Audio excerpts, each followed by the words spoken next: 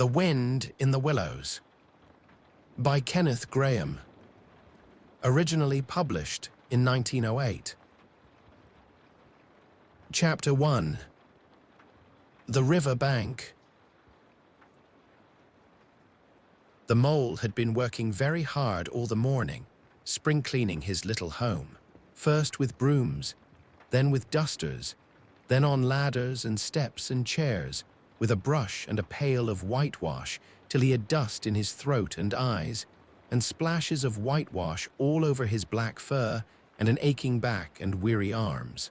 Spring was moving in the air above, and in the earth below and around him, penetrating even his dark and lowly little house with its spirit of divine discontent and longing.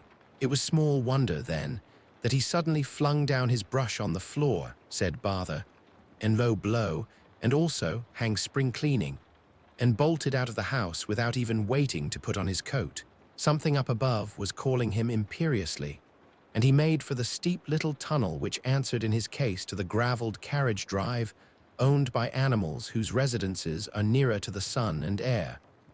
So he scraped and scratched and scrabbled and scrooged, and then he scrooged again and scrabbled and scratched and scraped, working busily with his little paws and muttering to himself, up we go, till at last, Pop, his snout came out into the sunlight, and he found himself rolling in the warm grass of a great meadow.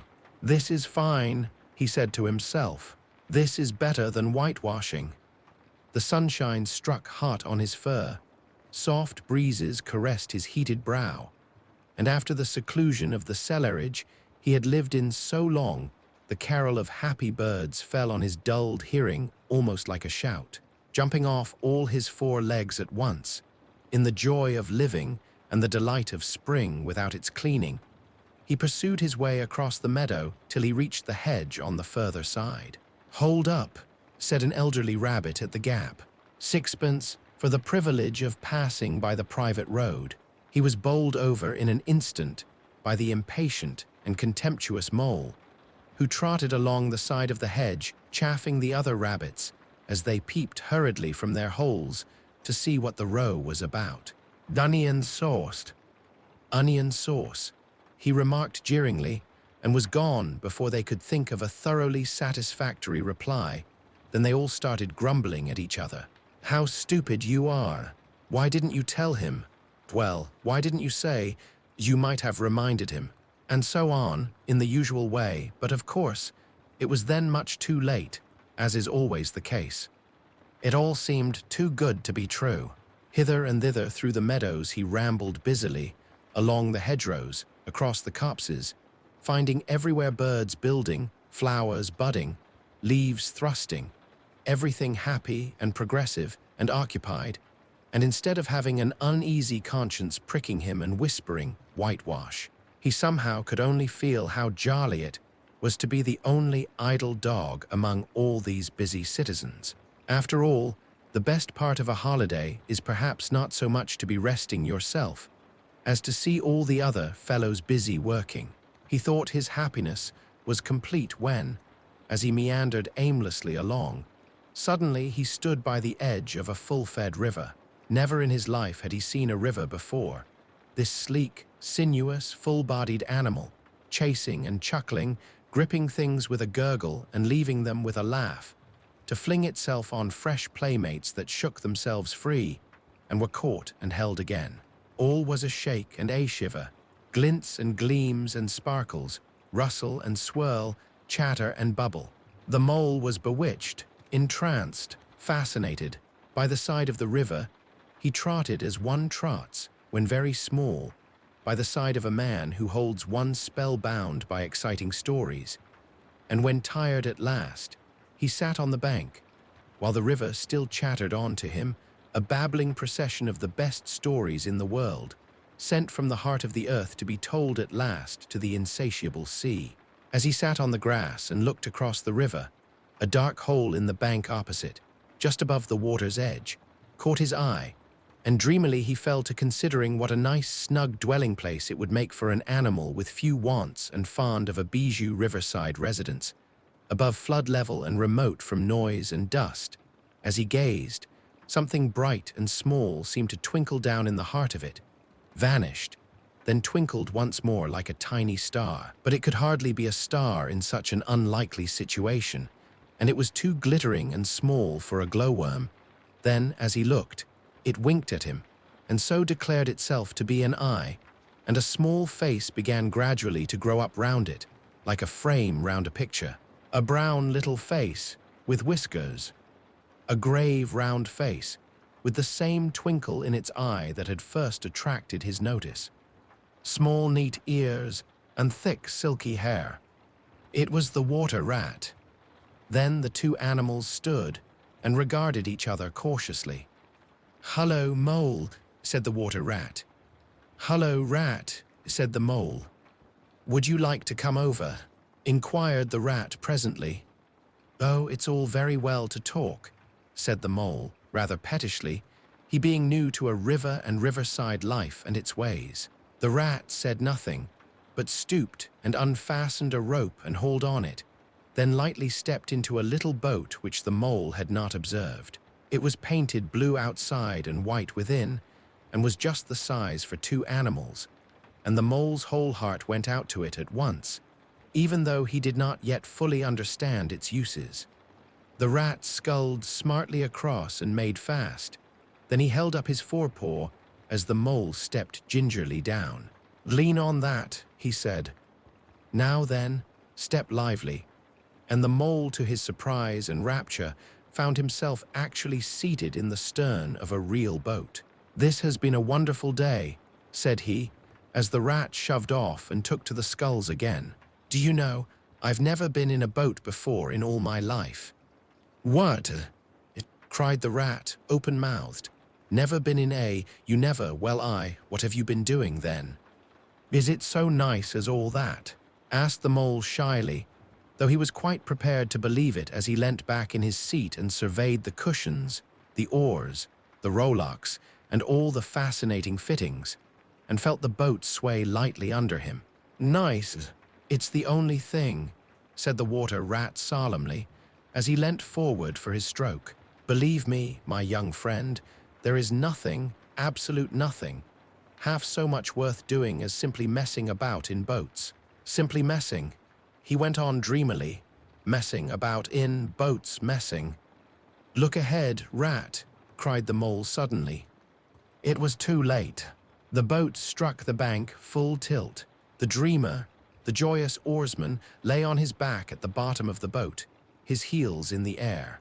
"About in boats, or with boats," the rat went on composedly, picking himself up with a pleasant laugh. "In or out of it doesn't matter. Nothing seems really to matter. That's the charm of it. Whether you get away, or whether you don't, whether you arrive at your destination, or whether you reach somewhere else, or whether you never get anywhere at all, you're always busy, and you never do anything in particular. And when you've done it, there's always something else to do, and you can do it if you like, but you'd much better not. Look here, if you've really nothing else on hand this morning, supposing we drop down the river together and have a long day of it."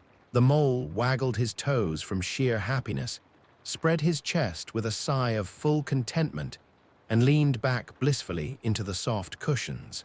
"What a day I'm having," he said. "Let us start at once." "Hold hard a minute then," said the rat.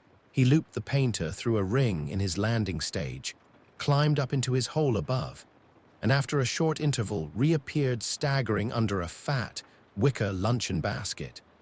"Shove that under your feet," he observed to the mole as he passed it down into the boat. Then he untied the painter and took the sculls again. "What's inside it?" asked the mole, wriggling with curiosity.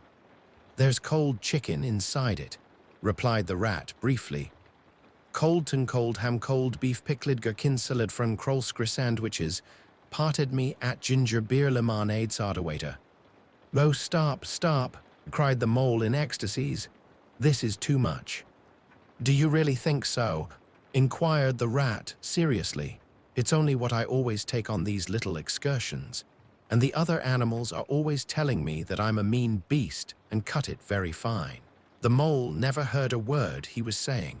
absorbed in the new life he was entering upon, intoxicated with the sparkle, the ripple, the scents and the sounds and the sunlight. He trailed a paw in the water and dreamed long, waking dreams. The water rat, like the good little fellow he was, sculled steadily on and forbore to disturb him.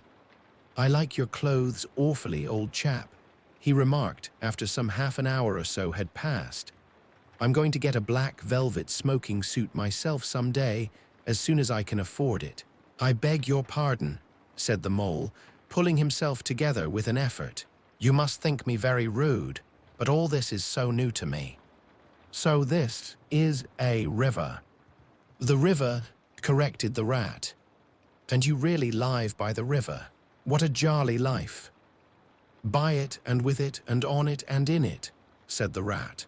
"It's brother and sister to me, and aunts and company and food and drink, and naturally washing.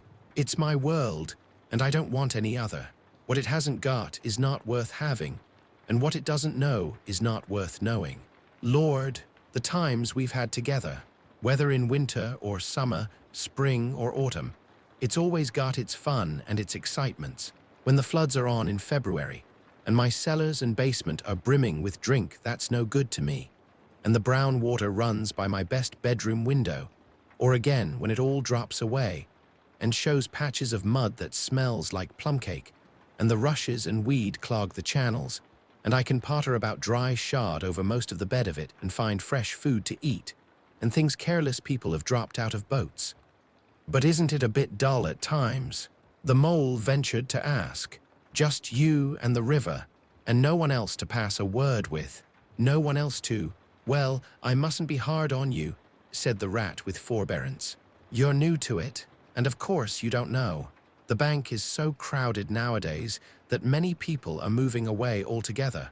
Oh no, it isn't what it used to be at all. Otters, kingfishers, dabchicks, moorhens, all of them about all day long and always wanting you to do something, as if a fellow had no business of his own to attend to." "What lies over there?" asked the mole, waving a paw towards a background of woodland that darkly framed the water meadows on one side of the river. "Oh, that's just the wild wood," said the rat shortly. "We don't go there very much, we river bankers." Aren't they very nice people in there?" said the mole, a trifle nervously. "Well," replied the rat. "Let me see. The squirrels are all right. And the rabbits, some of 'em, but rabbits are a mixed lot. And then there's Badger, of course. He lives right in the heart of it.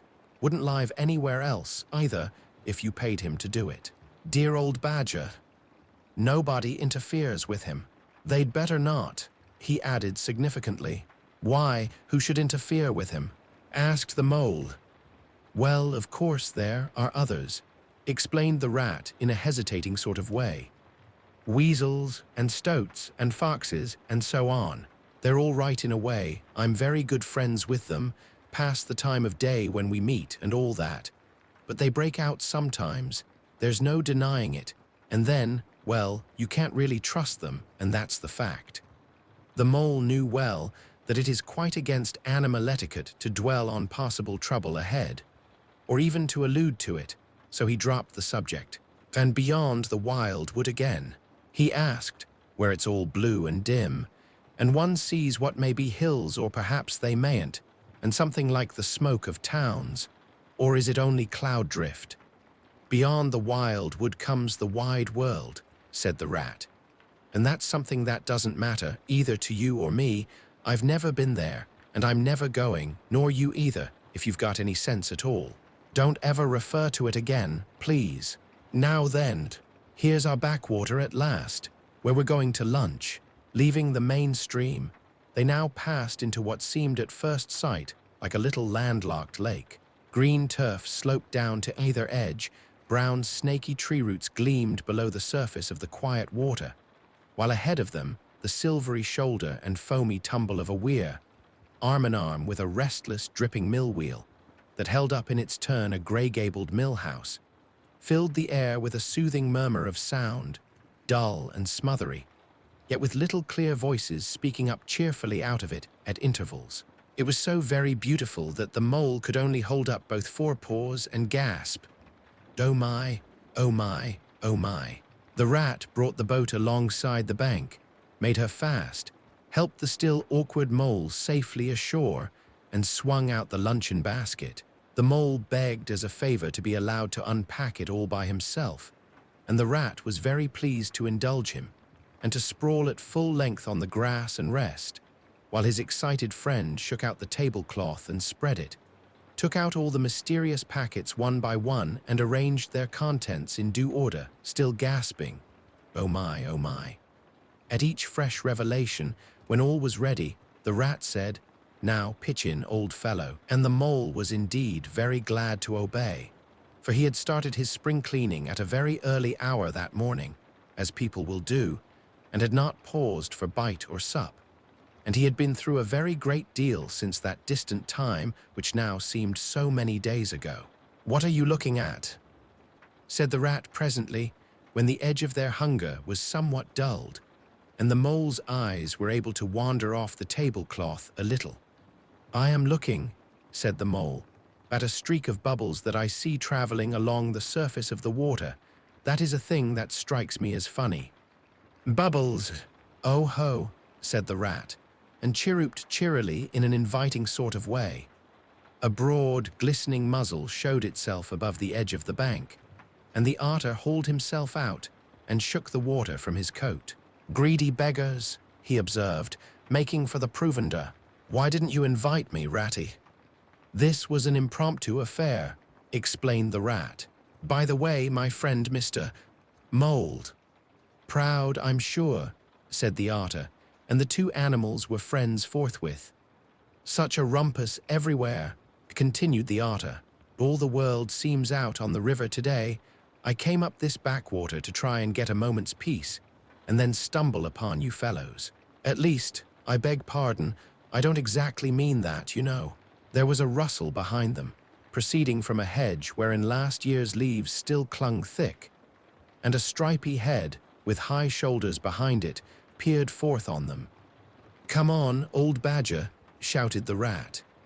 The badger trotted forward a pace or two, then grunted, "Bachm, company," and turned his back and disappeared from view. "That's just the sort of fellow he is," observed the disappointed rat. "Simply hates society. Now we shan't see any more of him today." "Well, tell us, who's out on the river?" "Toad's out, for one," replied the otter. "In his brand-new wager boat, new togs, new everything." The two animals looked at each other and laughed. "Once it was nothing but sailing," said the rat. "Then he tired of that and took to punting. Nothing would please him but to punt all day and every day, and a nice mess he made of it. Last year it was houseboating, and we all had to go and stay with him in his houseboat and pretend we liked it. He was going to spend the rest of his life in a houseboat. It's all the same, whatever he takes up. He gets tired of it and starts on something fresh. Such a good fellow, too," remarked the otter reflectively, "but no stability, especially in a boat." From where they sat, they could get a glimpse of the main stream across the island that separated them, and just then a wager boat flashed into view. The rower, a short, stout figure, splashing badly and rolling a good deal, but working his hardest. The rat stood up and hailed him, but Toad, for it was he, shook his head and settled sternly to his work. "He'll be out of the boat in a minute if he rolls like that," said the rat, sitting down again. "Of course he will," chuckled the otter. "Did I ever tell you that good story about Toad and the lock-keeper? It happened this way. Toad—" An errant mayfly swerved unsteadily athwart the current in the intoxicated fashion affected by young bloods of mayflies seeing life. A swirl of water and a cloop, and the mayfly was visible no more. Neither was the otter. The mole looked down. The voice was still in his ears, but the turf whereon he had sprawled was clearly vacant. Not an otter to be seen, as far as the distant horizon. But again, There was a streak of bubbles on the surface of the river. The rat hummed a tune, and the mole recollected that animal etiquette forbade any sort of comment on the sudden disappearance of one's friends at any moment, for any reason or no reason whatever. "Well, well," said the rat, "I suppose we ought to be moving. I wonder which of us had better pack the luncheon basket." He did not speak, as if he was frightfully eager for the treat. "Oh, please let me," said the mole, so, of course, the rat let him. Packing the basket was not quite such pleasant work as unpacking the basket. It never is, but the mole was bent on enjoying everything. And although just when he had got the basket packed and strapped up tightly, he saw a plate staring up at him from the grass. And when the job had been done again, the rat pointed out a fork which anybody ought to have seen. And last of all, behold, the mustard pot, which he had been sitting on without knowing it. Still, somehow, the thing got finished at last, without much loss of temper. The afternoon sun was getting low as the rat sculled gently homewards in a dreamy mood, murmuring poetry things over to himself, and not paying much attention to Mole. But the mole was very full of lunch, and self-satisfaction, and pride, and already quite at home in a boat, so he thought, and was getting a bit restless besides. And presently he said, "Ratty, please, I want to row now." The rat shook his head with a smile. "Not yet, my young friend," he said. "Wait till you've had a few lessons. It's not so easy as it looks." The mole was quiet for a minute or two, but he began to feel more and more jealous of Rat, sculling so strongly and so easily along, and his pride began to whisper that he could do it every bit as well. He jumped up and seized the sculls so suddenly that the rat, who was gazing out over the water and saying more poetry things to himself, was taken by surprise and fell backwards off his seat with his legs in the air for the second time, while the triumphant mole took his place and grabbed the sculls with entire confidence. "Stop it, you silly ass," cried the rat from the bottom of the boat. "You can't do it. You'll have us over." The mole flung his sculls back with a flourish and made a great dig at the water. He missed the surface altogether. His legs flew up above his head, and he found himself lying on the top of the prostrate rat. Greatly alarmed, he made a grab at the side of the boat, and the next moment, sploosh, over went the boat, and he found himself struggling in the river. Oh my, how cold the water was, and oh, how very wet it felt. How it sang in his ears as he went down, down, down. How bright and welcome the sun looked as he rose to the surface coughing and spluttering. How black was his despair when he felt himself sinking again. Then a firm paw gripped him by the back of his neck. It was the rat, and he was evidently laughing. The mole could feel him laughing, right down his arm and through his paw, and so into his, the mole's, neck. The rat got hold of a skull and shoved it under the mole's arm. Then he did the same by the other side of him, and, swimming behind, propelled the helpless animal to shore, hauled him out, and set him down on the bank, a squashy, pulpy lump of misery.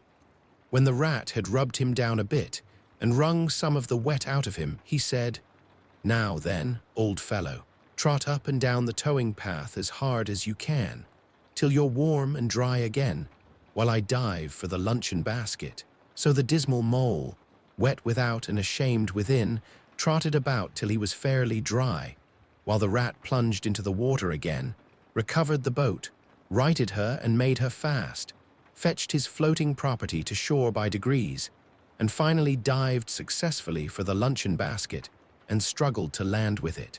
When all was ready for a start once more, the mole, limp and dejected, took his seat in the stern of the boat, and as they set off, he said in a low voice, broken with emotion, "Ratty, my generous friend, I am very sorry indeed for my foolish and ungrateful conduct. My heart quite fails me when I think how I might have lost that beautiful luncheon basket. Indeed, I have been a complete ass, and I know it. Will you overlook it this once and forgive me, and let things go on as before?" "That's all right, bless you," responded the rat cheerily. "What's a little wet to a water rat? I'm more in the water than out of it most days. Don't you think any more about it? And look here, I really think you had better come and stop with me for a little time. It's very plain and rough, you know, not like Toad's house at all. But you haven't seen that yet still. I can make you comfortable, and I'll teach you to row and to swim, and you'll soon be as handy on the water as any of us." The mole was so touched by his kind manner of speaking that he could find no voice to answer him, and he had to brush away a tear or two with the back of his paw. But the rat kindly looked in another direction, and presently the mole's spirits revived again, and he was even able to give some straight-back talk to a couple of moorhens who were sniggering to each other about his bedraggled appearance. When they got home, the rat made a bright fire in the parlor and planted the mole in an armchair in front of it, having fetched down a dressing gown and slippers for him, and told him river stories till supper time. Very thrilling stories they were, too, to an earth-dwelling animal like mole. Stories about weirs and sudden floods and leaping pike and steamers that flung hard bottles, at least bottles were certainly flung, and from steamers, so presumably by them, and about herons, and how particular they were whom they spoke to, and about adventures down drains and night fishings with otter, or excursions far afield with badger. Supper was a most cheerful meal, but very shortly afterwards, a terribly sleepy mole had to be escorted upstairs by his considerate host to the best bedroom, where he soon laid his head on his pillow in great peace and contentment, knowing that his new-found friend the river was lapping the sill of his window. This day was only the first of many similar ones for the emancipated mole, each of them longer and full of interest as the ripening summer moved onward. He learnt to swim and to row, and entered into the joy of running water, and with his ear to the reed stems he caught, at intervals, something of what the wind went whispering so constantly among them.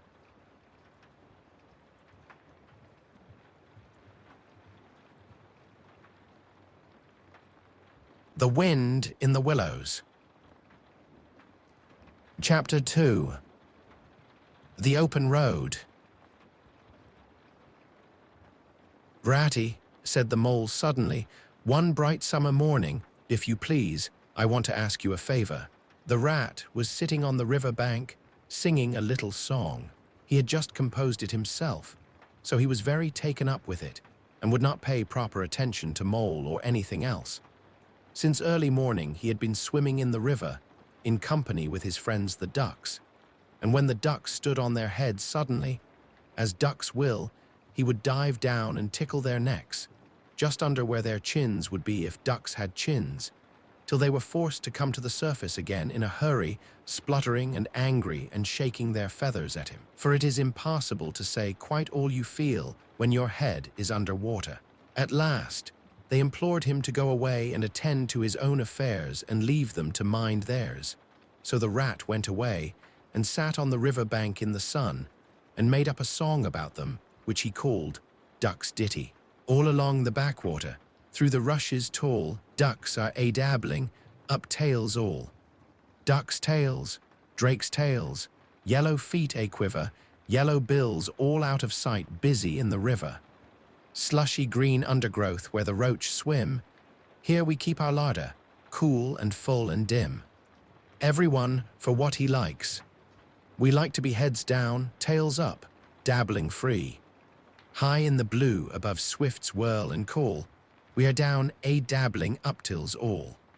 I don't know that I think so very much of that little song, rat," observed the mole cautiously. He was no poet himself and didn't care who knew it, and he had a candid nature. "Nor don't the ducks neither," replied the rat cheerfully. "They say, why can't fellows be allowed to do what they like when they like and as they like, instead of other fellows sitting on banks and watching them all the time and making remarks and poetry and things about them? What nonsense it all is, that's what the ducks say." So it is," said the mole with great heartiness. "No, it isn't," cried the rat indignantly. "Well then, it isn't," replied the mole soothingly. "But what I wanted to ask you was, won't you take me to call on Mr. Toad? I've heard so much about him, and I do so want to make his acquaintance." "Why, certainly," said the good-natured rat, jumping to his feet and dismissing poetry from his mind for the day. "Get the boat out, and we'll paddle up there at once. It's never the wrong time to call on Toad. Early or late, he's always the same fellow. Always good-tempered, always glad to see you, always sorry when you go.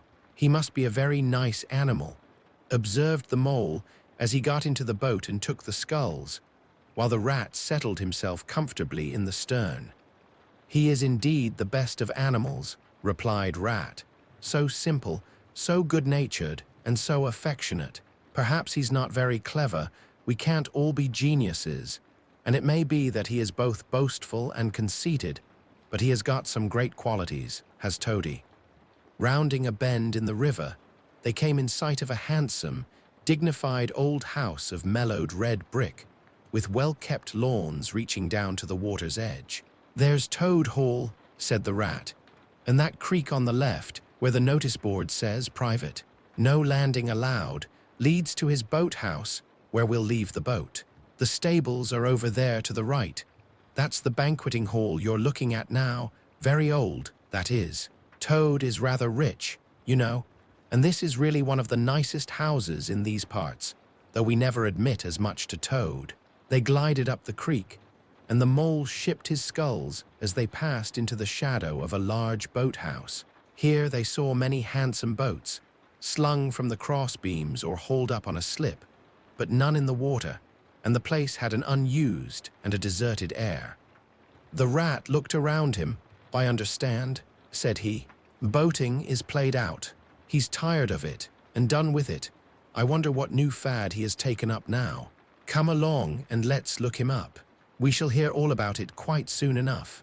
They disembarked and strolled across the gay flower-decked lawns in search of Toad, whom they presently happened upon resting in a wicker garden chair, with a preoccupied expression of face and a large map spread out on his knees.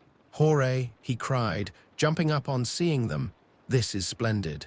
He shook the paws of both of them warmly, never waiting for an introduction to the mole. "How kind of you," he went on, dancing round them. "I was just going to send a boat down the river for you, Ratty, with strict orders that you were to be fetched up here at once. Whatever you were doing, I want you badly, both of you. Now, what will you take? Come inside and have something. You don't know how lucky it is you're turning up just now." "Let's sit quiet a bit, Toady," said the rat, throwing himself into an easy chair, while the mole took another by the side of him and made some civil remark about Toad's delightful residence. "Finest house on the whole river," cried Toad boisterously, or anywhere else for that matter, he could not help adding. Here the rat nudged the mole. Unfortunately, the Toad saw him do it and turned very red. There was a moment's painful silence. Then Toad burst out laughing. "All right, Ratty," he said. "It's only my way, you know.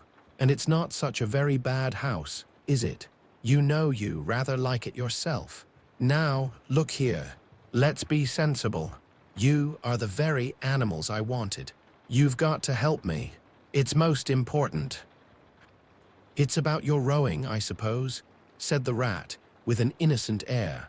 "You're getting on fairly well, though you splash a good bit still. With a great deal of patience, and any quantity of coaching, you may." "Oh, pooh, boating," interrupted the Toad, in great disgust. "Silly, boyish amusement. I've given that up long ago. Sheer waste of time, that's what it is. It makes me downright sorry to see you fellows, who ought to know better, spending all your energies in that aimless manner. No, I've discovered the real thing, the only genuine occupation for a lifetime. I propose to devote the remainder of mine to it, and can only regret the wasted years that lie behind me, squandered in trivialities. Come with me, dear Ratty, and your amiable friend also, if he will be so very good, just as far as the stable yard, and you shall see what you shall see." He led the way to the stable yard accordingly, the rat following with a most mistrustful expression. And there, drawn out of the coach-house into the open, they saw a gypsy caravan, shining with newness, painted a canary yellow picked out with green and red wheels. "There you are," cried the toad, straddling and expanding himself. "There's real life for you, embodied in that little cart. The open road, the dusty highway, the heath, the common, the hedgerows, the rolling downs. Camps, villages, towns, cities. Here today, up and off to somewhere else tomorrow. Travel, change, interest, excitement, the whole world before you, and a horizon that's always changing, and mind. This is the very finest cart of its sort that was ever built, without any exception. Come inside and look at the arrangements. Planned 'em all myself, I did." The mole was tremendously interested and excited, and followed him eagerly up the steps and into the interior of the caravan. The rat only snorted and thrust his hands deep into his pockets, remaining where he was. It was indeed very compact and comfortable. Little sleeping bunks, a little table that folded up against the wall, a cooking stove, lockers, bookshelves, a bird cage with a bird in it, and pots, pans, jugs, and kettles of every size and variety. "All complete," said the toad triumphantly, pulling open a locker. "You see, biscuits, potted lobster, sardines, everything you can possibly want. Soda water here, baccy there, letter paper, bacon, jam, cards, and dominoes. You'll find," he continued, as they descended the steps again, "you'll find that nothing whatever has been forgotten when we make our start this afternoon."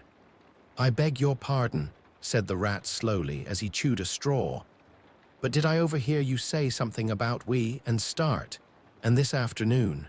"Now, you dear good old ratty," said Toad imploringly, "don't begin talking in that stiff and sniffy sort of way, because you know you've got to come. I can't possibly manage without you, so please consider it settled and don't argue. It's the one thing I can't stand.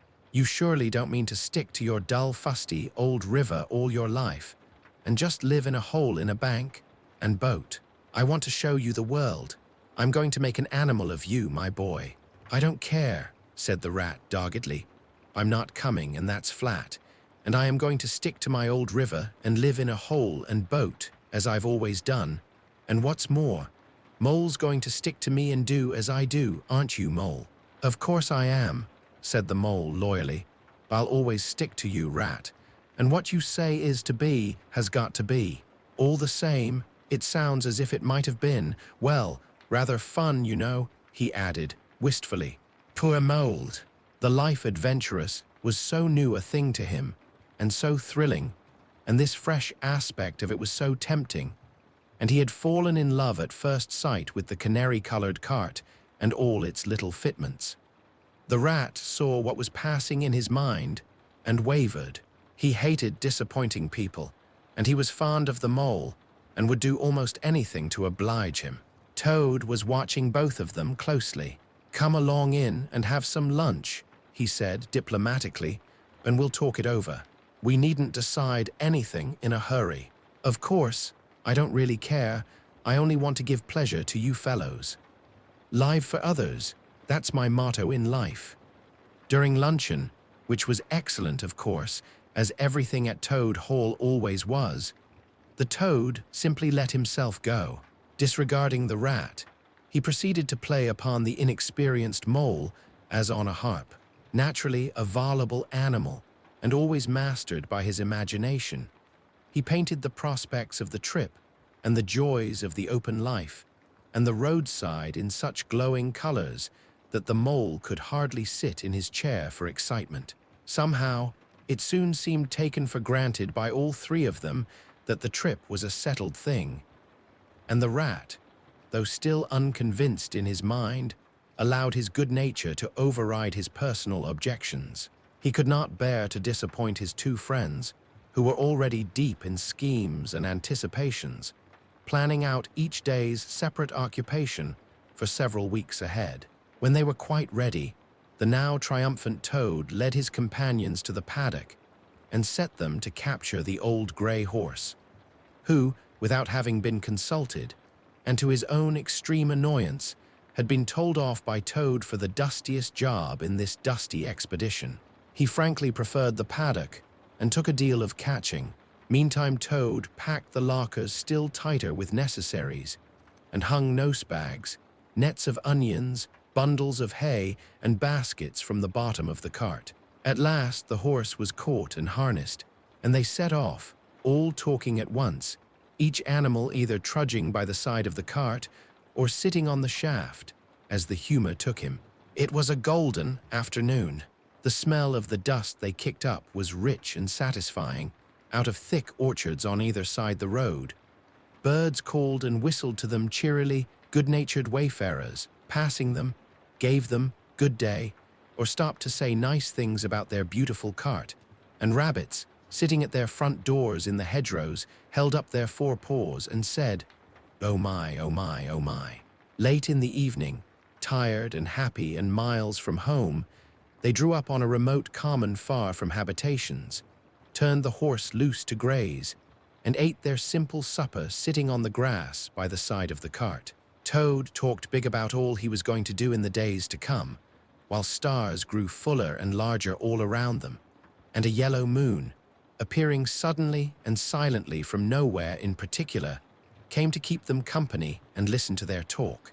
At last they turned into their little bunks in the cart, and Toad, kicking out his legs, sleepily said, "Well, good night, you fellows. This is the real life for a gentleman. Talk about your old river." "I don't talk about my river," replied the patient rat. "You know I don't, Toad, but I think about it," he added pathetically in a lower tone. "I think about it all the time." The mole reached out from under his blanket, felt for the rat's paw in the darkness, and gave it a squeeze. "I'll do whatever you like, Ratty," he whispered. "Shall we run away tomorrow morning, quite early, very early, and go back to our dear old hole on the river?" "No, no, we'll see it out," whispered back the rat. "Thanks awfully, but I ought to stick by Toad till this trip is ended. It wouldn't be safe for him to be left to himself. It won't take very long. His fads never do. Good night." The end was indeed nearer than even the rat suspected. After so much open air and excitement, the Toad slept very soundly, and no amount of shaking could rouse him out of bed next morning. So the mole and rat turned to, quietly and manfully. And while the rat saw to the horse and lit a fire and cleaned last night's cups and platters and got things ready for breakfast, the mole trudged off to the nearest village, a long way off. For milk and eggs and various necessaries the Toad had, of course, forgotten to provide. The hard work had all been done, and the two animals were resting, thoroughly exhausted, by the time Toad appeared on the scene, fresh and gay, remarking what a pleasant, easy life it was they were all leading now, after the cares and worries and fatigues of housekeeping at home. They had a pleasant ramble that day over grassy downs and along narrow by-lanes, and camped as before, on a common. Only this time the two guests took care that Toad should do his fair share of work. In consequence, when the time came for starting next morning, Toad was by no means so rapturous about the simplicity of the primitive life, and indeed attempted to resume his place in his bunk, whence he was hauled by force. Their way lay, as before, across country by narrow lanes, and it was not till the afternoon that they came out on the high road, their first high road, and their disaster, fleet and unforeseen, sprang out on them. Disaster momentous indeed to their expedition, but simply overwhelming in its effect on the after-career of Toad. They were strolling along the high road easily, the mole by the horse's head, talking to him, since the horse had complained that he was being frightfully left out of it. And nobody considered him in the least, the Toad and the water rat walking behind the cart talking together. At least Toad was talking, and Rat was saying at intervals, "Yes, precisely, and what did you say to him?"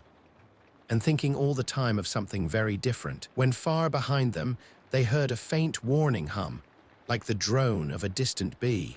Glancing back, they saw a small cloud of dust, with a dark center of energy, advancing on them at incredible speed, while from out the dust a faint poop-poop wailed like an uneasy animal in pain. Hardly regarding it, they turned to resume their conversation, when in an instant, as it seemed, the peaceful scene was changed, and with a blast of wind and a whirl of sound that made them jump for the nearest ditch, it was on them. The poop-poop rang with a brazen shout in their ears. They had a moment's glimpse of an interior of glittering plate glass and rich morocco, and the magnificent motor car, immense, breath-snatching, passionate, with its pilot tense and hugging his wheel, possessed all earth and air for the fraction of a second, flung an enveloping cloud of dust that blinded and enwrapped them utterly, and then dwindled to a speck in the far distance, changed back into a droning bee once more. The old grey horse, dreaming, as he plodded along, of his quiet paddock, in a new raw situation such as this, simply abandoned himself to his natural emotions, rearing, plunging, backing steadily, in spite of all the mole's efforts at his head, and all the mole's lively language directed at his better feelings. He drove the cart backwards towards the deep ditch at the side of the road. It wavered an instant, then there was a heartrending crash, and the canary-colored cart, their pride and their joy, lay on its side in the ditch, an irredeemable wreck. The rat danced up and down in the road, simply transported with passion. "You villains," he shouted, shaking both fists. "You scoundrels, you highwaymen, you road hogs. I'll have the law of you. I'll report you. I'll take you through all the courts." His homesickness had quite slipped away from him, and for the moment he was the skipper of the canary-colored vessel driven on a shoal by the reckless jockeying of rival mariners, and he was trying to recollect all the fine and biting things he used to say to masters of steam launches when they're wash, as they drove too near the bank, used to flood his parlor carpet at home. Toad sat straight down in the middle of the dusty road, his legs stretched out before him, and stared fixedly in the direction of the disappearing motor car. He breathed short, his face wore a placid, satisfied expression, and at intervals he faintly murmured, "Poop, poop." The mole was busy trying to quiet the horse, which he succeeded in doing after a time. Then he went to look at the cart, on its side in the ditch. It was indeed a sorry sight. Panels and windows smashed, axles hopelessly bent, one wheel off, sardine tins scattered over the wide world, and the bird in the birdcage sobbing pitifully and calling to be let out. The rat came to help him, but their united efforts were not sufficient to right the cart. "Tide, Toad," they cried, "come and bear a hand, can't you?" The toad never answered a word, or budged from his seat in the road, so they went to see what was the matter with him. They found him in a sort of a trance, a happy smile on his face, his eyes still fixed on the dusty wake of their destroyer. At intervals, he was still heard to murmur, "Poop, poop." The rat shook him by the shoulder. "Are you coming to help us, Toad?" he demanded sternly. "Glorious, stirring sight," murmured Toad, never offering to move. "The poetry of motion, the real way to travel, the only way to travel. Here today, in next week tomorrow. Villages skipped, towns and cities jumped, always somebody else's horizon. Oh bliss, oh poop poop, oh my, oh my." "Oh, stop being an ass, Toad," cried the mole despairingly. "And to think I never knew," went on the toad in a dreamy monotone. "All those wasted years that lie behind me, I never knew, never even dreamt. But now that I know, now that I fully realize, oh, what a flowery track lies spread before me henceforth. What dust clouds shall spring up behind me as I speed on my reckless way. What carts I shall fling carelessly into the ditch in the wake of my magnificent onset. Horrid little carts, common carts, canary-colored carts. What are we to do with him?" asked the mole of the water rat. "Nothing at all," replied the rat firmly, "because there is really nothing to be done. You see, I know him from of old. He is now possessed. He has got a new craze, and it always takes him that way in its first stage. He'll continue like that for days now, like an animal walking in a happy dream, quite useless for all practical purposes. Never mind him. Let's go and see what there is to be done about the cart. A careful inspection showed them that, even if they succeeded in righting it by themselves, the cart would travel no longer. The axles were in a hopeless state, and the missing wheel was shattered into pieces. The rat knotted the horse's reins over his back and took him by the head, carrying the bird cage and its hysterical occupant in the other hand. "Come on," he said grimly to the mole. "It's 5 or 6 miles to the nearest town, and we shall just have to walk it. The sooner we make a start, the better." "But what about Toad?" asked the mole anxiously as they set off together. "We can't leave him here, sitting in the middle of the road by himself in the distracted state he's in. It's not safe. Supposing another thing were to come along." "No bother Toad," said the rat savagely. "I've done with him."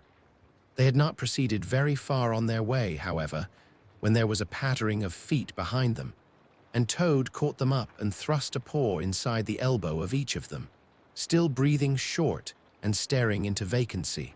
"Now, look here, Toad," said the rat sharply. "As soon as we get to the town, you'll have to go straight to the police station and see if they know anything about that motor car and who it belongs to, and lodge a complaint against it. And then you'll have to go to a blacksmith's or a wheelwright's and arrange for the cart to be fetched and mended and put to rights. It'll take time, but it's not quite a hopeless smash. Meanwhile, the mole and I will go to an inn and find comfortable rooms where we can stay till the cart's ready, until your nerves have recovered their shock." "Police station. Complaint," murmured Toad dreamily. "Me complain of that beautiful, that heavenly vision that has been vouchsafed me. Mend the cart. I've done with carts forever. I never want to see the cart or to hear of it again. Oh, Ratty, you can't think how obliged I am to you for consenting to come on this trip. I wouldn't have gone without you, and then I might never have seen that swan, that sunbeam, that thunderbolt. I might never have heard that entrancing sound or smelt that bewitching smell. I owe it all to you, my best of friends." The rat turned from him in despair. "You see what it is," he said to the mole, addressing him across Toad's head. "He's quite hopeless. I give it up. When we get to the town, we'll go to the railway station. And with luck, we may pick up a train there that'll get us back to Riverbank tonight. And if ever you catch me going a-pleasuring with this provoking animal again." He snorted, and during the rest of that, weary, Trudge addressed his remarks exclusively to Mole. On reaching the town, they went straight to the station and deposited Toad in the second-class waiting room, giving a porter 2 pence to keep a strict eye on him. They then left the horse at an inn stable and gave what directions they could about the cart and its contents. Eventually, a slow train having landed them at a station not very far from Toad Hall, they escorted the spellbound, sleepwalking Toad to his door, put him inside it, and instructed his housekeeper to feed him, undress him, and put him to bed. Then they got out their boat from the boathouse, sculled down the river home, and at a very late hour sat down to supper in their own cozy riverside parlor, to the rat's great joy and contentment. The following evening, the mole, who had risen late and taken things very easy all day, was sitting on the bank fishing, when the rat, who had been looking up his friends and gossiping, came strolling along to find him. "Heard the news?" he said. "There's nothing else being talked about. All along the river bank, Toad went up to town by an early train this morning, and he has ordered a large and very expensive motor car.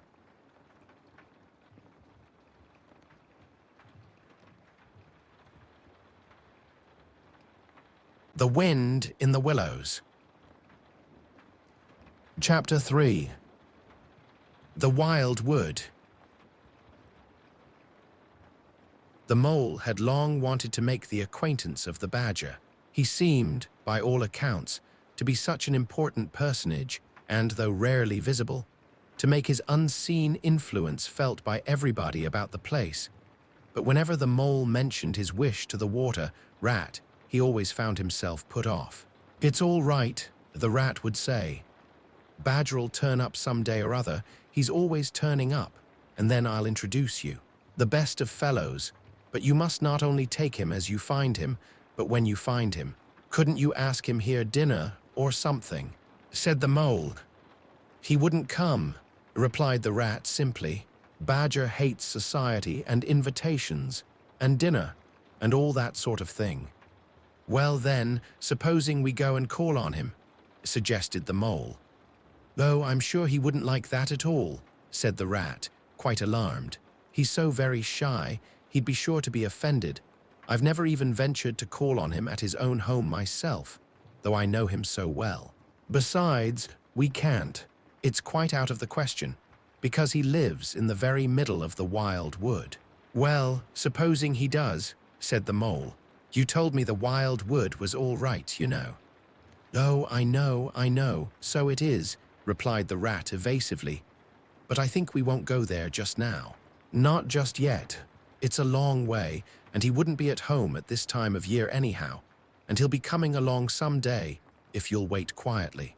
The mole had to be content with this, but the badger never came along, and every day brought its amusements, and it was not till summer was long over, and cold and frost and miry ways kept them much indoors, and the swollen river raced past outside their windows with a speed that mocked at boating of any sort or kind, that he found his thoughts dwelling again with much persistence on the solitary grey badger, who lived his own life by himself, in his hole, in the middle of the wild wood.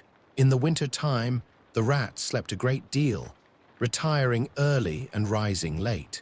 During his short day, he sometimes scribbled poetry or did other small domestic jobs about the house. And of course, there were always animals dropping in for a chat, and consequently there was a good deal of storytelling and comparing notes on the past summer and all its doings. Such a rich chapter it had been, when one came to look back on it all, with illustrations so numerous and so very highly colored.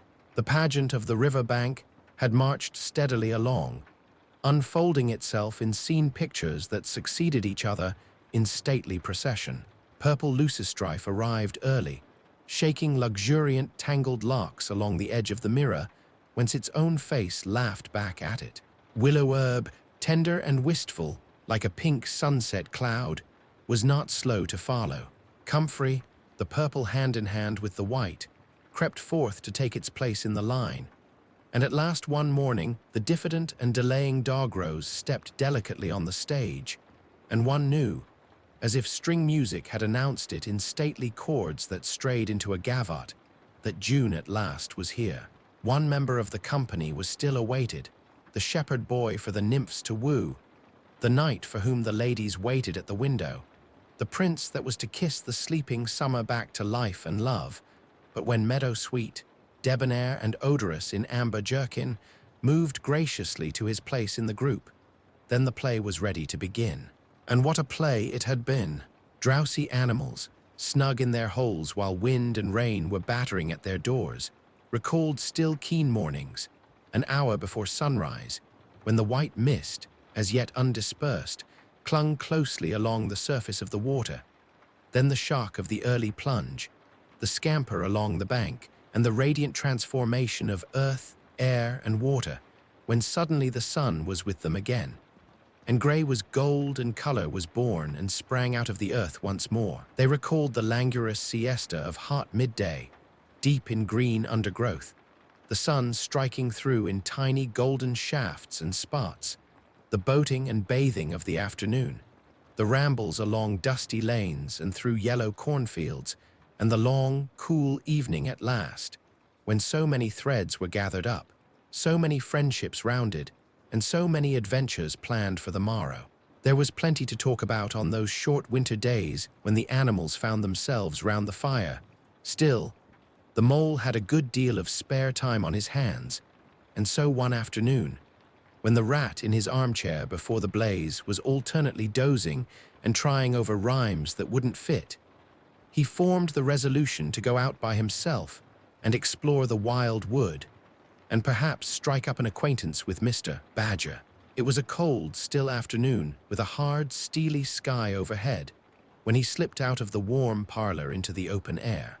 The country lay bare and entirely leafless around him, and he thought that he had never seen so far and so intimately into the insides of things as on that winter day when nature was deep in her annual slumber and seemed to have kicked the clothes off. Copses, dells, quarries, and all hidden places, which had been mysterious mines for exploration in leafy summer, now exposed themselves and their secrets pathetically, and seemed to ask him to overlook their shabby poverty for a while, till they could riot in rich masquerade as before, and trick and entice him with the old deceptions. It was pitiful in a way, and yet cheering, even exhilarating. He was glad that he liked the country undecorated, hard, and stripped of its finery. He had got down to the bare bones of it, and they were fine and strong and simple. He did not want the warm clover and the play of seeding grasses, the screens of quickset. The billowy drapery of beech and elm seemed best away, and with great cheerfulness of spirit, he pushed on towards the wild wood, which lay before him low and threatening, like a black reef in some still southern sea. There was nothing to alarm him at first entry. Twigs crackled under his feet, logs tripped him, funguses on stumps resembled caricatures, and startled him for the moment by their likeness to something familiar and far away. But that was all fun and exciting. It led him on, and he penetrated to where the light was less, and trees crouched nearer and nearer, and holes made ugly mouths at him on either side. Everything was very still now. The dusk advanced on him steadily, rapidly, gathering in behind and before, and the light seemed to be draining away like floodwater. Then the faces began. It was over his shoulder, and indistinctly, that he first thought he saw a face, a little evil wedge-shaped face, looking out at him from a hole. When he turned and confronted it, the thing had vanished. He quickened his pace, telling himself cheerfully not to begin imagining things, or there would be simply no end to it. He passed another hole, and another, and then, yes, no, yes, certainly a little narrow face, with hard eyes, had flashed up for an instant from a hole, and was gone. He hesitated, braced himself up for an effort, and strode on. Then suddenly, and as if it had been so all the time, every hole, far and near, and there were hundreds of them, seemed to possess its face, coming and going rapidly, all fixing on him glances of malice and hatred, all hard-eyed and evil and sharp. If he could only get away from the holes in the banks, he thought, there would be no more faces. He swung off the path and plunged into the untrodden places of the wood. Then the whistling began. Very faint and shrill it was, and far behind him when first he heard it. But somehow it made him hurry forward, then, still very faint and shrill, it sounded far ahead of him and made him hesitate and want to go back. As he halted in indecision, it broke out on either side, and seemed to be caught up and passed on throughout the whole length of the wood to its farthest limit. They were up and alert and ready, evidently, whoever they were, and he was alone and unarmed and far from any help, and the night was closing in. Then the pattering began. He thought it was only falling leaves at first, so slight and delicate was the sound of it. Then, as it grew, it took a regular rhythm, and he knew it for nothing else but the pat-pat-pat of little feet still a very long way off. Was it in front or behind? It seemed to be first one, and then the other, then both.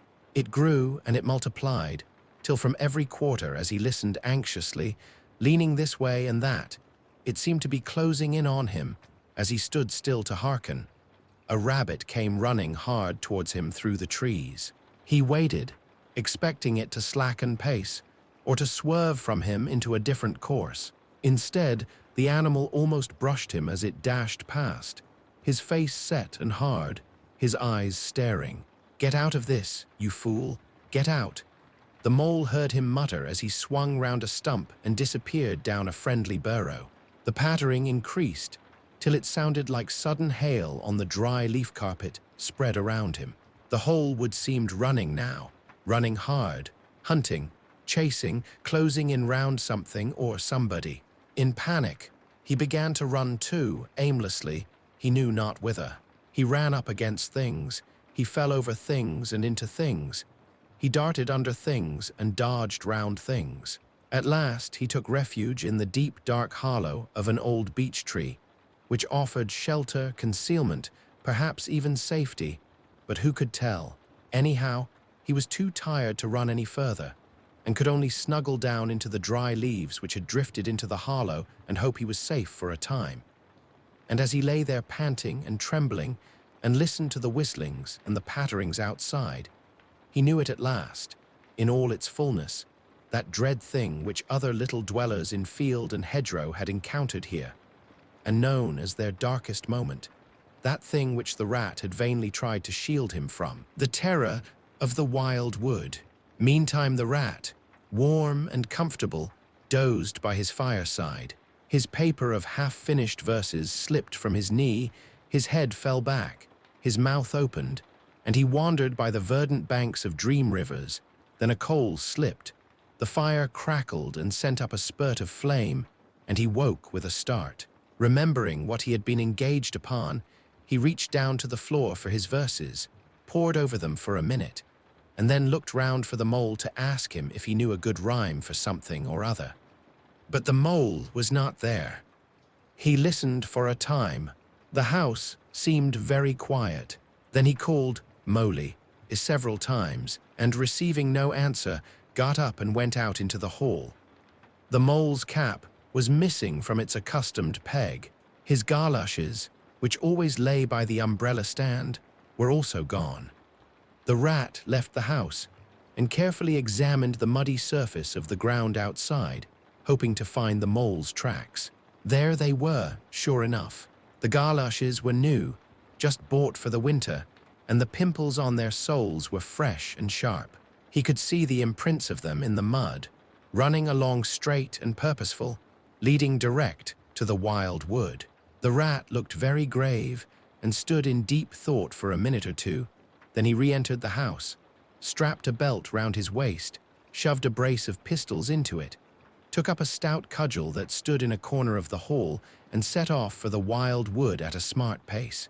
It was already getting towards dusk when he reached the first fringe of trees and plunged without hesitation into the wood, looking anxiously on either side for any sign of his friend.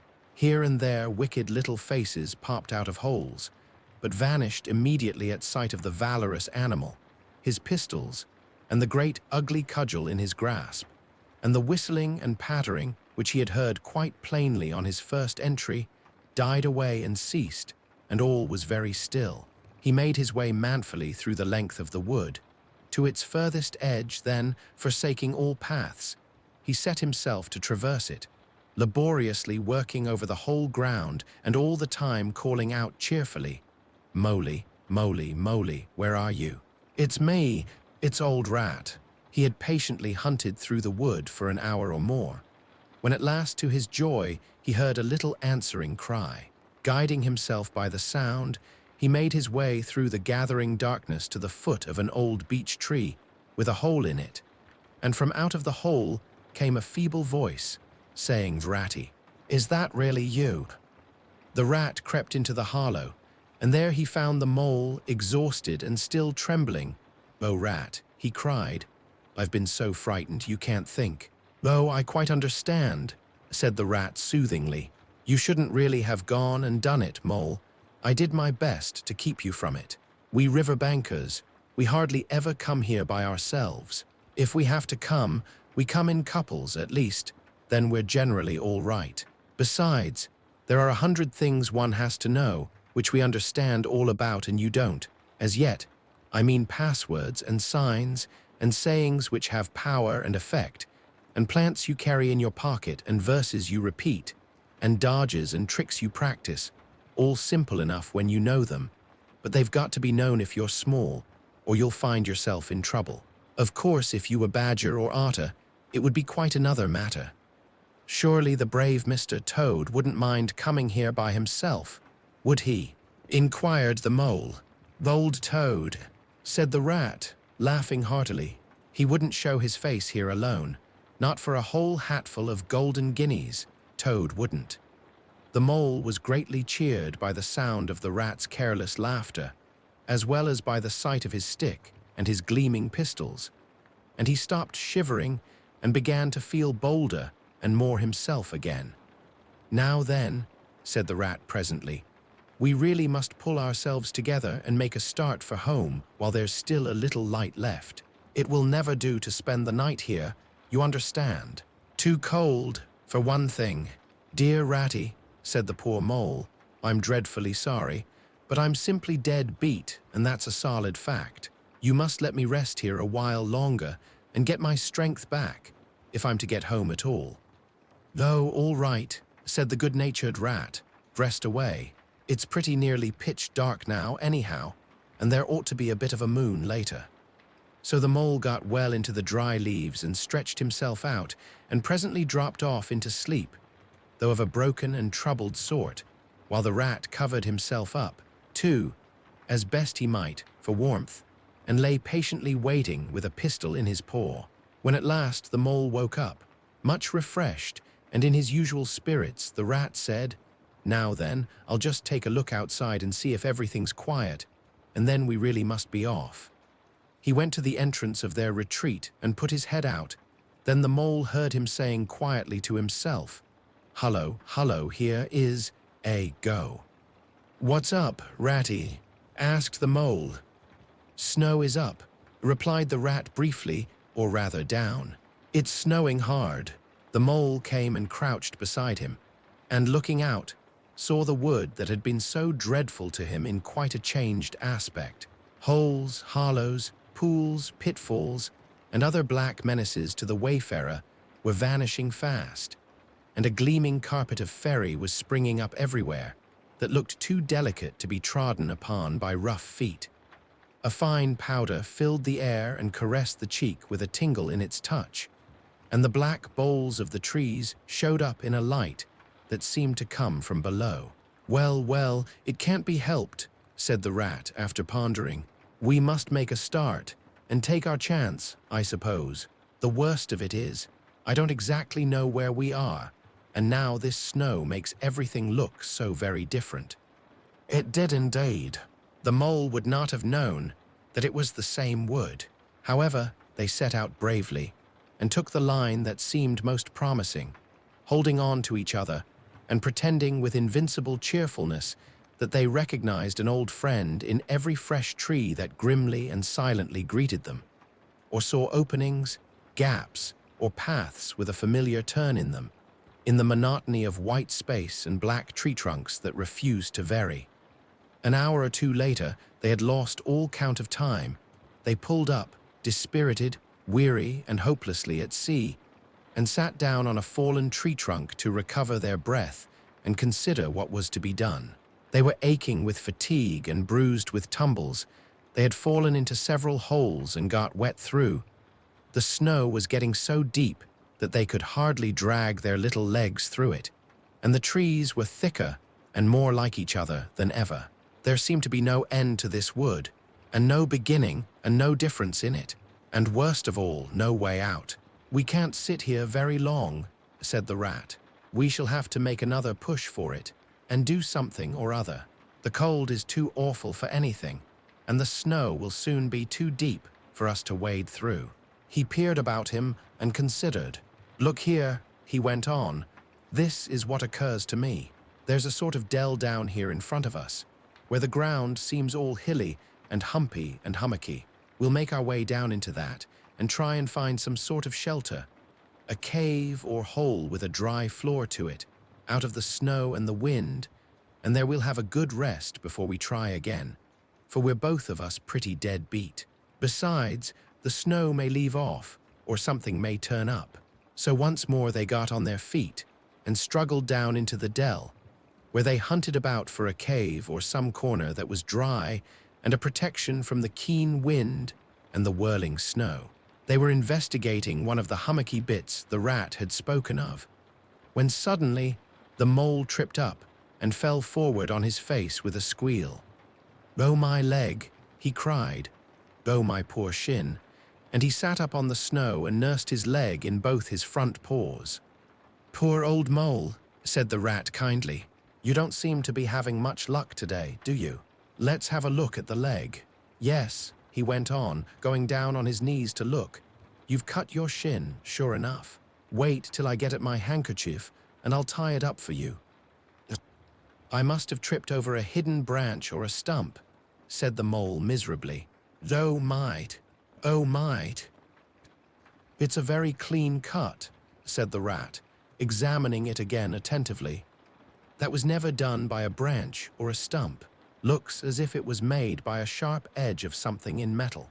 Funny. He pondered a while and examined the humps and slopes that surrounded them. Well, never mind what done it, said the mole, forgetting his grammar in his pain. It hurts just the same, whatever done it. But the rat, after carefully tying up the leg with his handkerchief, had left him and was busy scraping in the snow. He scratched and shoveled and explored, all four legs working busily, while the mole waited impatiently, remarking at intervals, "Oh, come on, rat." Suddenly the rat cried, "Hooray!" and then, "Hooray, hooray, hooray, hooray," and fell to executing a feeble jig in the snow. "What have you found, Ratty?" asked the mole, still nursing his leg. "Come and see," said the delighted rat, as he jigged on. The mole hobbled up to the spot and had a good look. "Well," he said at last, slowly, "I see it right enough. Seen the same sort of thing before, lots of times. Familiar object, I call it. A door scraper. Well, what of it? Why dance jigs around a door scraper? But don't you see what it means? You dull-witted animal," cried the rat impatiently. "Of course I see what it means," replied the mole. "It simply means that some very careless and forgetful person has left his door scraper lying about in the middle of the wild wood, just where it's sure to trip everybody up. Very thoughtless of him, I call it. When I get home, I shall go and complain about it to somebody or other, see if I don't." "Oh dear," cried the rat, in despair at his obtuseness. "Here, stop arguing and come and scrape." And he set to work again and made the snow fly in all directions around him. After some further toil, his efforts were rewarded, and a very shabby doormat lay exposed to view. "There, what did I tell you?" exclaimed the rat in great triumph. "Absolutely nothing whatever," replied the mole with perfect truthfulness. "Well now," he went on, "you seem to have found another piece of domestic litter, done for and thrown away, and I suppose you're perfectly happy. Better go ahead and dance your jig round that if you've got to, and get it over, and then perhaps we can go on and not waste any more time over rubbish heaps. Can we eat a doormat, or sleep under a doormat, or sit on a doormat and sledge home over the snow on it? You exasperating rodent." "Do you mean to say," cried the excited rat, "that this doormat doesn't tell you anything?" "Really, rat," said the mole quite pettishly, "I think we'd had enough of this folly. Who ever heard of a doormat telling anyone anything? They simply don't do it. They are not that sort at all. Doormats know their place." "Now look here, you thick-headed beast," replied the rat, really angry. "This must stop. Not another word, but scrape, scrape and scratch and dig and hunt round, especially on the sides of the hummocks, if you want to sleep dry and warm tonight, for it's our last chance." The rat attacked a snowbank beside them with ardor, probing with his cudgel everywhere and then digging with fury. And the mole scraped busily too, more to oblige the rat than for any other reason, for his opinion was that his friend was getting light-headed. Some 10 minutes' hard work, and the point of the rat's cudgel struck something that sounded hollow. He worked till he could get a paw through and feel, then called the mole to come and help him. Hard at it went the two animals, till at last the result of their labors stood full in view of the astonished and hitherto incredulous mole. In the side of what had seemed to be a snowbank stood a solid-looking little door, painted a dark green. An iron bell-pull hung by the side, and below it, on a small brass plate, neatly engraved in square capital letters, they could read by the aid of moonlight mister, Badger. The mole fell backwards on the snow from sheer surprise and delight. Rat, he cried in penitence, you're a wonder, a real wonder.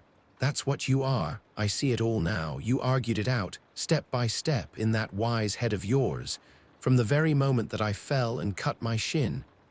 And you looked at the cut, and at once your majestic mind said to itself, door scraper. And then you turned to and found the very door scraper that done it. Did you stop there? No. Some people would have been quite satisfied, but not you. Your intellect went on working. Let me only just find a doormat, says you to yourself, and my theory is proved. And of course you found your doormat. You're so clever, I believe you could find anything you liked. Now, says you, that door exists, as plain as if I saw it. There's nothing else remains to be done but to find it. Well, I've read about that sort of thing in books, but I've never come across it before in real life. You ought to go where you'll be properly appreciated. You're simply wasted here, among us fellows. If I only had your head, Ratty. But as you haven't, interrupted the rat, rather unkindly, I suppose you're going to sit on the snow all night and talk. Get up at once, and hang on to that bell pull you see there, and ring hard as you can, while I hammer. While the rat attacked the door with his stick, the mole sprang up at the bell pull, clutched it and swung there, both feet well off the ground, and from quite a long way off they could faintly hear a deep-toned bell respond.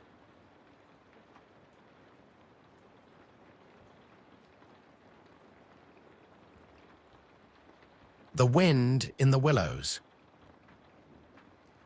Chapter 4. Mr. Badger. They waited patiently for what seemed a very long time, stamping in the snow to keep their feet warm. At last, they heard the sound of slow, shuffling footsteps approaching the door from the inside. It seemed, as the mole remarked to the rat, like someone walking in carpet slippers that were too large for him and down at heel, which was intelligent of Mole, because that was exactly what it was. There was the noise of a bolt shot back, and the door opened a few inches, enough to show a long snout and a pair of sleepy blinking eyes. Now, the very next time this happens, said a gruff and suspicious voice, I shall be exceedingly angry. Who is it this time disturbing people on such a night? Speak up. Oh, Badger, cried the rat. Let us in, please. It's me, Rat, and my friend Mole, and we've lost our way in the snow. What, Ratty, my dear little man? Exclaimed the Badger in quite a different voice. Come along in, both of you, at once. Why, you must be perished. Well, I never.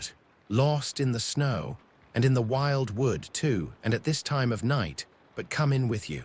The two animals tumbled over each other in their eagerness to get inside, and heard the door shut behind them with great joy and relief. The Badger, who wore a long dressing gown, and whose slippers were indeed very down at heel, carried a flat candlestick in his paw, and had probably been on his way to bed when their summons sounded. He looked kindly down on them and patted both their heads. This is not the sort of night for small animals to be out, he said paternally. I'm afraid you've been up to some of your pranks again. Ratty, but come along, come into the kitchen. There's a first-rate fire there, and supper and everything. He shuffled on in front of them, carrying the light, and they followed him, nudging each other in an anticipating sort of way down a long, gloomy, and to tell the truth, decidedly shabby passage into a sort of a central hall, out of which they could dimly see other long tunnel-like passages branching, passages mysterious and without apparent end. But there were doors in the hall as well, stout, oaken, comfortable-looking doors. One of these the Badger flung open, and at once they found themselves in all the glow and warmth of a large fire-lit kitchen. The floor was well-worn red brick, and on the wide hearth burnt a fire of logs, between two attractive chimney corners tucked away in the wall, well out of any suspicion of draught. A couple of high-backed settles, facing each other on either side of the fire, gave further sitting accommodations for the sociably disposed. In the middle of the room stood a long table of plain boards placed on trestles, with benches down each side. At one end of it, where an armchair stood pushed back, were spread the remains of the badger's plain but ample supper. Rows of spotless plates winked from the shelves of the dresser at the far end of the room, and from the rafters overhead hung hams, bundles of dried herbs, nets of onions, and baskets of eggs. It seemed a place where heroes could fitly feast after victory, where weary harvesters could line up in scores along the table and keep their harvest home with mirth and song, or where 2 or 3 friends of simple tastes could sit about as they pleased and eat and smoke and talk in comfort and contentment. The ruddy brick floor smiled up at the smoky ceiling. The oaken settles, shiny with long wear, exchanged cheerful glances with each other. Plates on the dresser grinned at pots on the shelf, and the merry firelight flickered and played over everything without distinction. The kindly badger thrust them down on a settle to toast themselves at the fire, and bade them remove their wet coats and boots. Then he fetched them dressing gowns and slippers, and himself bathed the mole's shin with warm water and mended the cut with sticking plaster till the whole thing was just as good as new, if not better. In the embracing light and warmth, warm and dry at last, with weary legs propped up in front of them, and a suggestive clink of plates being arranged on the table behind, it seemed to the storm-driven animals, now in safe anchorage, that the cold and trackless wild wood just left outside was miles and miles away, and all that they had suffered in it, a half-forgotten dream. When at last they were thoroughly toasted, the badger summoned them to the table, where he had been busy laying a repast. They had felt pretty hungry before, but when they actually saw at last the supper that was spread for them, really it seemed only a question of what they should attack first where all was so attractive, and whether the other things would obligingly wait for them till they had time to give them attention. Conversation was impossible for a long time, and when it was slowly resumed, it was that regrettable sort of conversation that results from talking with your mouth full. The badger did not mind that sort of thing at all, nor did he take any notice of elbows on the table or everybody speaking at once. As he did not go into society himself, he had got an idea that these things belonged to the things that didn't really matter. We know, of course, that he was wrong and took too narrow a view, because they do matter very much, though it would take too long to explain why. He sat in his armchair at the head of the table and nodded gravely at intervals as the animals told their story, and he did not seem surprised or shocked at anything, and he never said, "I told you so," or "just what I always said," or remarked that they ought to have done so and so, or ought not to have done something else. The mole began to feel very friendly towards him when supper was really finished at last, and each animal felt that his skin was now as tight as was decently safe, and that by this time he didn't care a hang for anybody or anything.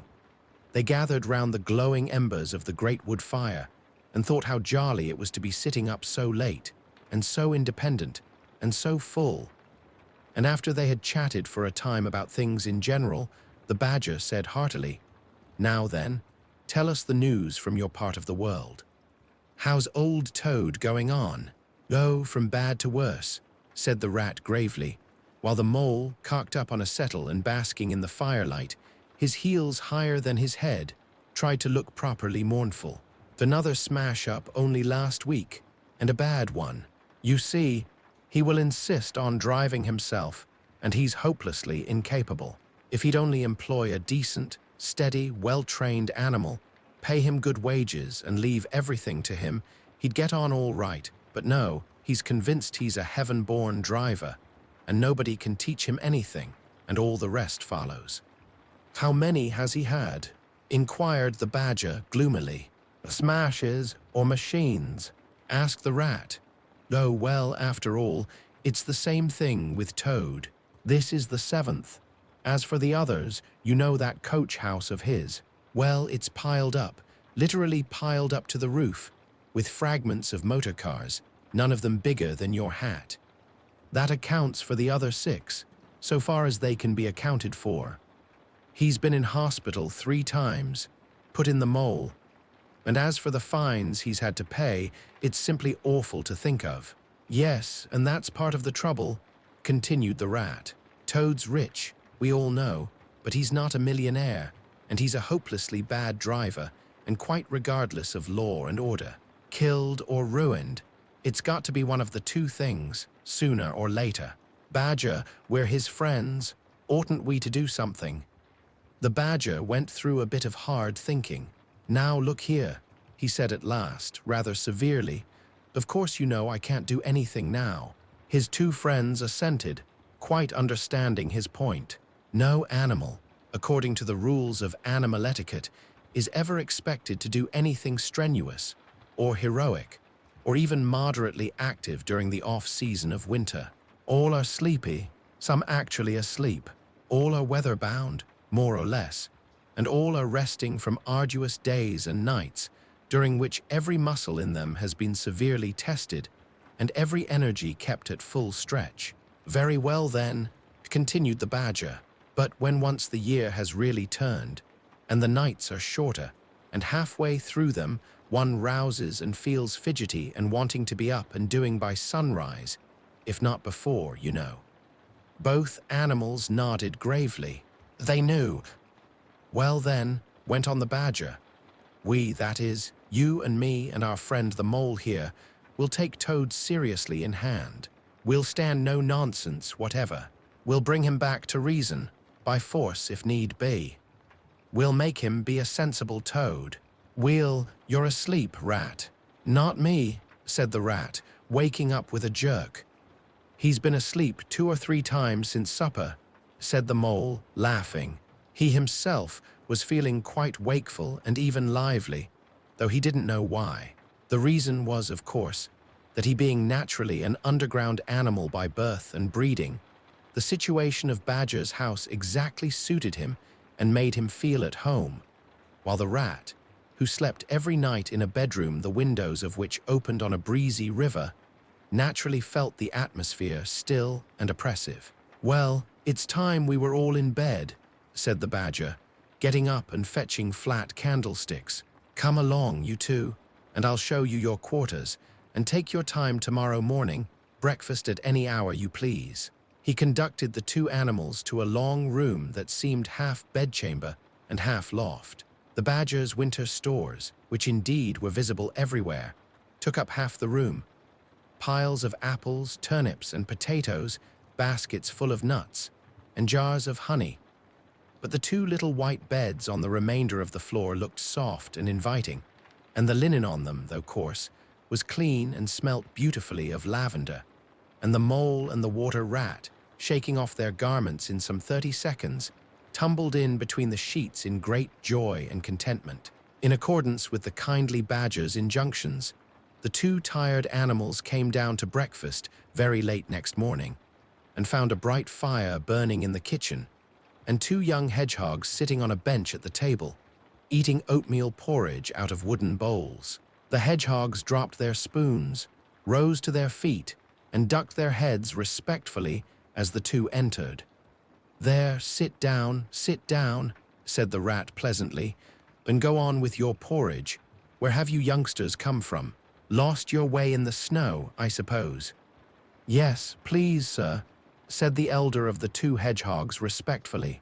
Me and little Billy here, we was trying to find our way to school. Mother would have us go, was the weather ever so. And of course we lost ourselves, sir, and Billy he got frightened and took and cried, being young and faint-hearted, and at last we happened up against Mr. Badger's back door, and made so bold as to knock, sir, for Mr. Badger, he's a kind-hearted gentleman, as everyone knows. I understand, said the Rat, cutting himself some rashers from a side of bacon, while the Mole dropped some eggs into a saucepan. And what's the weather like outside? You needn't sir me quite so much. He added, oh, terrible bad, sir, terrible deep the snow is, said the hedgehog. No getting out for the likes of you gentlemen today. Where's Mr. Badger? Inquired the Mole, as he warmed the coffee pot before the fire. The master's gone into his study, sir, replied the hedgehog, and he said as how he was going to be particular busy this morning, and on no account was he to be disturbed. This explanation, of course, was thoroughly understood by everyone present. The fact is, as already set forth, when you live a life of intense activity for 6 months in the year, and of comparative or actual somnolence for the other 6, during the latter period you cannot be continually pleading sleepiness when there are people about or things to be done. The excuse gets monotonous. The animals well knew that Badger, having eaten a hearty breakfast, had retired to his study and settled himself in an armchair with his legs up on another and a red cotton handkerchief over his face, and was being busy in the usual way at this time of the year. The front door bell clanged loudly, and the rat, who was very greasy with buttered toast, sent Billy, the smaller hedgehog, to see who it might be. There was a sound of much stamping in the hall, and presently Billy returned in front of the otter, who threw himself on the rat with an embrace and a shout of affectionate greeting. "Get off," spluttered the rat, with his mouth full. "Thought I should find you here all right," said the otter cheerfully. "They were all in a great state of alarm along river bank when I arrived this morning. Rat never been home all night, nor Mole either. Something dreadful must have happened, they said, and the snow had covered up all your tracks, of course. But I knew that when people were in any fix, they mostly went to Badger, or else Badger got to know of it somehow. So I came straight off here, through the wild wood and the snow. My, it was fine. Coming through the snow as the red sun was rising and showing against the black tree trunks, as you went along in the stillness.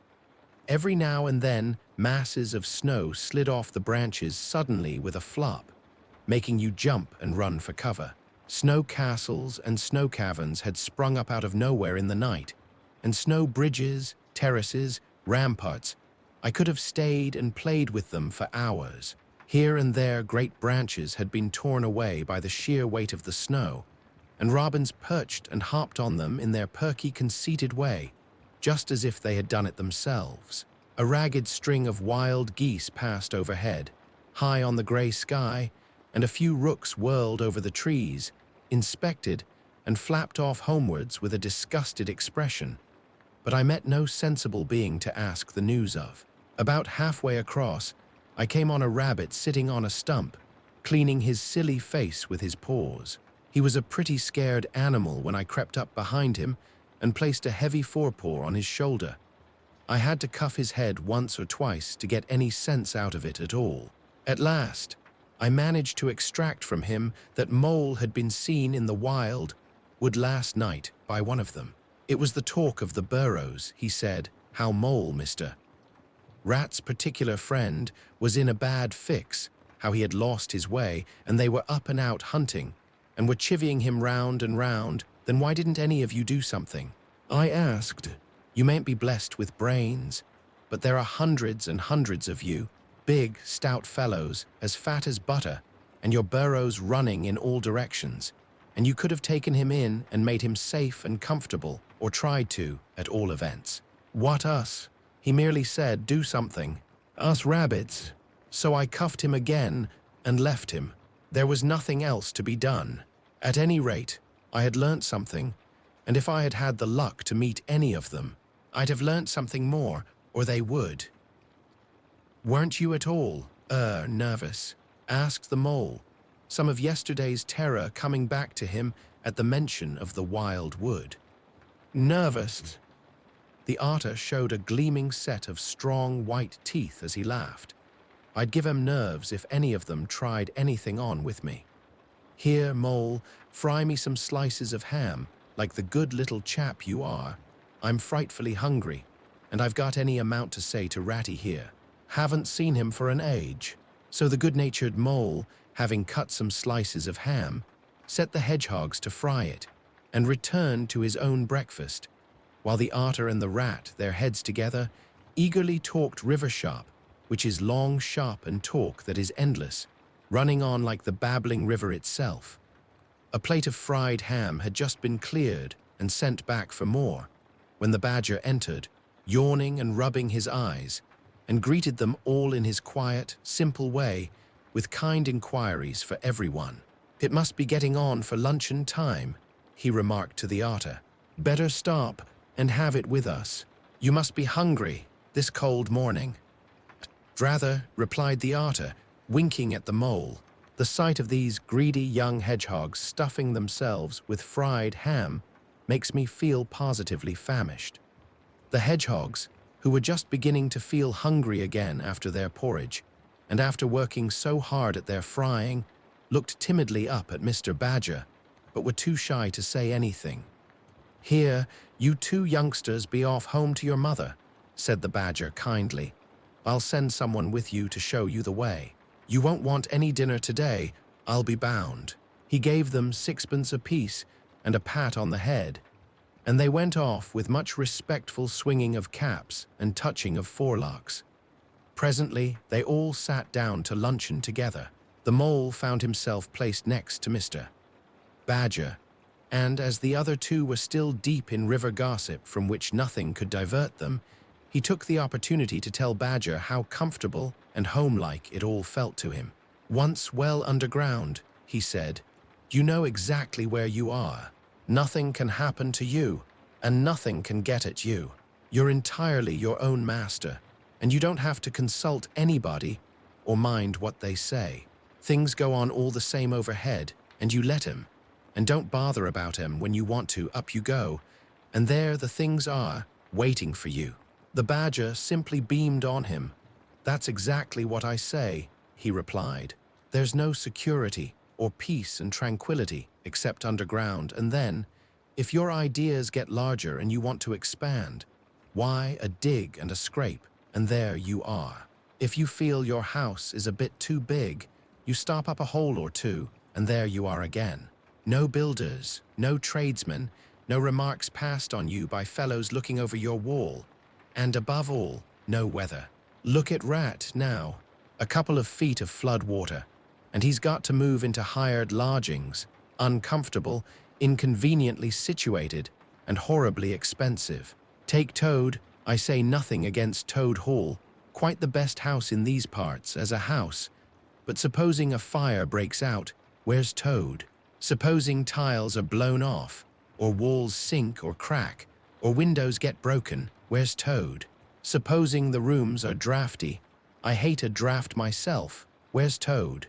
No, up and out of doors is good enough to roam about and get one's living in, but underground to come back to at last, that's my idea of home." The mole assented heartily, and the Badger in consequence got very friendly with him. "When lunch is over," he said, "I'll take you all round this little place of mine. I can see you'll appreciate it. You understand what domestic architecture ought to be. You do." After luncheon, accordingly, when the other two had settled themselves into the chimney corner and had started a heated argument on the subject of eels, the Badger lighted a lantern and bade the mole follow him. Crossing the hall, they passed down one of the principal tunnels, and the wavering light of the lantern gave glimpses on either side of rooms both large and small, some mere cupboards, others nearly as broad and imposing as Toad's dining hall. A narrow passage at right angles led them into another corridor, and here the same thing was repeated.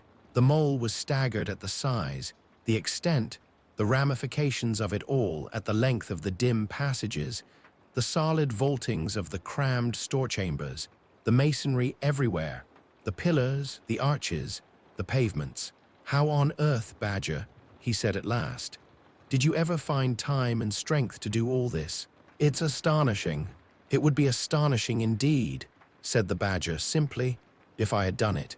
But as a matter of fact, I did none of it, only cleaned out the passages and chambers as far as I had need of them. There's lots more of it, all round about. I see you don't understand, and I must explain it to you. Well, very long ago, on the spot where the wild wood waves now, before ever it had planted itself and grown up to what it now is, there was a city of people, you know. Here, where we are standing, they lived and walked and talked and slept and carried on their business. Here they stabled their horses and feasted. From here they rode out to fight or drove out to trade. They were a powerful people and rich and great builders. They built to last, for they thought their city would last forever. But what has become of them all? Asked the mole. Who can tell? Said the badger. People come, they stay for a while, they flourish, they build and they go. It is their way, but we remain. There were badgers here, I've been told, long before that same city ever came to be, and now there are badgers here again. We are an enduring lot, and we may move out for a time, but we wait and are patient, and back we come, and so it will ever be. Well, and when they went at last, those people, said the mole, when they went, continued the badger, the strong winds and persistent rains took the matter in hand, patiently, ceaselessly, year after year. Perhaps we badgers, too, in our small way, helped a little, who knows? It was all down, down, down, gradually, ruin and leveling and disappearance. Then it was all up, up, up, gradually, as seeds grew to saplings, and saplings to forest trees, and bramble and fern came creeping in to help. Leaf mold rose and obliterated, streams in their winter freshets brought sand and soil to clog and to cover, and in course of time our home was ready for us again, and we moved in. Up above us, on the surface, the same thing happened. Animals arrived, liked the look of the place, took up their quarters, settled down, spread, and flourished. They didn't bother themselves about the past. They never do. They're too busy. The place was a bit humpy and hillocky, naturally, and full of holes. But that was rather an advantage, and they don't bother about the future, either the future when perhaps the people will move in again, for a time, as may very well be. The wild wood is pretty well populated by now, with all the usual lot, good, bad, and indifferent. I name no names. It takes all sorts to make a world, but I fancy you know something about them yourself by this time. I do indeed, said the mole with a slight shiver. Well, well, said the badger, patting him on the shoulder. It was your first experience of them, you see. They're not so bad, really, and we must all live and let live. But I'll pass the word around tomorrow, and I think you'll have no further trouble. Any friend of mine walks where he likes in this country, or I'll know the reason why. When they got back to the kitchen again, they found the rat walking up and down, very restless. The underground atmosphere was oppressing him and getting on his nerves, and he seemed really to be afraid that the river would run away if he wasn't there to look after it. So he had his overcoat on, and his pistols thrust into his belt again. Come along, mole, he said anxiously, as soon as he caught sight of them. We must get off while it's daylight. Don't want to spend another night in the wild wood again. It'll be all right, my fine fellow, said the otter. I'm coming along with you, and I know every path blindfold, and if there's a head that needs to be punched, you can confidently rely upon me to punch it.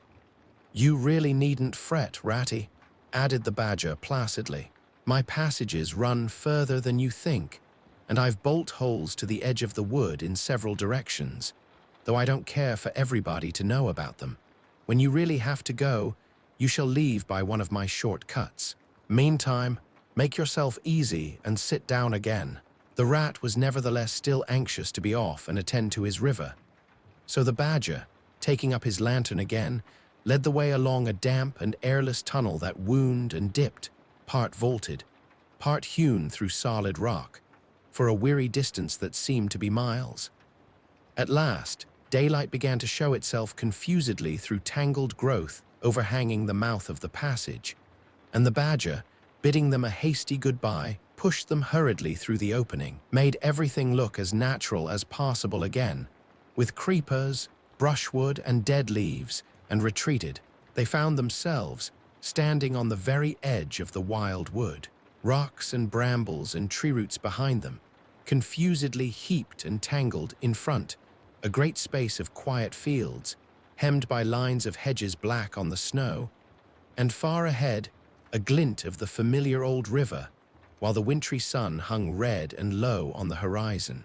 The otter, as knowing all the paths, took charge of the party, and they trailed out on a beeline for a distant stile. Pausing there a moment and looking back, they saw the whole mass of the wild wood, dense, menacing, compact, grimly set in vast white surroundings. Simultaneously, they turned and made swiftly for home, for firelight and the familiar things it played on, for the voice, sounding cheerily outside their window, of the river that they knew and trusted in all its moods, that never made them afraid with any amazement. As he hurried along, eagerly anticipating the moment when he would be at home again among the things he knew and liked, the mole saw clearly that he was an animal of tilled field and hedgerow, linked to the ploughed furrow, the frequented pasture, the lane of evening lingerings, the cultivated garden plot, for others the asperities, the stubborn endurance or the clash of actual conflict that went with nature in the rough. He must be wise, must keep to the pleasant places in which his lines were laid, and which held adventure enough, in their way, to last for a lifetime.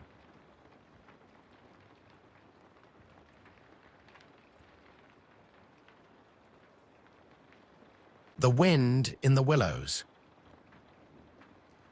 Chapter 5. Dulce Damum. The sheep ran huddling together against the hurdles, blowing out thin nostrils and stamping with delicate forefeet, their heads thrown back and a light steam rising from the crowded sheep pen into the frosty air, as the two animals hastened by in high spirits, with much chatter and laughter. They were returning across country after a long day's outing with Otter, hunting and exploring on the wide uplands where certain streams tributary to their own river had their first small beginnings, and the shades of the short winter day were closing in on them, and they had still some distance to go. Plodding at random across the plough, they had heard the sheep and had made for them, and now, leading from the sheep pen, they found a beaten track that made walking a lighter business, and responded, moreover, to that small inquiring something which all animals carry inside them, saying unmistakably, "Yes, quite right, this leads home." "It looks as if we were coming to a village," said the mole somewhat dubiously, slackening his pace as the track, that had in time become a path and then had developed into a lane, now handed them over to the charge of a well-metalled road.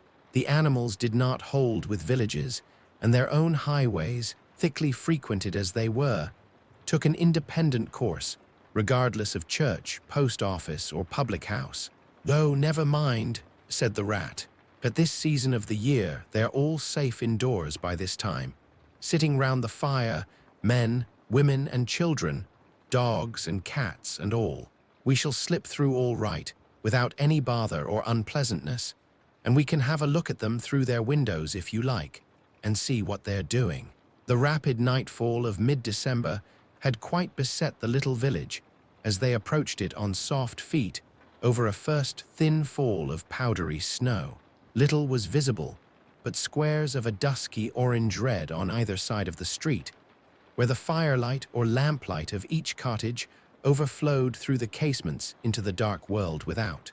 Most of the low latticed windows were innocent of blinds, and to the lookers-in from outside, the inmates, gathered round the tea table, absorbed in handiwork, or talking with laughter and gesture, had each that happy grace which is the last thing the skilled actor shall capture, the natural grace which goes with perfect unconsciousness of observation. Moving at will from one theatre to another, the two spectators, so far from home themselves, had something of wistfulness in their eyes as they watched a cat being stroked, a sleepy child picked up and huddled off to bed, or a tired man stretch and knock out his pipe on the end of a smoldering log. But it was from one little window, with its blind drawn down, a mere blank transparency on the night, that the sense of home and the little curtained world within walls, the larger stressful world of outside nature shut out and forgotten, most pulsated. Close against the white blind hung a bird cage, clearly silhouetted, every wire, perch, and appurtenance distinct and recognizable, even to yesterday's dull-edged lump of sugar. On the middle perch the fluffy occupant, head tucked well into feathers, seemed so near to them as to be easily stroked, had they tried, even the delicate tips of his plumped-out plumage penciled plainly on the illuminated screen. As they looked, the sleepy little fellow stirred uneasily, woke, shook himself, and raised his head.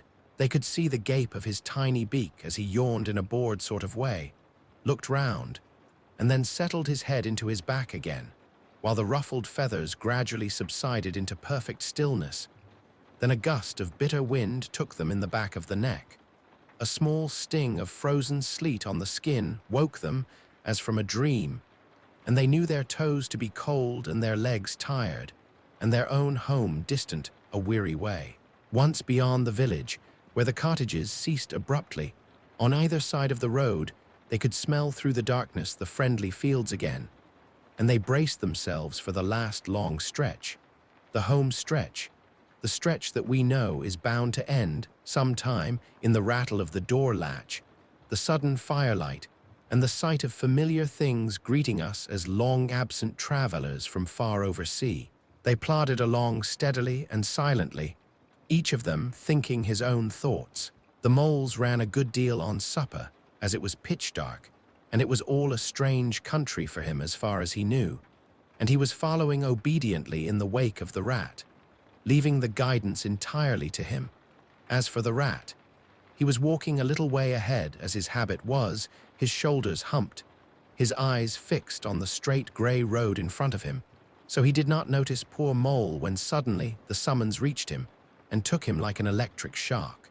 We others, who have long lost the more subtle of the physical senses, have not even proper terms to express an animal's intercommunications with his surroundings, living or otherwise, and have only the word smell, for instance, to include the whole range of delicate thrills which murmur in the nose of the animal night and day, summoning, warning, inciting, repelling. It was one of these mysterious fairy calls from out the void that suddenly reached Mole in the darkness, making him tingle through and through with its very familiar appeal, even while yet he could not clearly remember what it was. He stopped dead in his tracks, his nose searching hither and thither in its efforts to recapture the fine filament, the telegraphic current that had so strongly moved him. A moment, and he had caught it again, and with it, this time came recollection in fullest flood. Home, that was what they meant. Those caressing appeals, those soft touches wafted through the air, those invisible little hands pulling and tugging, all one way. Why, it must be quite close by him at that moment. His old home that he had hurriedly forsaken and never sought again, that day when he first found the river, and now it was sending out its scouts and its messengers to capture him and bring him in. Since his escape on that bright morning, he had hardly given it a thought. So absorbed had he been in his new life, in all its pleasures, its surprises, its fresh and captivating experiences. Now, with a rush of old memories, how clearly it stood up before him in the darkness, shabby indeed and small and poorly furnished, and yet his, the home he had made for himself, the home he had been so happy to get back to after his day's work. And the home had been happy with him, too, evidently, and was missing him, and wanted him back, and was telling him so through his nose, sorrowfully, reproachfully, but with no bitterness or anger, only with plaintive reminder that it was there and wanted him. The call was clear, the summons was plain. He must obey it instantly and go. "Ratty," he called, full of joyful excitement. "Hold on. Come back, I want you quick." "Oh, come along, Mole, do," replied the rat cheerfully, still plodding along. "Please stop, Ratty," pleaded the poor Mole, in anguish of heart. "You don't understand. It's my home, my old home. I've just come across the smell of it, and it's close by here, really quite close, and I must go to it. I must, oh, come back, Ratty. Please, please come back." The rat was by this time very far ahead, too far to hear clearly what the Mole was calling, too far to catch the sharp note of painful appeal in his voice, and he was much taken up with the weather, for he too could smell something suspiciously like approaching snow. "Mole, we mustn't stop now, really," he called back. "We'll come for it tomorrow, whatever it is you've found, but I daren't stop now, it's late, and the snow's coming on again, and I'm not sure of the way, and I want your nose, Mole, so come on quick. There's a good fellow." And the rat pressed forward on his way without waiting for an answer. Poor Mole stood alone in the road, his heart torn asunder, and a big sob gathering, somewhere low down inside him, to leap up to the surface presently, he knew, in passionate escape. But even under such a test as this, his loyalty to his friend stood firm. Never for a moment did he dream of abandoning him. Meanwhile, the wafts from his old home pleaded, whispered, conjured, and finally claimed him imperiously. He dared not tarry longer within their magic circle. With a wrench that tore his very heartstrings, he set his face down the road and followed submissively in the track of the rat, while faint, thin little smells, still dogging his retreating nose, reproached him for his new friendship and his callous forgetfulness. With an effort, he caught up to the unsuspecting rat, who began chattering cheerfully about what they would do when they got back, and how jolly a fire of logs in the parlor would be, and what a supper he meant to eat, never noticing his companion's silence and distressful state of mind. At last, however, when they had gone some considerable way further, and were passing some tree stumps at the edge of a copse that bordered the road, he stopped and said kindly, "Look here, Mole, old chap, you seem dead tired. No talk left in you, and your feet dragging like lead. We'll sit down here for a minute and rest. The snow has held off so far, and the best part of our journey is over." The mole subsided forlornly on a tree stump and tried to control himself, for he felt it surely coming. The sob he had fought with so long refused to be beaten. Up and up, it forced its way to the air, and then another, and others thick and fast, till poor Mole at last gave up the struggle and cried freely and helplessly and openly, now that he knew it was all over and he had lost what he could hardly be said to have found. The rat, astonished and dismayed at the violence of Mole's paroxysm of grief, did not dare to speak for a while. At last he said, very quietly and sympathetically, "What is it, old fellow? Whatever can be the matter? Tell us your trouble and let me see what I can do." Poor Mole found it difficult to get any words out between the upheavals of his chest that followed one upon another so quickly, and held back speech and choked it as it came. "I know it's a shabby, dingy little place," he sobbed forth at last, brokenly. "Not like your cozy quarters, or Toad's beautiful hall, or Badger's great house. But it was my own little home, and I was fond of it, and I went away and forgot all about it. And then I smelt it suddenly, on the road, when I called and you wouldn't listen, rat, and everything came back to me with a rush, and I wanted it. Oh dear, and when you wouldn't turn back, Ratty, and I had to leave it. Though I was smelling it all the time, I thought my heart would break. We might have just gone and had one look at it, Ratty, only one look, it was close by, but you wouldn't turn back, Ratty. You wouldn't turn back, oh dear, oh dear." Recollection brought fresh waves of sorrow, and sobs again took full charge of him, preventing further speech. The rat stared straight in front of him, saying nothing, only patting Mole gently on the shoulder. After a time he muttered gloomily, "I see it all now. What a pig I have been. A pig, that's me. Just a pig, a plain pig." He waited till Mole's sobs became gradually less stormy and more rhythmical. He waited till at last sniffs were frequent and sobs only intermittent. Then he rose from his seat and, remarking carelessly, "Well, now we'd really better be getting on, old chap," set off up the road again over the toilsome way they had come. "Wherever are you, going to Ratty?" cried the tearful Mole, looking up in alarm. "We're going to find that home of yours, old fellow," replied the rat pleasantly. "So you had better come along, for it will take some finding, and we shall want your nose." "Oh, come back, Ratty, do," cried the Mole, getting up and hurrying after him. "It's no good, I tell you. It's too late and too dark, and the place is too far off, and the snow's coming, and I never meant to let you know I was feeling that way about it. It was all an accident and a mistake, and think of Riverbank and your supper." "Hang Riverbank and supper too," said the rat heartily. "I tell you, I'm going to find this place now if I stay out all night, so cheer up, old chap, and take my arm, and we'll very soon be back there again."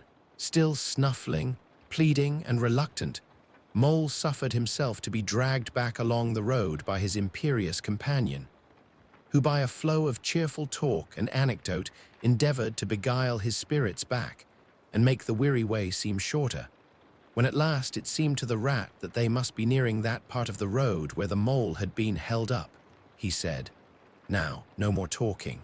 Business, use your nose and give your mind to it."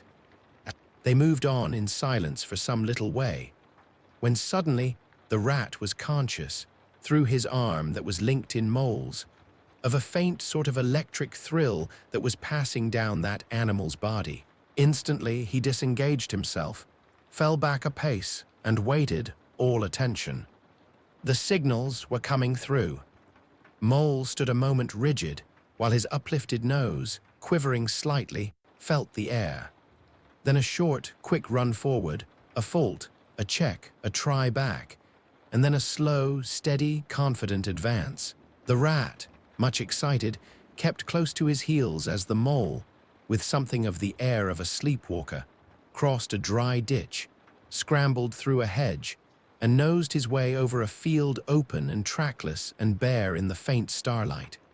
Suddenly, without giving warning, he dived, but the rat was on the alert and promptly followed him down the tunnel to which his unerring nose had faithfully led him. It was close and airless, and the earthy smell was strong, and it seemed a long time to rat ere the passage ended and he could stand erect and stretch and shake himself. The mole struck a match, and by its light the rat saw that they were standing in an open space, neatly swept and sanded underfoot, and directly facing them was Mole's little front door, with Mole End painted in Gothic lettering over the bell pull at the side. Mole reached down a lantern from a nail on the wall and lit it, and the rat, looking round him, saw that they were in a sort of forecourt. A garden seat stood on one side of the door, and on the other a roller, for the mole, who was a tidy animal when at home, could not stand having his ground kicked up by other animals into little runs that ended in earth heaps. On the walls hung wire baskets with ferns in them, alternating with brackets carrying plaster statuary, Garibaldi and the infant Samuel and Queen Victoria and other heroes of modern Italy. Down on one side of the forecourt ran a skittle alley, with benches along it and little wooden tables marked with rings that hinted at beer mugs. In the middle was a small round pond containing goldfish and surrounded by a cockleshell border.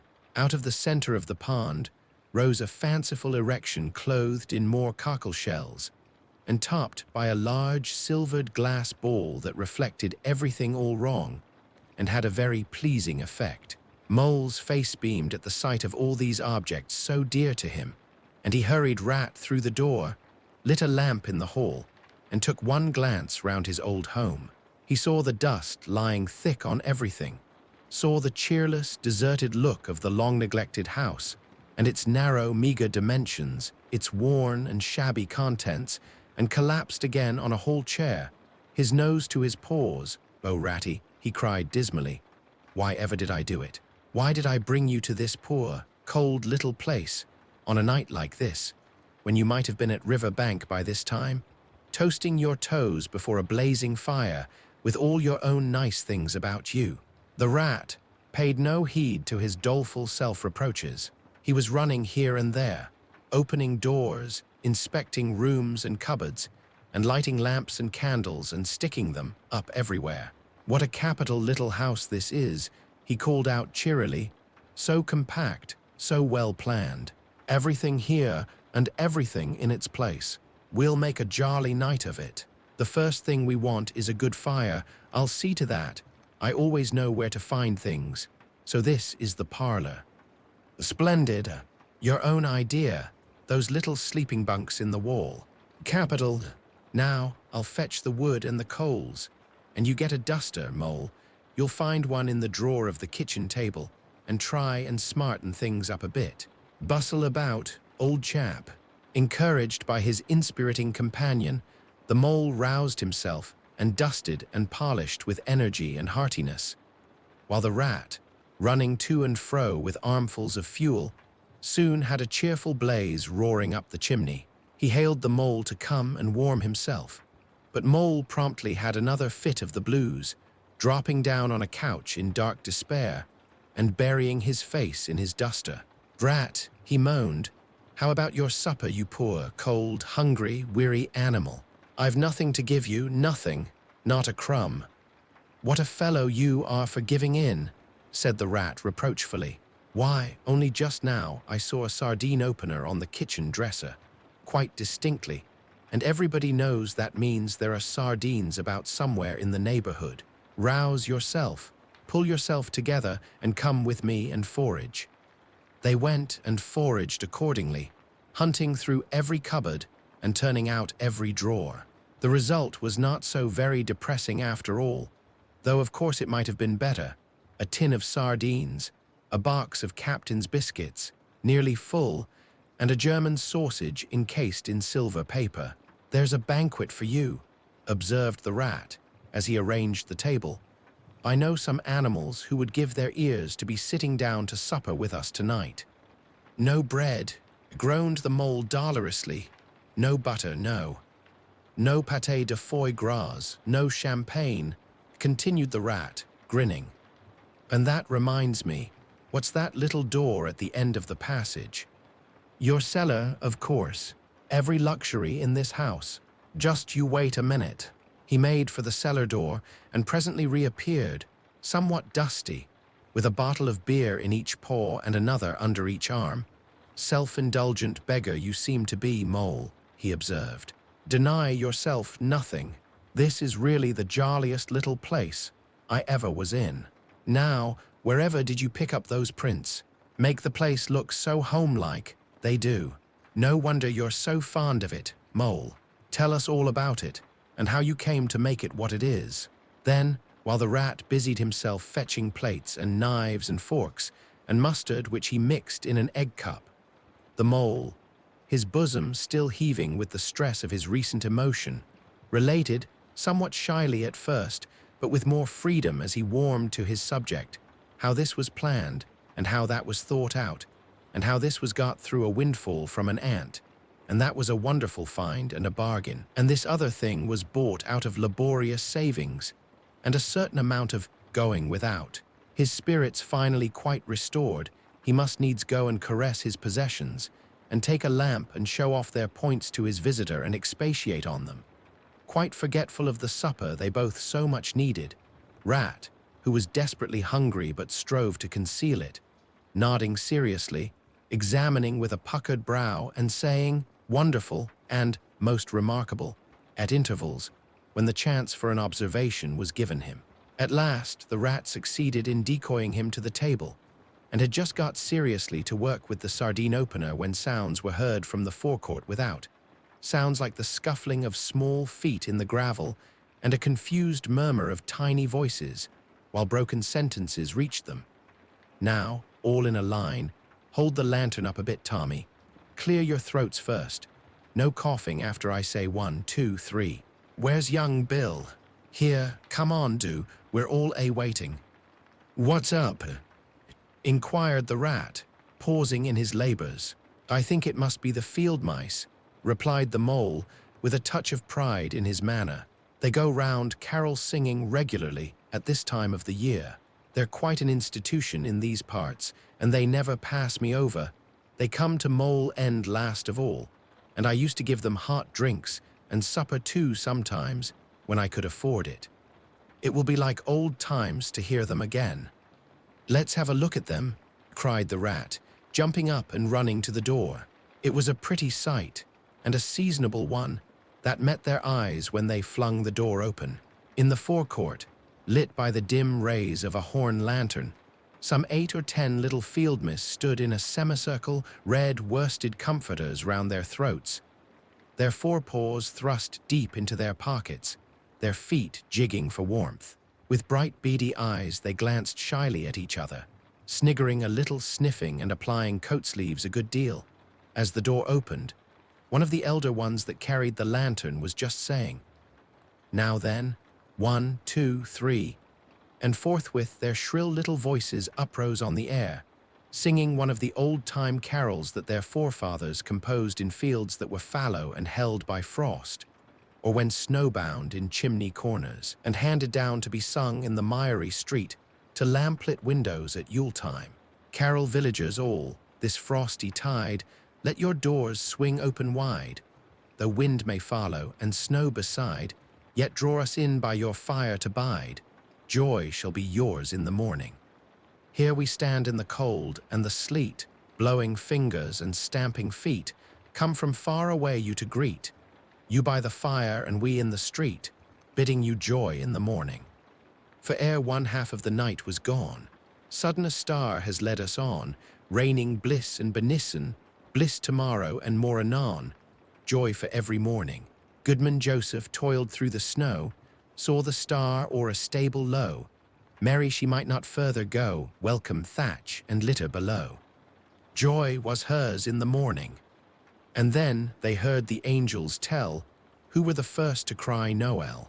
Animals all, as it befell, in the stable where they did dwell. Joy shall be theirs in the morning. The voices ceased. The singers, bashful but smiling, exchanged sidelong glances, and silence succeeded. But for a moment only then, from up above and far away, down the tunnel they had so lately traveled was borne to their ears in a faint musical hum the sound of distant bells ringing a joyful and clangorous peal. "Very well sung, boys," cried the rat heartily. "And now come along in, all of you, and warm yourselves by the fire, and have something hot." "Yes, come along, field mice," cried the mole eagerly. "This is quite like old times. Shut the door after you. Pull up that settle to the fire. Now you just wait a minute while oh Ratty," he cried in despair, plumping down on a seat with tears impending. "Whatever are we doing? We've nothing to give them." "You leave all that to me," said the masterful rat. "Here, you with the lantern. Come over this way, I want to talk to you. Now tell me, are there any shops open at this hour of the night?"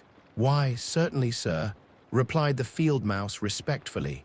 "At this time of the year, our shops keep open to all sorts of hours."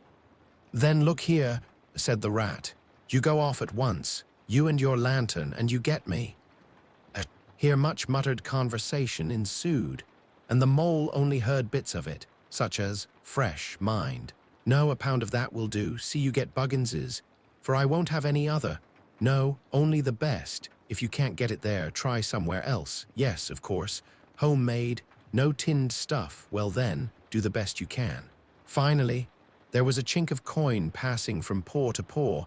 The field mouse was provided with an ample basket for his purchases, and off he hurried, he and his lantern.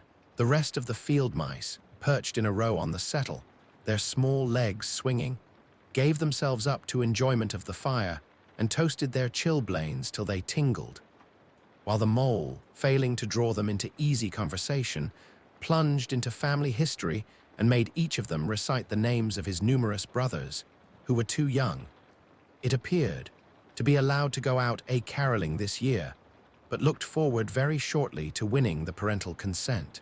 The rat, meanwhile, was busy examining the label on one of the beer bottles. "I perceive this to be old Burton," he remarked approvingly. "Sensible mole. The very thing.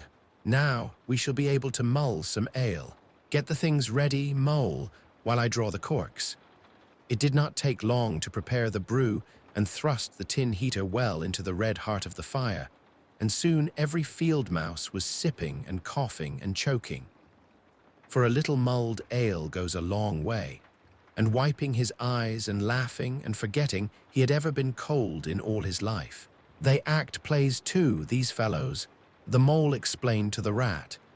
"Make them up all by themselves and act them afterwards, and very well they do it, too. They gave us a capital one last year, about a field mouse who was captured at sea by a Barbary corsair and made to row in a galley, and when he escaped and got home again, his lady-love had gone into a convent. Here, you You were in it, I remember. Get up and recite a bit. The field mouse addressed got up on his legs, giggled shyly, looked round the room, and remained absolutely tongue-tied.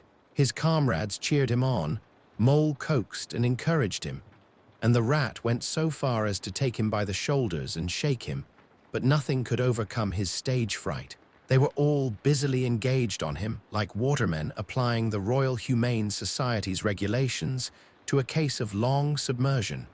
When the latch clicked, the door opened, and the field mouse with the lantern reappeared, staggering under the weight of his basket. There was no more talk of play acting, once the very real and solid contents of the basket had been tumbled out on the table.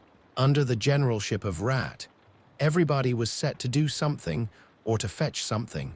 In a very few minutes, supper was ready, and Mole, as he took the head of the table in a sort of a dream, saw a lately barren board set thick with savory comforts, saw his little friends' faces brighten and beam as they fell to without delay, and then let himself loose, for he was famished indeed, on the provender so magically provided, thinking what a happy homecoming this had turned out. After all, as they ate, they talked of old times, and the field mice gave him the local gossip up to date, and answered as well as they could the 100 questions he had to ask them.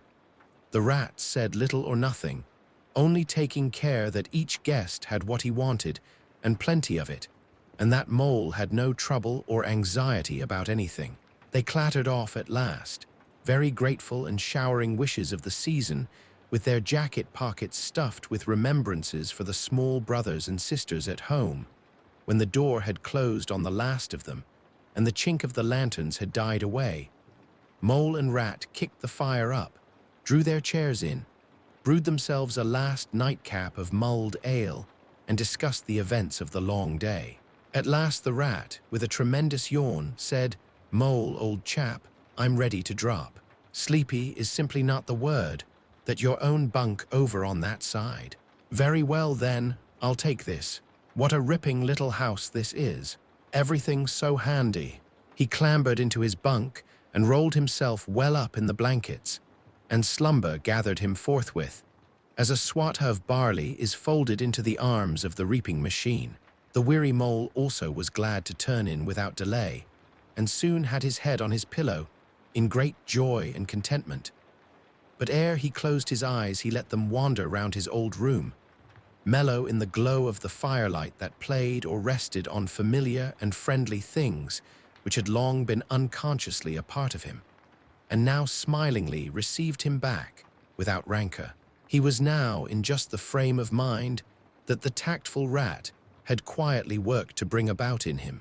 He saw clearly how plain and simple, how narrow, even it all was, but clearly, too, how much it all meant to him, and the special value of some such anchorage in one's existence.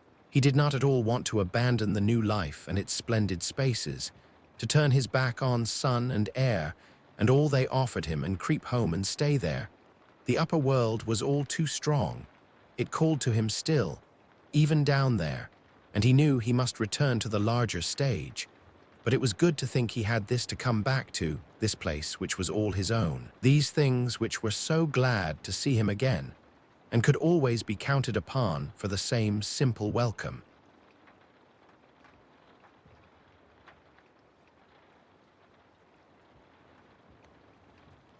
The Wind in the Willows. Chapter 6. Mr. Toad. It was a bright morning in the early part of summer. The river had resumed its wonted banks and its accustomed pace, and a hot sun seemed to be pulling everything green and bushy and spiky up out of the earth towards him, as if by strings. The Mole and the Water Rat had been up since dawn, very busy on matters connected with boats and the opening of the boating season, painting and varnishing, mending paddles, repairing cushions, hunting for missing boat hooks, and so on, and were finishing breakfast in their little parlor and eagerly discussing their plans for the day, when a heavy knock sounded at the door. "Bother," said the Rat, all over egg. "See who it is. Mole, like a good chap, since you've finished." The mole went to attend the summons, and the rat heard him utter a cry of surprise. Then he flung the parlor door open and announced with much importance, "Mr. Badger." This was a wonderful thing, indeed, that the badger should pay a formal call on them, or indeed on anybody. He generally had to be caught, if you wanted him badly, as he slipped quietly along a hedgerow of an early morning or a late evening, or else hunted up in his own house in the middle of the wood, which was a serious undertaking. The badger strode heavily into the room and stood looking at the two animals with an expression full of seriousness. The rat let his egg spoon fall on the tablecloth and sat open-mouthed. "The hour has come," said the badger at last with great solemnity. "What hour?" asked the rat uneasily, glancing at the clock on the mantelpiece. "Whose hour, you should rather say," replied the badger. "Why, Toad's hour. The hour of Toad. I said I would take him in hand as soon as the winter was well over, and I'm going to take him in hand today." "Toad's hour, of course," cried the mole delightedly. "Hooray, I remember now. We'll teach him to be a sensible toad. This very morning," continued the badger, taking an armchair, "as I learnt last night from a trustworthy source, another new and exceptionally powerful motor car will arrive at Toad Hall on approval or return. At this very moment, perhaps, Toad is busy arraying himself in those singularly hideous habiliments so dear to him, which transform him from a, comparatively, good-looking toad into an object which throws any decent-minded animal that comes across it into a violent fit. We must be up and doing, ere it is too late. You two animals will accompany me instantly to Toad Hall, and the work of rescue shall be accomplished." "Right you are," cried the rat, starting up. "We'll rescue the poor, unhappy animal. We'll convert him. He'll be the most converted toad that ever was before we've done with him." They set off up the road on their mission of mercy, Badger leading the way. Animals, when in company, walk in a proper and sensible manner, in single file, instead of sprawling all across the road and being of no use or support to each other in case of sudden trouble or danger. They reached the carriage drive of Toad Hall to find, as the badger had anticipated, a shiny new motor car of great size, painted a bright red, Toad's favorite color.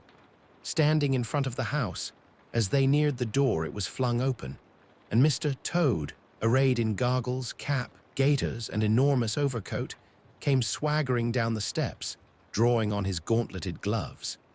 "Hullo, come on, you fellows," he cried cheerfully on catching sight of them. "You're just in time to come with me for a jolly, jolly." His hearty accents faltered and fell away as he noticed the stern, unbending look on the countenances of his silent friends, and his invitation remained unfinished. The badger strode up the steps. "Take him inside," he said sternly to his companions. Then, as Toad was hustled through the door, struggling and protesting, he turned to the chauffeur in charge of the new motor car. "I'm afraid you won't be wanted today," he said. "Mr. Toad has changed his mind. He will not require the car. Please understand that this is final. You needn't wait." Then he followed the others inside and shut the door. "Now then," he said to the Toad, when the four of them stood together in the hall, "first of all, take those ridiculous things off." "Shan't," replied Toad with great spirit. "What is the meaning of this gross outrage? I demand an instant explanation." "Take them off him, then, you two," ordered the badger briefly. They had to lay Toad out on the floor, kicking and calling all sorts of names before they could get to work properly. Then the rat sat on him, and the mole got his motor clothes off him bit by bit, and they stood him up on his legs again. A good deal of his blustering spirit seemed to have evaporated with the removal of his fine panoply.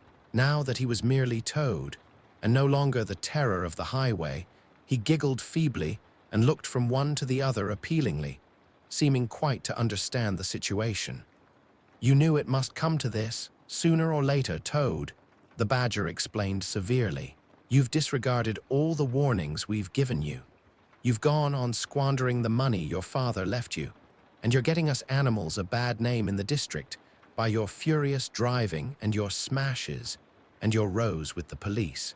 Independence is all very well, but we animals never allow our friends to make fools of themselves beyond a certain limit, and that limit you've reached. Now, you're a good fellow in many respects, and I don't want to be too hard on you. I'll make one more effort to bring you to reason. You will come with me into the smoking room, and there you will hear some facts about yourself, and we'll see whether you come out of that room the same Toad that you went in. He took Toad firmly by the arm, led him into the smoking room, and closed the door behind them. "That's no good," said the rat contemptuously. "Talking to Toad'll never cure him. He'll say anything." They made themselves comfortable in armchairs and waited patiently. Through the closed door, they could just hear the long, continuous drone of the badger's voice, rising and falling in waves of oratory. And presently they noticed that the sermon began to be punctuated at intervals by long-drawn sobs, evidently proceeding from the bosom of Toad, who was a soft-hearted and affectionate fellow, very easily converted, for the time being, to any point of view. After some 3/4 of an hour the door opened, and the badger reappeared, solemnly leading by the paw a very limp and dejected Toad. His skin hung baggily about him, his legs wobbled, and his cheeks were furrowed by the tears so plentifully called forth by the badger's moving discourse. "Sit down there, Toad," said the badger kindly, pointing to a chair. "My friends," he went on, "I am pleased to inform you that Toad has at last seen the error of his ways. He is truly sorry for his misguided conduct in the past, and he has undertaken to give up motor cars entirely, and forever. I have his solemn promise to that effect." "That is very good news," said the mole gravely. "Very good news indeed," observed the rat dubiously. If only. He was looking very hard at Toad as he said this, and could not help thinking he perceived something vaguely resembling a twinkle in that animal's still sorrowful eye. "There's only one thing more to be done," continued the gratified badger. "Toad, I want you solemnly to repeat, before your friends here, what you fully admitted to me in the smoking room just now. First, you are sorry for what you've done, and you see the folly of it all." There was a long pause. Toad looked desperately this way and that, while the other animals waited in grave silence. At last he spoke. "No," he said, a little sullenly but stoutly, "I'm not sorry, and it wasn't folly at all. It was simply glorious." "What?" cried the badger, greatly scandalized. "You backsliding animal, didn't you tell me just now in there?" "Oh, yes, in there," said Toad impatiently. "Might have said anything in there. You're so eloquent, dear badger, and so moving, and so convincing, and put all your points so frightfully well. You can do what you like with me in there, and you know it. But I've been searching my mind since, and going over things in it, and I find that I'm not a bit sorry or repentant really, so it's no earthly good saying I am now, is it?" "Then you don't promise," said the badger, "never to touch a motor car again?" "Certainly not," replied Toad emphatically. "On the contrary, I faithfully promise that the very first motor car I see, poop, off I go in it." "Told you so, didn't I?" observed the rat to the mole. "Very well then," said the badger firmly, rising to his feet.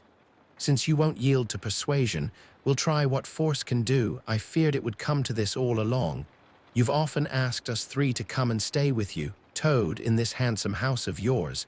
Well, now we're going to. When we've converted you to a proper point of view, we may quit, but not before. Take him upstairs, you two, and lock him up in his bedroom while we arrange matters between ourselves. It's for your own good, Toady, you know," said the rat kindly, as Toad, kicking and struggling, was hauled up the stairs by his two faithful friends. "Think what fun we shall all have together, just as we used to when you've quite got over this painful attack of yours. We'll take great care of everything for you till you're well, Toad," said the mole, "and we'll see your money isn't wasted, as it has been. No more of those regrettable incidents with the police, Toad," said the rat, as they thrust him into his bedroom. "And no more weeks in hospital being ordered about by female nurses, Toad," added the mole, turning the key on him. They descended the stair, Toad shouting abuse at them through the keyhole, and the three friends then met in conference on the situation. "It's going to be a tedious business," said the badger, sighing. "I've never seen Toad so determined. However, we will see it out. He must never be left an instant unguarded. We shall have to take it in turns to be with him, till the poison has worked itself out of his system." They arranged watches accordingly. Each animal took it in turns to sleep in Toad's room at night, and they divided the day up between them. At first, Toad was undoubtedly very trying to his careful guardians. When his violent paroxysms possessed him, he would arrange bedroom chairs in rude resemblance of a motor car and would crouch on the foremost of them, bent forward and staring fixedly ahead, making uncouth and ghastly noises, till the climax was reached, when, turning a complete somersault, he would lie prostrate amidst the ruins of the chairs, apparently completely satisfied for the moment, as time passed. However, these painful seizures grew gradually less frequent, and his friends strove to divert his mind into fresh channels, but his interest in other matters did not seem to revive, and he grew apparently languid and depressed.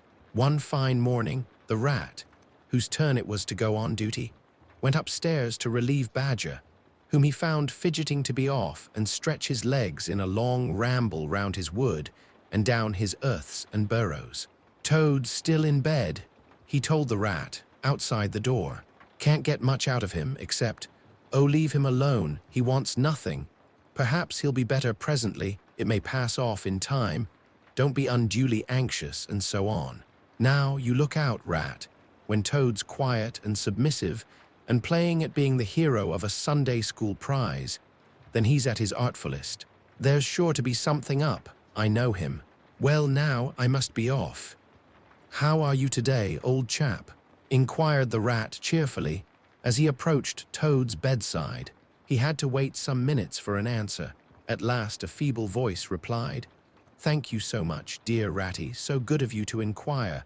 But first tell me how you are yourself, and the excellent mole." "Though we're all right," replied the rat. "Mole," he added incautiously, "is going out for a run round with Badger. They'll be out till luncheon time, so you and I will spend a pleasant morning together, and I'll do my best to amuse you. Now jump up, there's a good fellow, and don't lie moping there on a fine morning like this." "Dear, kind rat," murmured Toad, "how little you realize my condition, and how very far I am from jumping up now, if ever, but do not trouble about me. I hate being a burden to my friends, and I do not expect to be one much longer. Indeed, I almost hope not." "Well, I hope not too," said the rat heartily. "You've been a fine bother to us all this time, and I'm glad to hear it's going to stop. And in weather like this, and the boating season just beginning. It's too bad of you, Toad. It isn't the trouble we mind, but you're making us miss such an awful lot." "I'm afraid it is the trouble you mind, though," replied the Toad languidly. "I can quite understand it.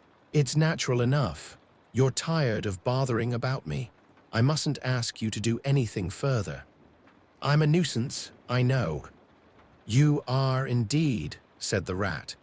"But I tell you, I'd take any trouble on earth for you if only you'd be a sensible animal." "If I thought that, Ratty," murmured Toad, more feebly than ever, "then I would beg you, for the last time probably, to step round to the village as quickly as possible. Even now it may be too late, and fetch the doctor, but don't you bother. It's only a trouble, and perhaps we may as well let things take their course." "Why, what do you want a doctor for?" inquired the rat, coming closer and examining him. He certainly lay very still and flat, and his voice was weaker, and his manner much changed. "Surely you have noticed of late," murmured Toad. "But no, why should you? Noticing things is only a trouble." Tomorrow, indeed, you may be saying to yourself, "Oh, if only I had noticed sooner. If only I had done something, but no, it's a trouble. Never mind, forget that I asked." "Look here, old man," said the rat, beginning to get rather alarmed. "Of course I'll fetch a doctor to you if you really think you want him, but you can hardly be bad enough for that yet. Let's talk about something else." "I fear, dear friend," said Toad with a sad smile, "that talk can do little in a case like this, or doctors either, for that matter still. One must grasp at the slightest straw. And by the way, while you are about it, I hate to give you additional trouble, but I happen to remember that you will pass the door. Would you mind at the same time asking the lawyer to step up? It would be a convenience to me. And there are moments, perhaps I should say there is a moment, when one must face disagreeable tasks, at whatever cost to exhausted nature." "The lawyer?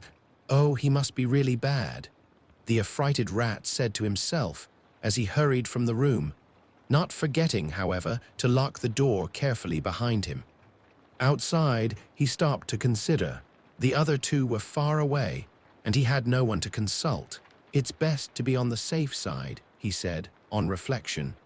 "I've known Toad fancy himself frightfully bad before, without the slightest reason, but I've never heard him ask for a lawyer. If there's nothing really the matter, the doctor will tell him he's an old ass and cheer him up, and that will be something gained. I'd better humor him and go. It won't take very long." So he ran off to the village on his errand of mercy. The Toad, who had hopped lightly out of bed as soon as he heard the key turned in the lock, watched him eagerly from the window till he disappeared down the carriage drive. Then, laughing heartily, he dressed as quickly as possible in the smartest suit he could lay hands on at the moment, filled his pockets with cash which he took from a small drawer in the dressing table, and next, knotting the sheets from his bed together and tying one end of the improvised rope round the central mullion of the handsome Tudor window which formed such a feature of his bedroom, he scrambled out, slid lightly to the ground, and, taking the opposite direction to the rat, marched off lightheartedly, whistling a merry tune. It was a gloomy luncheon for Rat when the badger and the mole at length returned, and he had to face them at table with his pitiful and unconvincing story. The badger's caustic, not to say brutal, remarks may be imagined and therefore passed over, but it was painful to the rat that even the mole, though he took his friend's side as far as possible, could not help saying, "You've been a bit of a duffer this time, Ratty." Toad, too, of all animals. "He did it awfully well," said the crestfallen rat. "He did you awfully well," rejoined the badger heartily. "However, talking won't mend matters. He's got clear away for the time, that's certain, and the worst of it is, he'll be so conceited with what he'll think is his cleverness that he may commit any folly. One comfort is, we're free now, and needn't waste any more of our precious time doing sentry go, but we'd better continue to sleep at Toad Hall for a while longer. Toad may be brought back at any moment, on a stretcher or between two policemen." So spoke the badger, not knowing what the future held in store, or how much water, and of how turbid a character, was to run under bridges before Toad should sit at ease again in his ancestral hall. Meanwhile, Toad, gay and irresponsible, was walking briskly along the high road, some miles from home.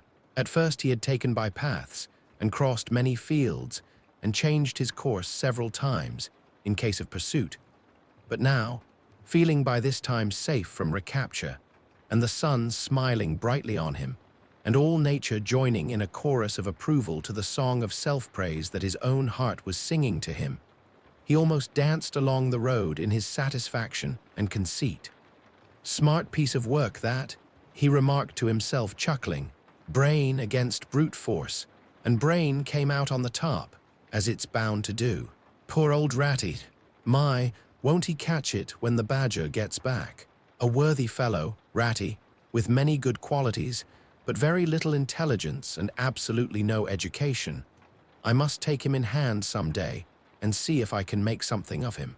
Filled full of conceited thoughts such as these, he strode along, his head in the air, till he reached a little town, where the sign of the Red Lion, swinging across the road halfway down the main street, reminded him that he had not breakfasted that day, and that he was exceedingly hungry after his long walk. He marched into the inn, ordered the best luncheon that could be provided at so short a notice, and sat down to eat it in the coffee room.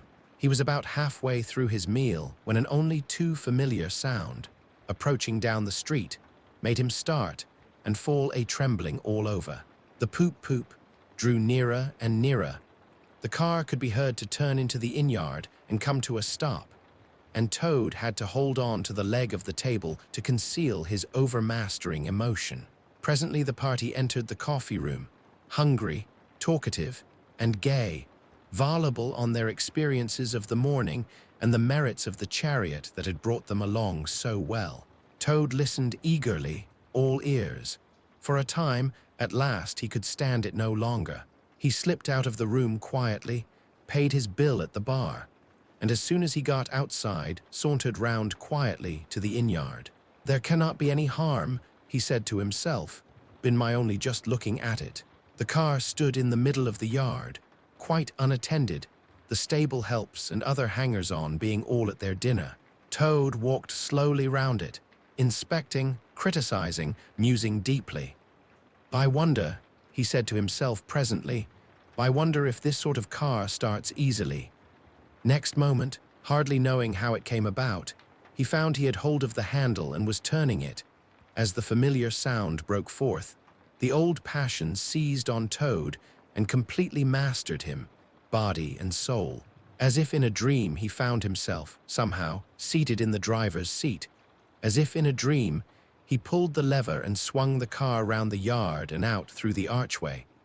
And, as if in a dream, all sense of right and wrong, all fear of obvious consequences, seemed temporarily suspended. He increased his pace, and as the car devoured the street and leapt forth on the high road through the open country, he was only conscious that he was Toad once more, Toad at his best and highest, Toad the terror, the traffic queller, the lord of the lone trail, before whom all must give way or be smitten into nothingness and everlasting night. He chanted as he flew, and the car responded with sonorous drone. The miles were eaten up under him as he sped he knew not whither, fulfilling his instincts, living his hour, reckless of what might come to him. "To my mind," observed the chairman of the bench of magistrates cheerfully, "the only difficulty that presents itself in this otherwise very clear case is how we can possibly make it sufficiently hot for the incorrigible rogue and hardened ruffian whom we see cowering in the dock before us. Let me see, he has been found guilty, on the clearest evidence, first, of stealing a valuable motor car, secondly, of driving to the public danger, and thirdly, of gross impertinence to the rural police. Mr. Clerk, will you tell us, please, what is the very stiffest penalty we can impose for each of these offenses, without, of course, giving the prisoner the benefit of any doubt, because there isn't any?" The clerk scratched his nose with his pen. "Some people would consider," he observed, "that stealing the motor car was the worst offense, and so it is, but cheeking the police undoubtedly carries the severest penalty, and so it ought. Supposing you were to say 12 months for the theft, which is mild, and 3 years for the furious driving, which is lenient, and 15 years for the cheek, which was pretty bad sort of cheek, judging by what we've heard from the witness box, even if you only believe 1/10 part of what you heard, and I never believe more myself, those figures, if added together correctly, tot up to 19 years. "First rate," said the chairman. "So you had better make it around 20 years and be on the safe side," concluded the clerk. "An excellent suggestion," said the chairman approvingly. "Prisoner, pull yourself together and try and stand up straight. It's going to be 20 years for you this time. And mind, if you appear before us again, upon any charge whatever, we shall have to deal with you very seriously." Then the brutal minions of the law fell upon the hapless Toad, loaded him with chains, and dragged him from the courthouse, shrieking, praying, protesting, across the marketplace, where the playful populace, always as severe upon detected crime as they are sympathetic and helpful when one is merely wanted, assailed him with jeers, carrots, and popular catchwords, past hooting school children, their innocent faces lit up with the pleasure they ever derive from the sight of a gentleman in difficulties, across the hollow-sounding drawbridge, below the spiky portcullis, under the frowning archway of the grim old castle, whose ancient towers soared high overhead, past guardrooms full of grinning soldiery off duty, past sentries who coughed in a horrid, sarcastic way, because that is as much as a sentry on his post dare do to show his contempt and abhorrence of crime, up time-worn winding stairs, past men-at-arms in casque and corselet of steel, darting threatening looks through their vizards, across courtyards, where mastiffs strained at their leash and pawed the air to get at him, past ancient warders, their halberds leant against the wall, dozing over a pasty and a flagon of brown ale, on, past the rack chamber and the thumbscrew room, past the turning that led to the private scaffold, till they reached the door of the grimmest dungeon that lay in the heart of the innermost keep. There at last they paused, where an ancient jailer sat fingering a bunch of mighty keys. "Godsbedickens," said the sergeant of police, taking off his helmet and wiping his forehead. "Rouse thee, old loon, and take over from us this vile toad, a criminal of deepest guilt and matchless artfulness and resource. Watch and ward him with all thy skill, and mark thee well, greybeard, should aught untoward befall. Thy old head shall answer for his, and a murrain on both of them." The jailer nodded grimly, laying his withered hand on the shoulder of the miserable toad. The rusty key creaked in the lock, the great door clanged behind them, and Toad was a helpless prisoner in the remotest dungeon of the best-guarded keep of the stoutest castle in all the length and breadth of merry England.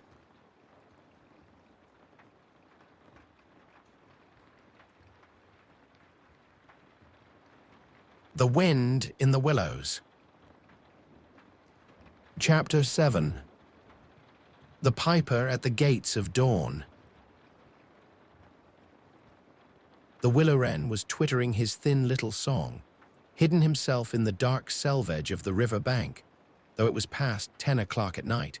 The sky still clung to and retained some lingering skirts of light from the departed day, and the sullen heats of the torrid afternoon broke up and rolled away at the dispersing touch of the cool fingers of the short midsummer night. Mole lay stretched on the bank, still panting from the stress of the fierce day that had been cloudless from dawn to late sunset, and waited for his friend to return. He had been on the river with some companions, leaving the water rat-free to keep engagement of long standing with Otter, and he had come back to find the house dark and deserted, and no sign of Rat, who was doubtless keeping it up late with his old comrade. It was still too hot to think of staying indoors, so he lay on some cool dark leaves and thought over the past day and its doings, and how very good they all had been. The rat's light footfall was presently heard approaching over the parched grass. "Oh, the blessed coolness," he said, and sat down, gazing thoughtfully into the river, silent and preoccupied. "You stayed to supper, of course," said the mole presently. "Simply had to," said the rat. "They wouldn't hear of my going before. You know how kind they always are, and they made things as jolly for me as ever they could, right up to the moment I left. But I felt a brute all the time, as it was clear to me they were very unhappy, though they tried to hide it. Mole, I'm afraid they're in trouble. Little Portly is missing again, and you know what a lot his father thinks of him, though he never says much about it." "What, that child?" said the mole lightly. "Well, suppose he is, why worry about it? He's always straying off and getting lost, and turning up again. He's so adventurous, but no harm ever happens to him. Everybody hereabouts knows him and likes him, just as they do old Otter, and you may be sure some animal or other will come across him and bring him back again all right. Why, we've found him ourselves, miles from home, and quite self-possessed and cheerful." "Yes, but this time it's more serious," said the rat gravely. "He's been missing for some days now." and the otters have hunted everywhere, high and low, without finding the slightest trace. And they've asked every animal, too, for miles around, and no one knows anything about him. Otter's evidently more anxious than he'll admit. I got out of him that young Portly hasn't learnt to swim very well yet, and I can see he's thinking of the weir. There's a lot of water coming down still, considering the time of the year, and the place always had a fascination for the child. And then there are, well, traps and things, you know. Otter's not the fellow to be nervous about any son of his before it's time, and now he is nervous. When I left, he came out with me, said he wanted some air, and talked about stretching his legs. But I could see it wasn't that, so I drew him out and pumped him, and got it all from him at last. He was going to spend the night watching by the ford. You know the place where the old ford used to be, in bygone days before they built the bridge. I know it well, said the mole, but why should Otter choose to watch there? Well, it seems that it was there he gave Portly his first swimming lesson, continued the rat.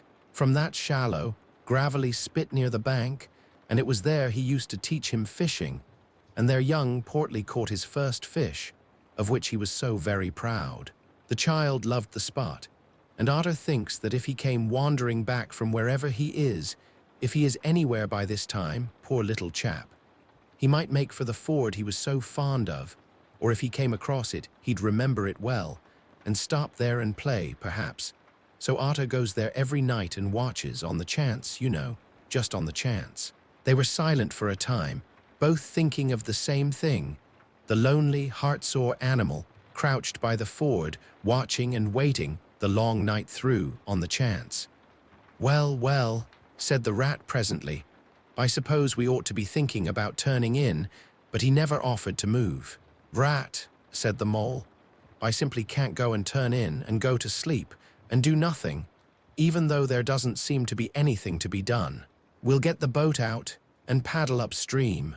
The moon will be up in an hour or so, and then we will search as well as we can. Anyhow, it will be better than going to bed and doing nothing. Just what I was thinking myself, said the rat. It's not the sort of night for bed anyhow, and daybreak is not so very far off, and then we may pick up some news of him from early risers as we go along. They got the boat out, and the rat took the sculls, paddling with caution. Out in midstream, there was a clear, narrow track that faintly reflected the sky.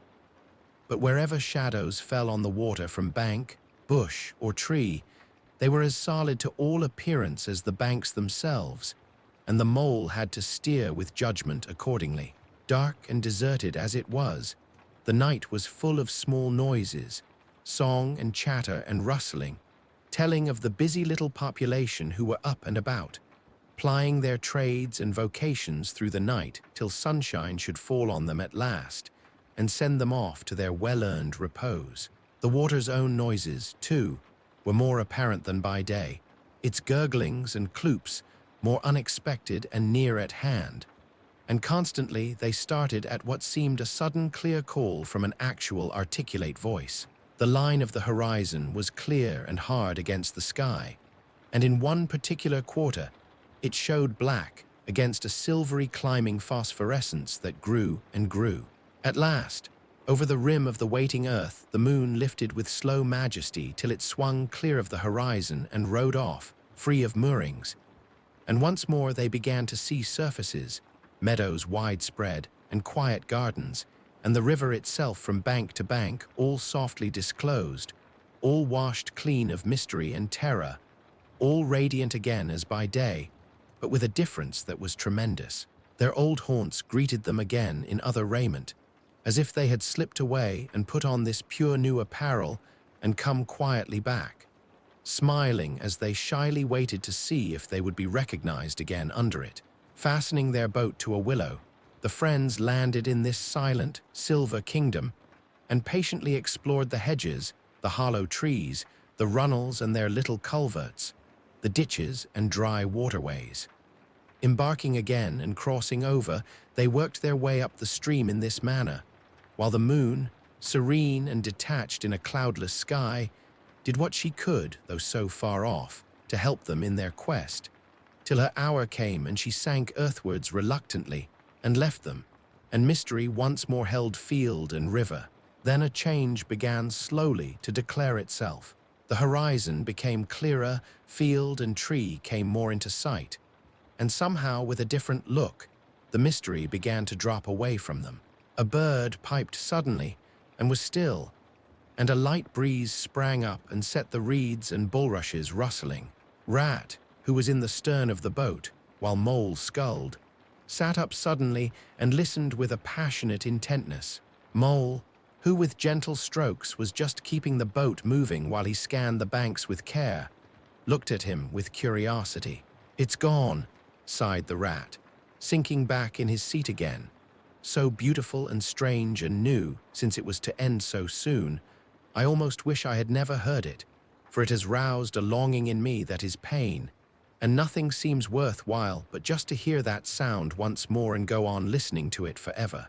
"No, there it is again," he cried, alert once more. Entranced, he was silent for a long space, spellbound.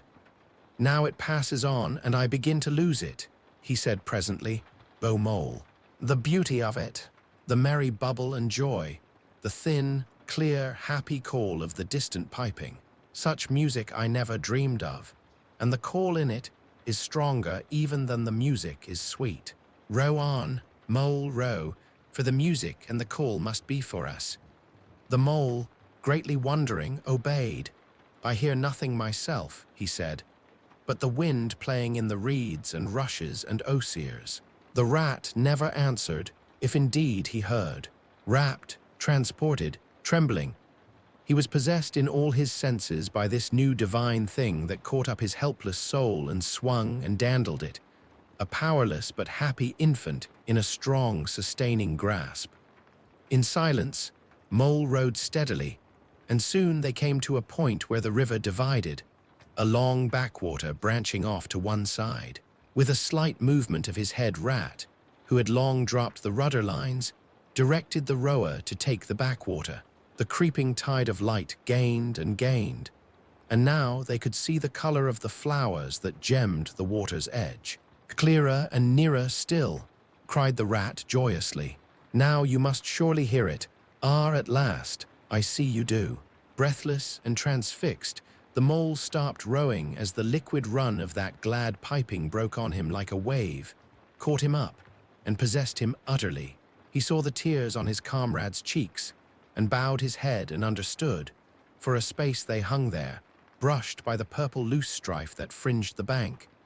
Then the clear imperious summons that marched hand in hand with the intoxicating melody imposed its will on Mole, and mechanically he bent to his oars again, and the light grew steadily stronger, but no birds sang as they were wont to do at the approach of dawn, and but for the heavenly music all was marvelously still.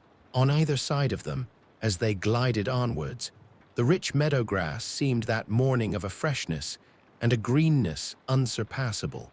Never had they noticed the roses so vivid, the willow herb so riotous, the meadow sweet so odorous and pervading.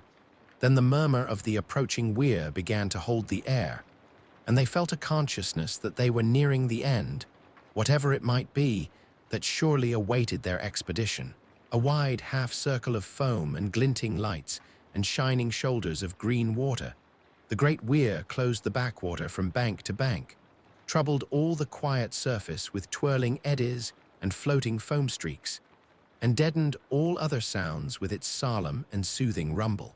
In midmost of the stream, embraced in the weir's shimmering arm spread, a small island lay anchored, fringed close with willow and silver birch and alder. Reserved, shy, but full of significance, it hid whatever it might hold behind a veil, keeping it till the hour should come, and with the hour, those who were called and chosen. Slowly, but with no doubt or hesitation whatever, and in something of a solemn expectancy, the two animals passed through the broken, tumultuous water and moored their boat at the flowery margin of the island. In silence they landed and pushed through the blossom and scented herbage and undergrowth that led up to the level ground, till they stood on a little lawn of a marvelous green, set round with nature's own orchard trees, crab-apple, wild cherry, and slow. "This is the place of my song dream, the place the music played to me," whispered the rat, as if in a trance. "Here in this holy place, here if anywhere, surely we shall find him." Then suddenly the mole felt a great awe fall upon him, an awe that turned his muscles to water, bowed his head, and rooted his feet to the ground. It was no panic terror. Indeed, he felt wonderfully at peace and happy, but it was an awe that smote and held him, and without seeing, he knew it could only mean that some august presence was very, very near. With difficulty he turned to look for his friend, and saw him at his side cowed, stricken, and trembling violently. And still there was utter silence in the populous bird-haunted branches around them.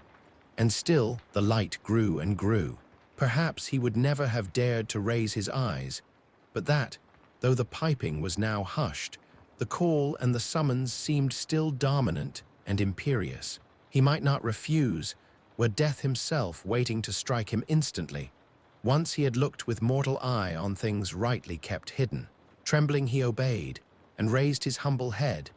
And then, in that utter clearness of the imminent dawn, while nature, flushed with fullness of incredible color, seemed to hold her breath for the event, he looked in the very eyes of the friend and helper, saw the backward sweep of the curved horns gleaming in the growing daylight, saw the stern, hooked nose between the kindly eyes that were looking down on them humorously, while the bearded mouth broke into a half-smile at the corners, saw the rippling muscles on the arm that lay across the broad chest, the long, supple hand still holding the panpipes only just fallen away from the parted lips, saw the splendid curves of the shaggy limbs disposed in majestic ease on the sward, saw, last of all, nestling between his very hooves, sleeping soundly in entire peace and contentment, the little, round, podgy, childish form of the baby otter.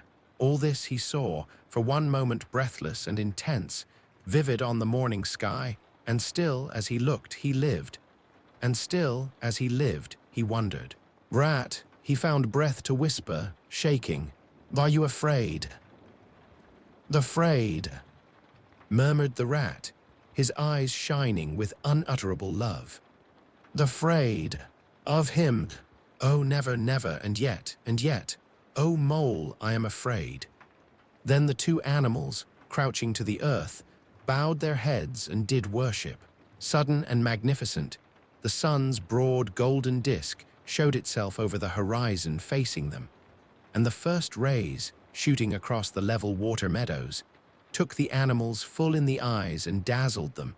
When they were able to look once more, the vision had vanished, and the air was full of the carol of birds that hailed the dawn.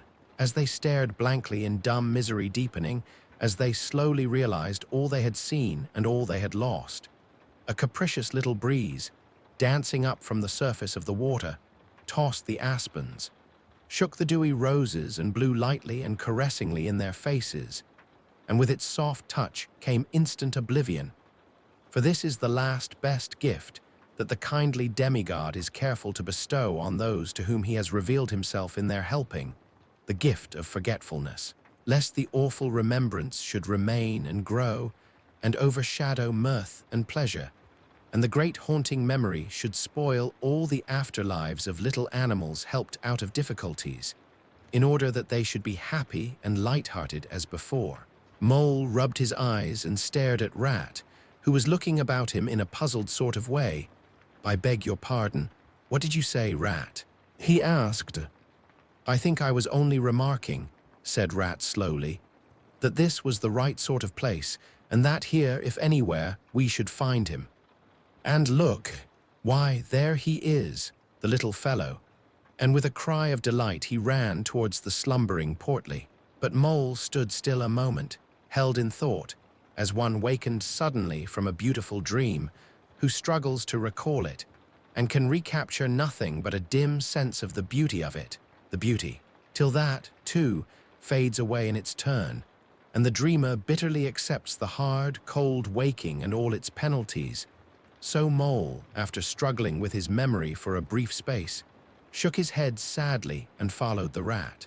Portly woke up with a joyous squeak, and wriggled with pleasure at the sight of his father's friends, who had played with him so often in past days. In a moment, however, his face grew blank, and he fell to hunting round in a circle with pleading whine, as a child that has fallen happily asleep in its nurse's arms, and wakes to find itself alone and laid in a strange place, and searches corners and cupboards, and runs from room to room, despair growing silently in its heart. Even so Portly searched the island and searched, dogged and unwearying, till at last the black moment came for giving it up, and sitting down and crying bitterly.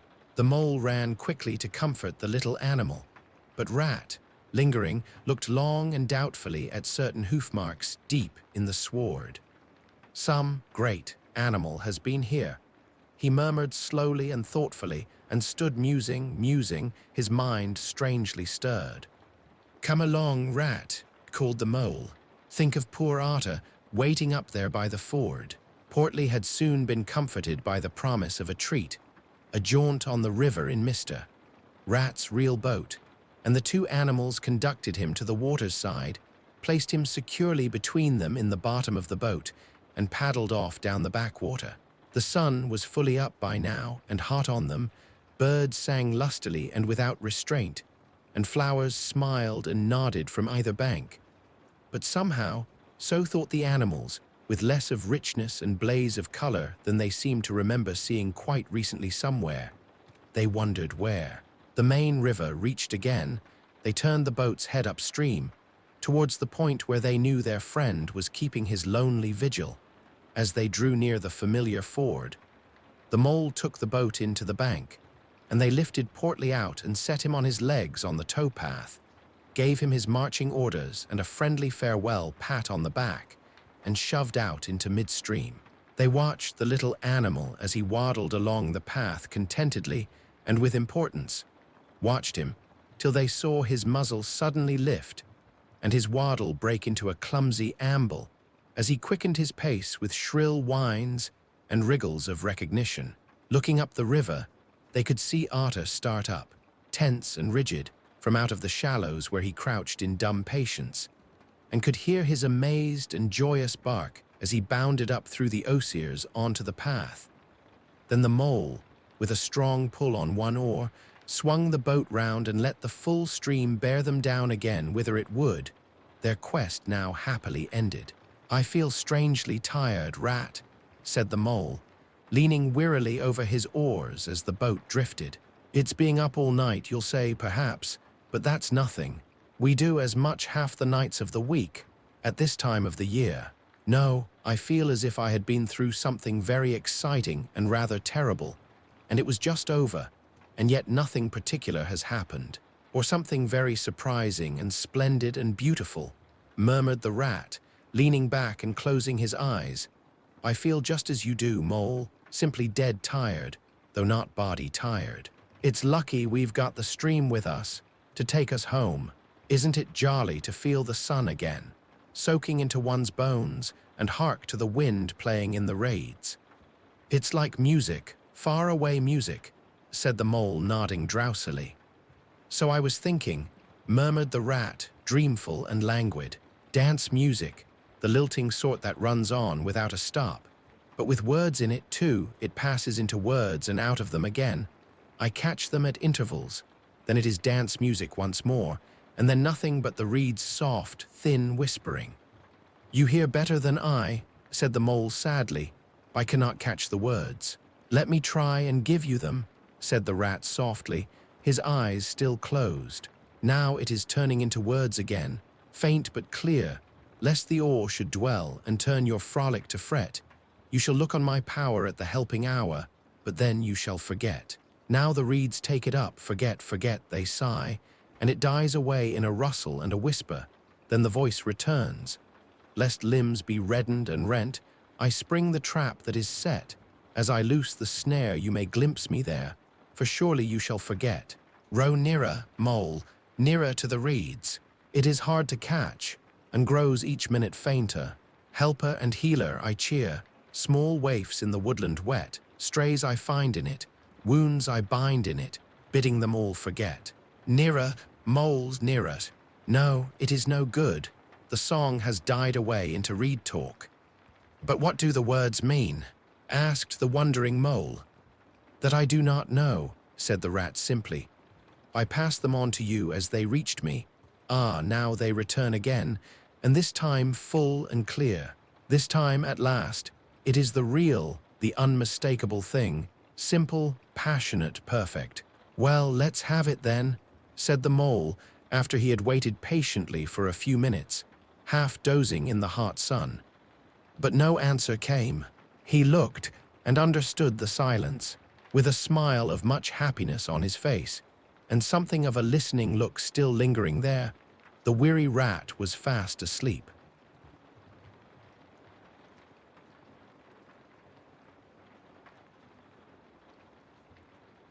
The Wind in the Willows.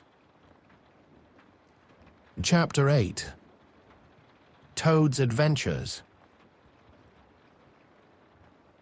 When Toad found himself immured in a dank and noisome dungeon, and knew that all the grim darkness of a medieval fortress lay between him and the outer world of sunshine and well-metalled high roads where he had lately been so happy, disporting himself as if he had bought up every road in England, he flung himself at full length on the floor and shed bitter tears and abandoned himself to dark despair. "This is the end of everything," he said. "At least it is the end of the career of Toad, which is the same thing, the popular and handsome Toad, the rich and hospitable Toad, the Toad so free and careless and debonair. How can I hope to be ever set at large again," he said, "who have been imprisoned so justly for stealing so handsome a motor car in such an audacious manner, and for such lurid and imaginative cheek bestowed upon such a number of fat, red-faced policemen?" Here his sobs choked him. "A stupid animal that I was," he said. "Now I must languish in this dungeon till people who were proud to say they knew me have forgotten the very name of Toad. Oh, wise old badger," he said. "Oh, clever, intelligent rat and sensible mole, what sound judgments, what a knowledge of men and matters you possess, oh unhappy and forsaken Toad."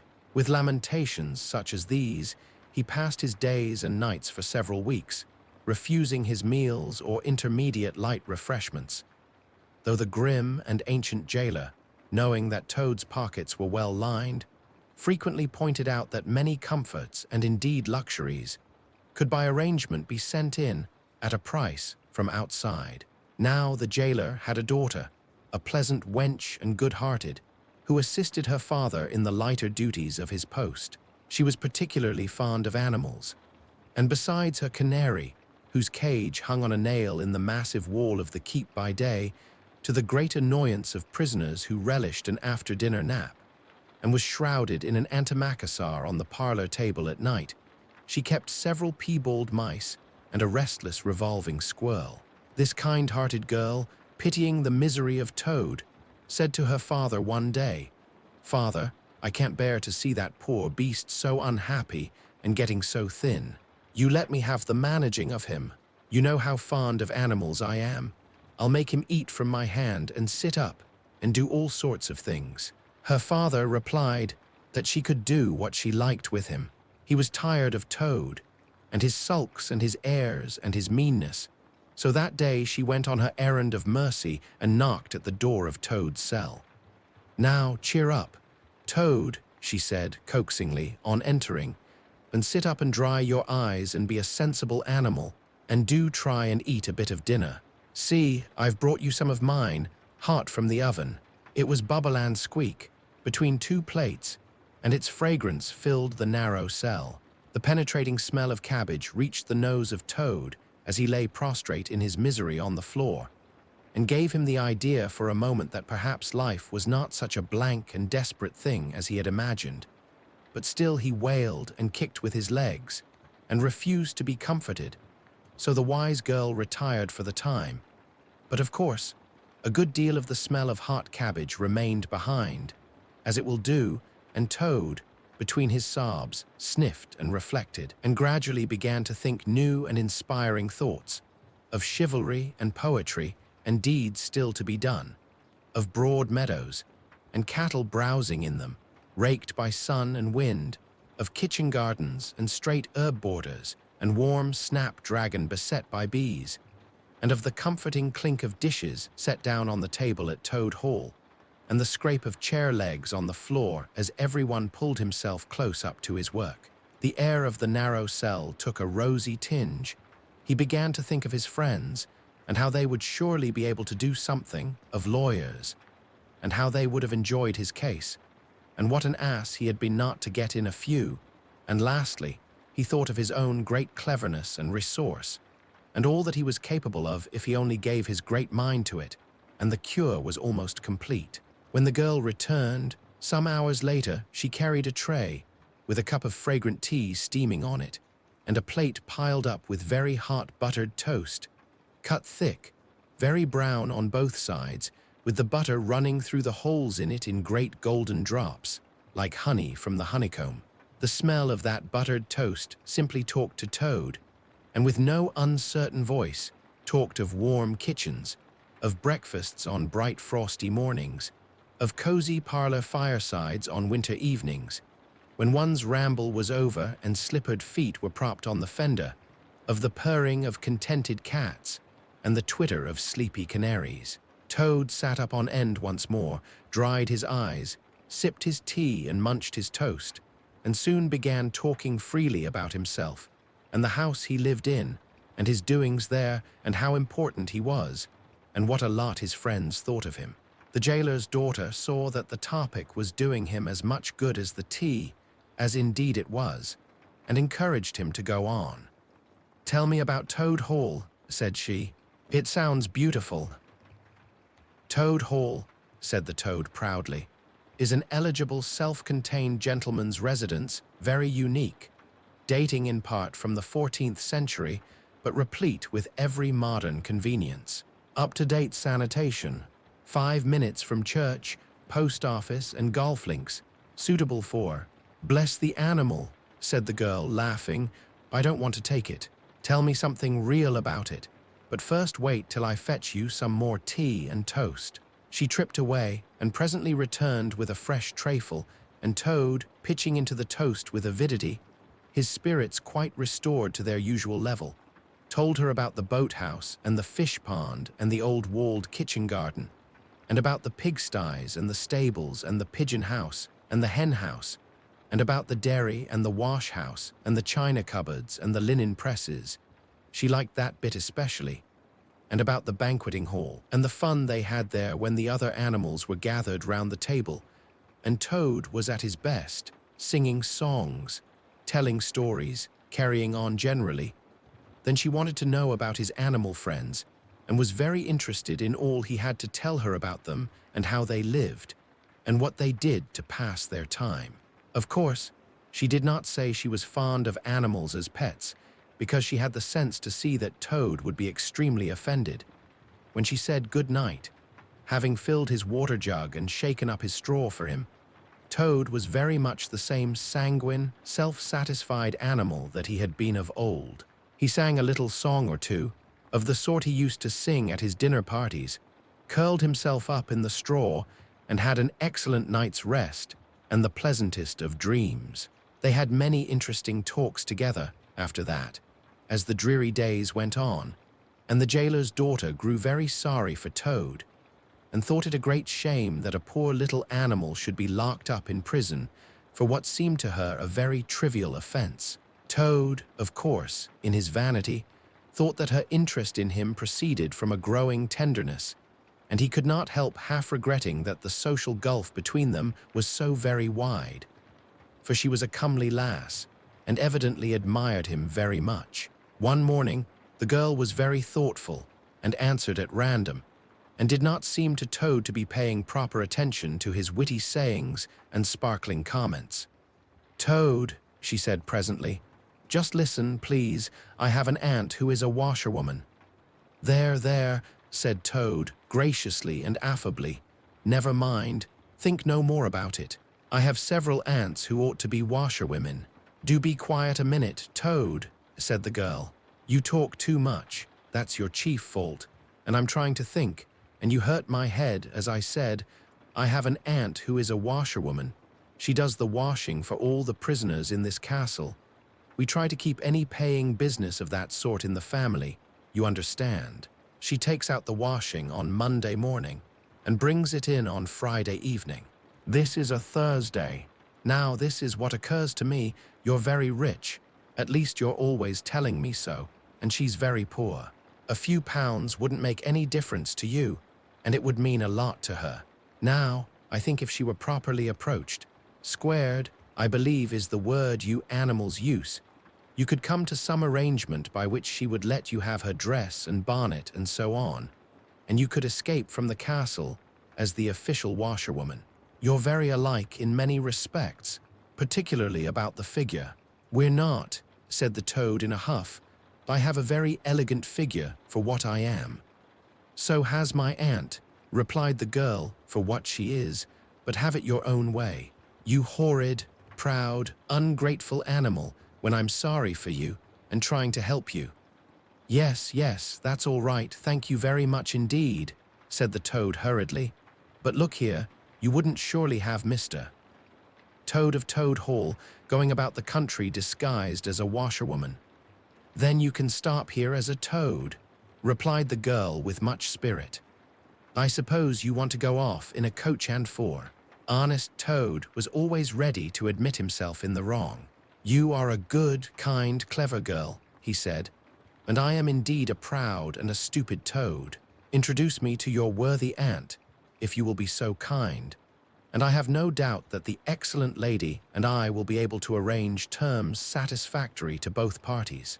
Next evening, the girl ushered her aunt into Toad's cell, bearing his week's washing pinned up in a towel.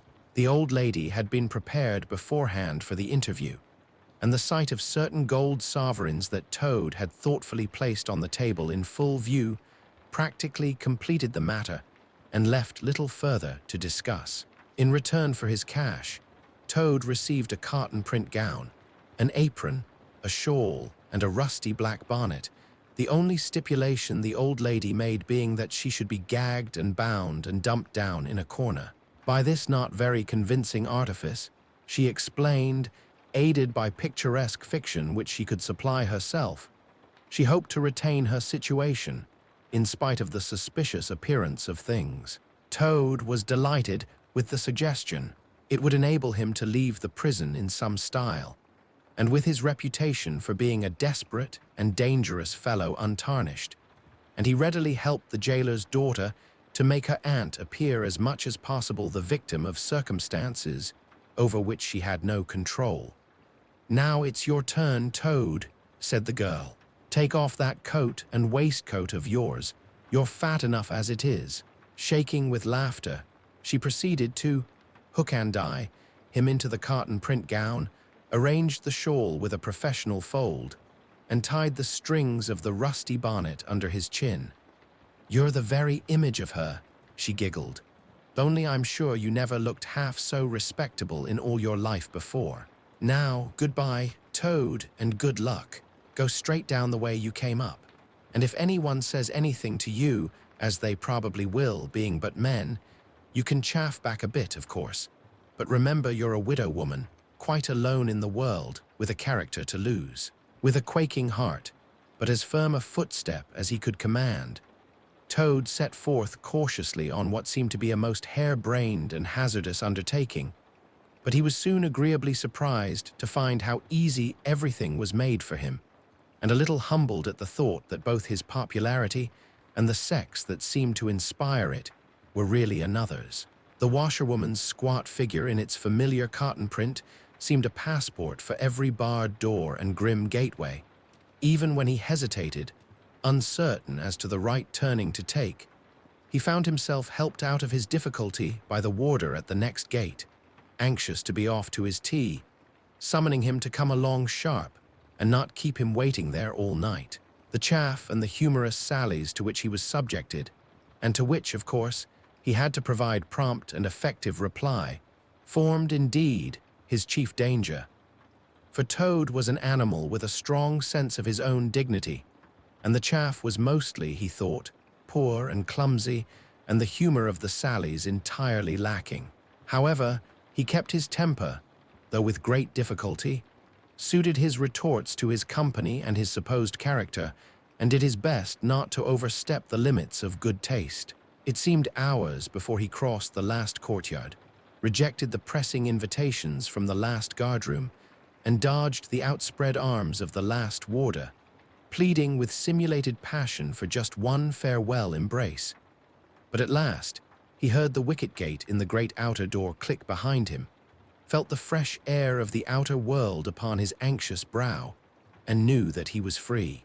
Dizzy with the easy success of his daring exploit, he walked quickly towards the lights of the town, not knowing in the least what he should do next, only quite certain of one thing, that he must remove himself as quickly as possible from the neighborhood where the lady he was forced to represent was so well-known and so popular a character. As he walked along, considering, his attention was caught by some red and green lights a little way off, to one side of the town, and the sound of the puffing and snorting of engines and the banging of shunted trucks fell on his ear. "Aha," he thought, "this is a piece of luck. A railway station is the thing I want most in the whole world at this moment. And what's more, I needn't go through the town to get it, and shan't have to support this humiliating character by repartees which, though thoroughly effective, do not assist one's sense of self-respect."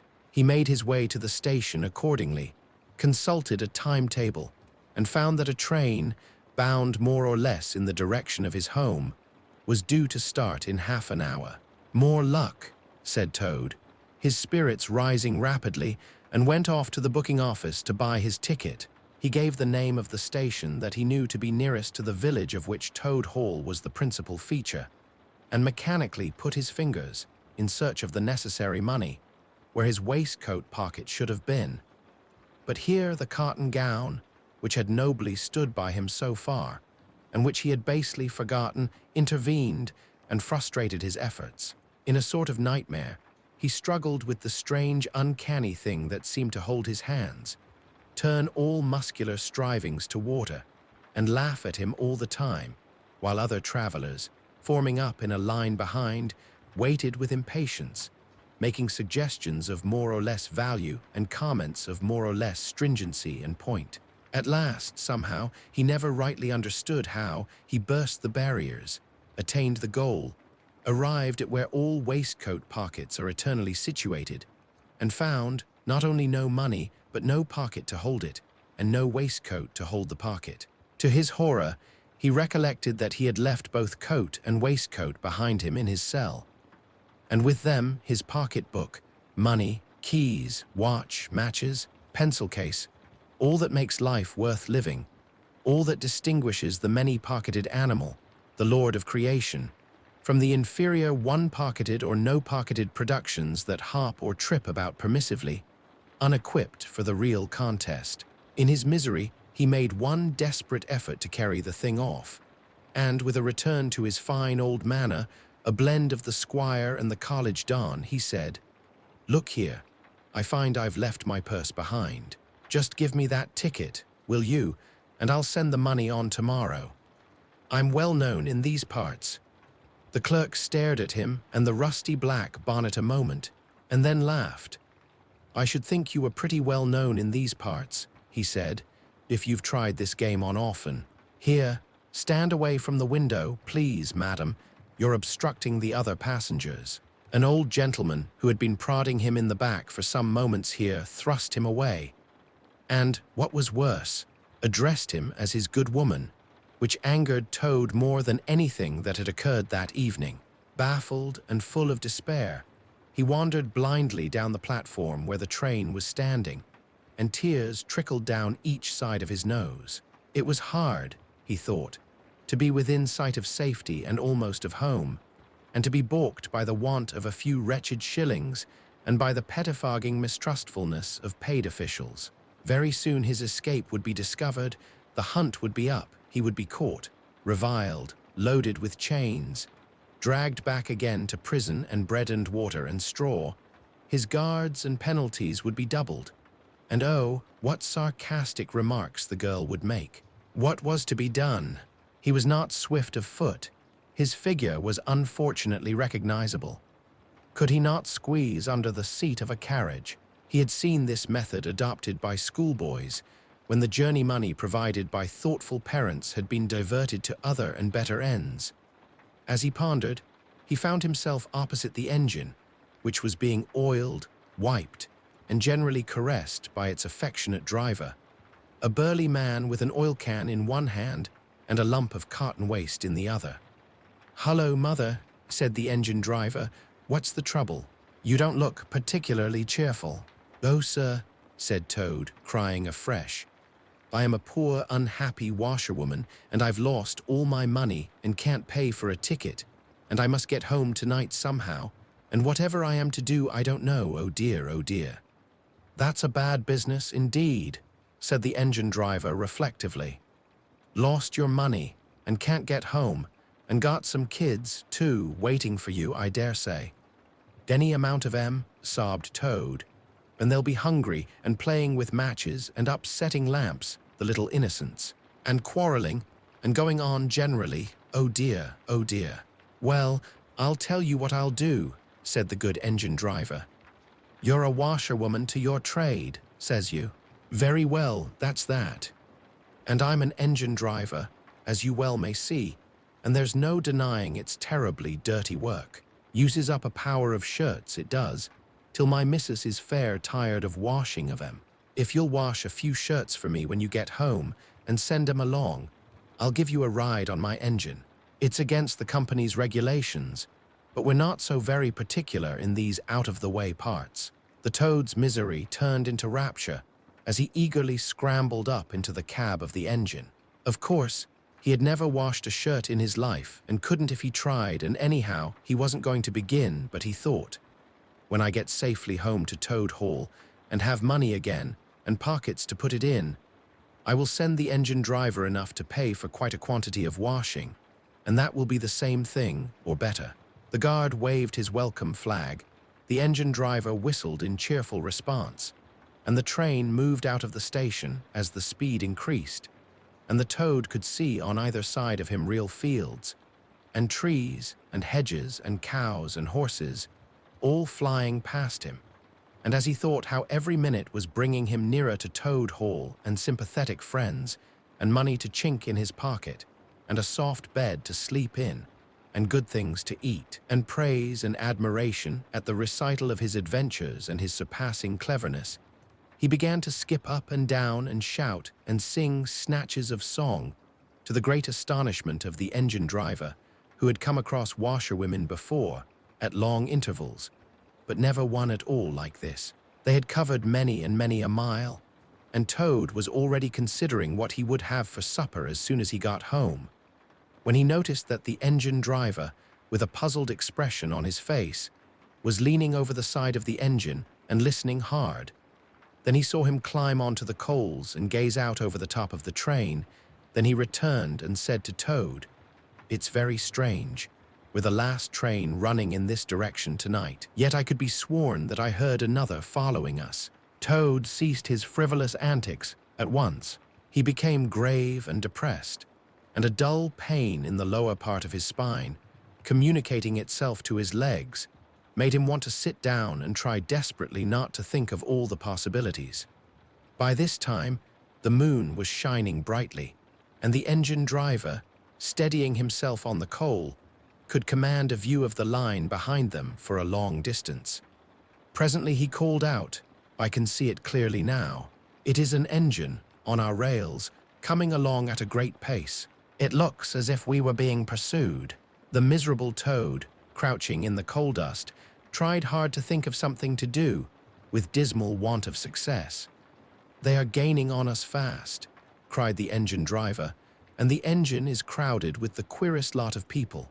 Men like ancient warders, waving halberds, policemen in their helmets, waving truncheons, and shabbily dressed men in pot hats.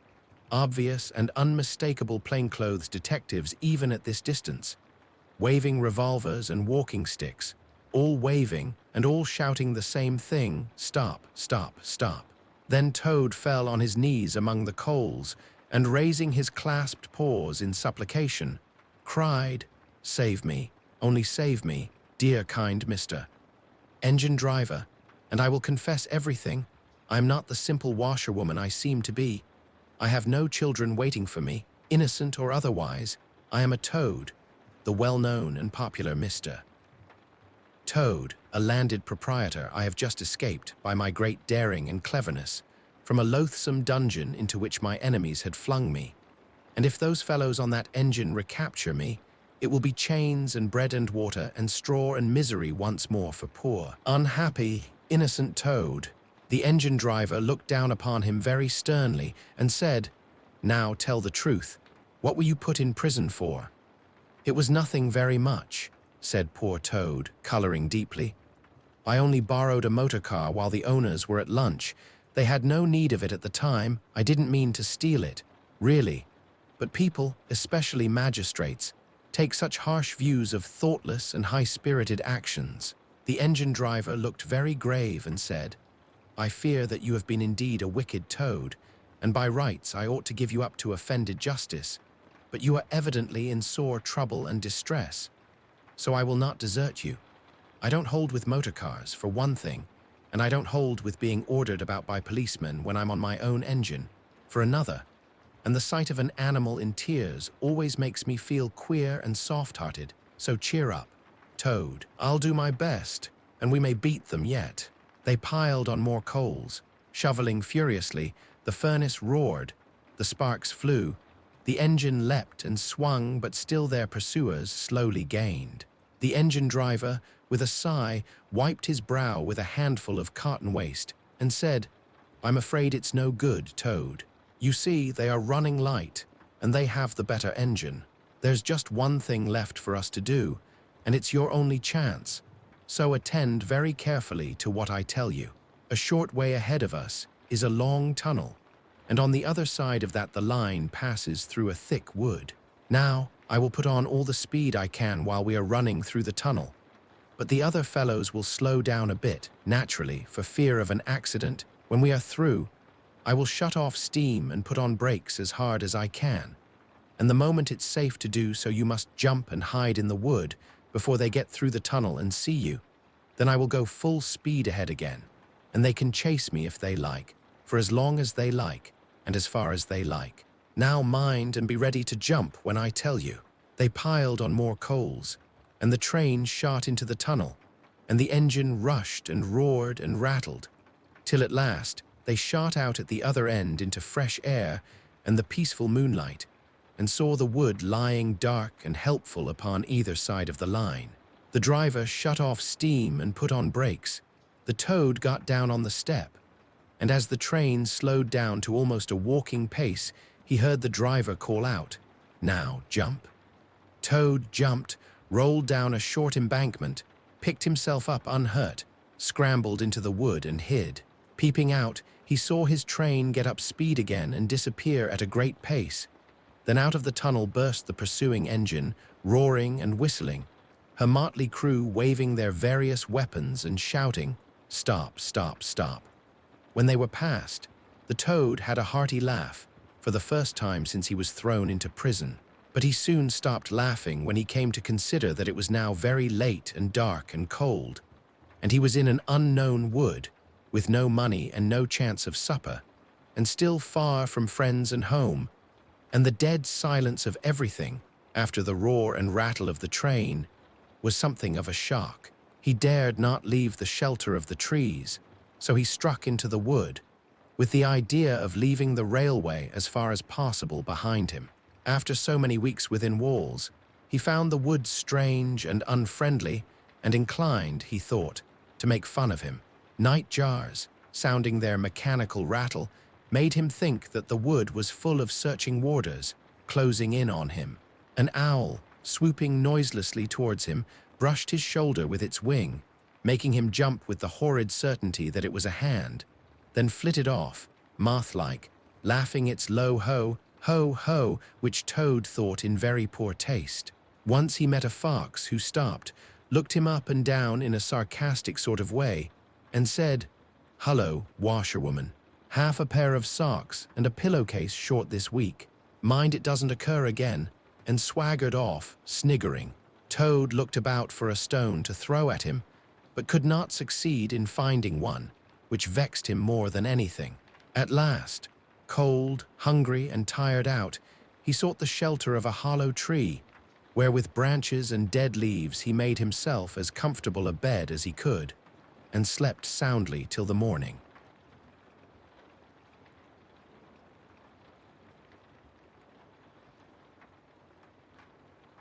The Wind in the Willows. Chapter 9. Wayfarers All. The water rat was restless, and he did not exactly know why. To all appearance, the summer's pomp was still at fullest height, and although in the tilled acres green had given way to gold, though rowans were reddening, and the woods were dashed here and there with a tawny fierceness, yet light and warmth and color were still present in undiminished measure, clean of any chilly premonitions of the passing year. But the constant chorus of the orchards and hedges had shrunk to a casual evensong from a few yet unwearied performers. The robin was beginning to assert himself once more, and there was a feeling in the air of change and departure. The cuckoo, of course, had long been silent, but many another feathered friend, for months a part of the familiar landscape and its small society, was missing too, and it seemed that the ranks thinned steadily day by day. Rat, ever observant of all winged movement, saw that it was taking daily a southing tendency, and even as he lay in bed at night, he thought he could make out, passing in the darkness overhead, the beat and quiver of impatient pinions, obedient to the peremptory call.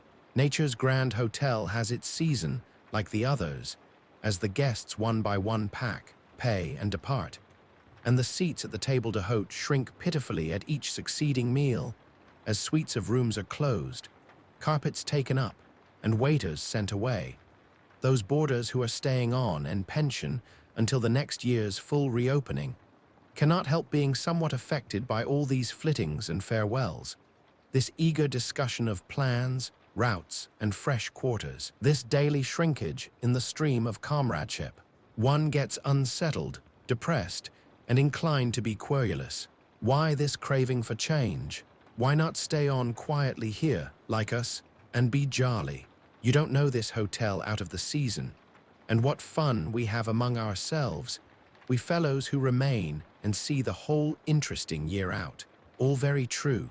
No doubt the others always reply, we quite envy you, and some other year perhaps, but just now we have engagements, and there's the bus at the door, our time is up.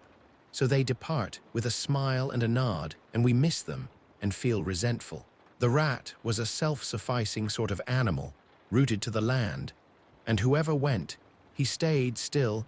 He could not help noticing what was in the air and feeling some of its influence in his bones.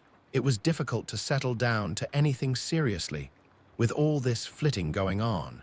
Leaving the waterside, where rushes stood thick and tall in a stream that was becoming sluggish and low, he wandered countrywards, crossed a field or two of pasturage already looking dusty and parched, and thrust into the great sea of wheat, yellow, wavy, and murmurous, full of quiet motion and small whisperings. Here he often loved to wander, through the forest of stiff, strong stalks that carried their own golden sky away over his head, a sky that was always dancing, shimmering, softly talking, or swaying strongly to the passing wind, and recovering itself with a toss and a merry laugh. Here, too, he had many small friends, a society complete in itself, leading full and busy lives, but always with a spare moment to gossip and exchange news with a visitor.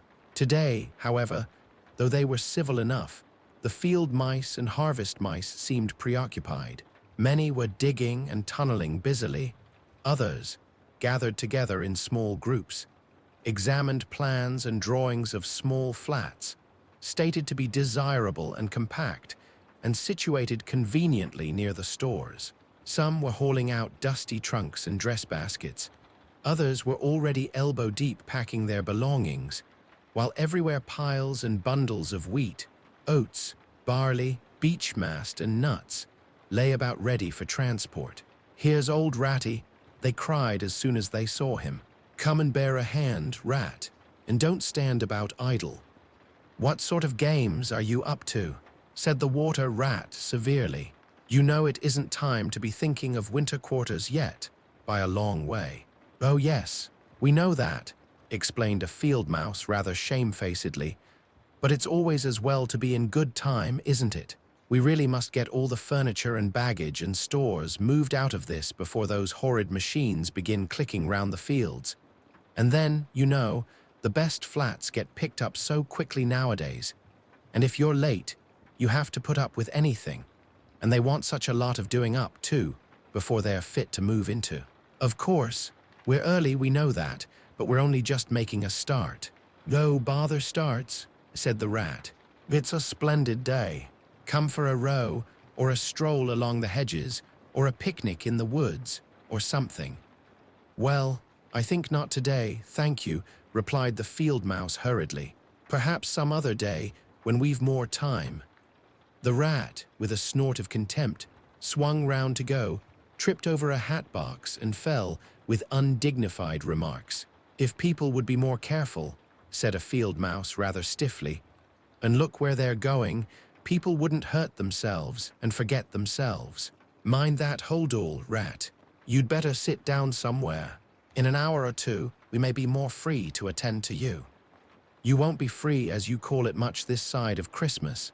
I can see that, retorted the rat grumpily, as he picked his way out of the field. He returned somewhat despondently to his river again, his faithful, steady-going old river, which never packed up, flitted, or went into winter quarters. In the osiers, which fringed the bank, he spied a swallow sitting. Presently it was joined by another, and then by a third, and the birds, fidgeting restlessly on their bough, talked together earnestly and low. "What, already?" said the rat, strolling up to them. "What's the hurry? I call it simply ridiculous."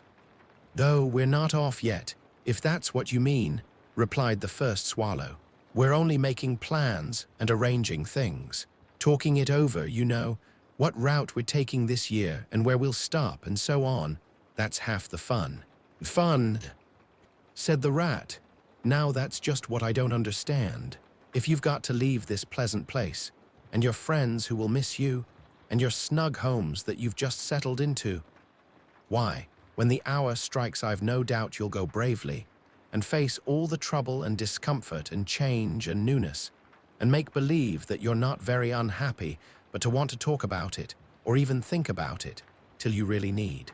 "No, you don't understand, naturally," said the second swallow. "First, we feel it stirring within us, a sweet unrest. Then back come the recollections one by one, like homing pigeons. They flutter through our dreams at night. They fly with us in our wheelings and circlings by day. We hunger to inquire of each other, to compare notes and assure ourselves that it was all really true. As one by one the scents and sounds and names of long-forgotten places come gradually back and beckon to us. Couldn't you stop on for just this year?" suggested the water rat, wistfully. "We'll all do our best to make you feel at home. You've no idea what good times we have here, while you are far away." "I tried stopping on 1 year," said the third swallow.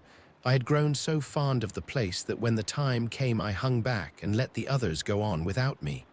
For a few weeks it was all well enough, but afterwards, oh, the weary length of the nights, the shivering, sunless days, the air so clammy and chill, and not an insect in an acre of it.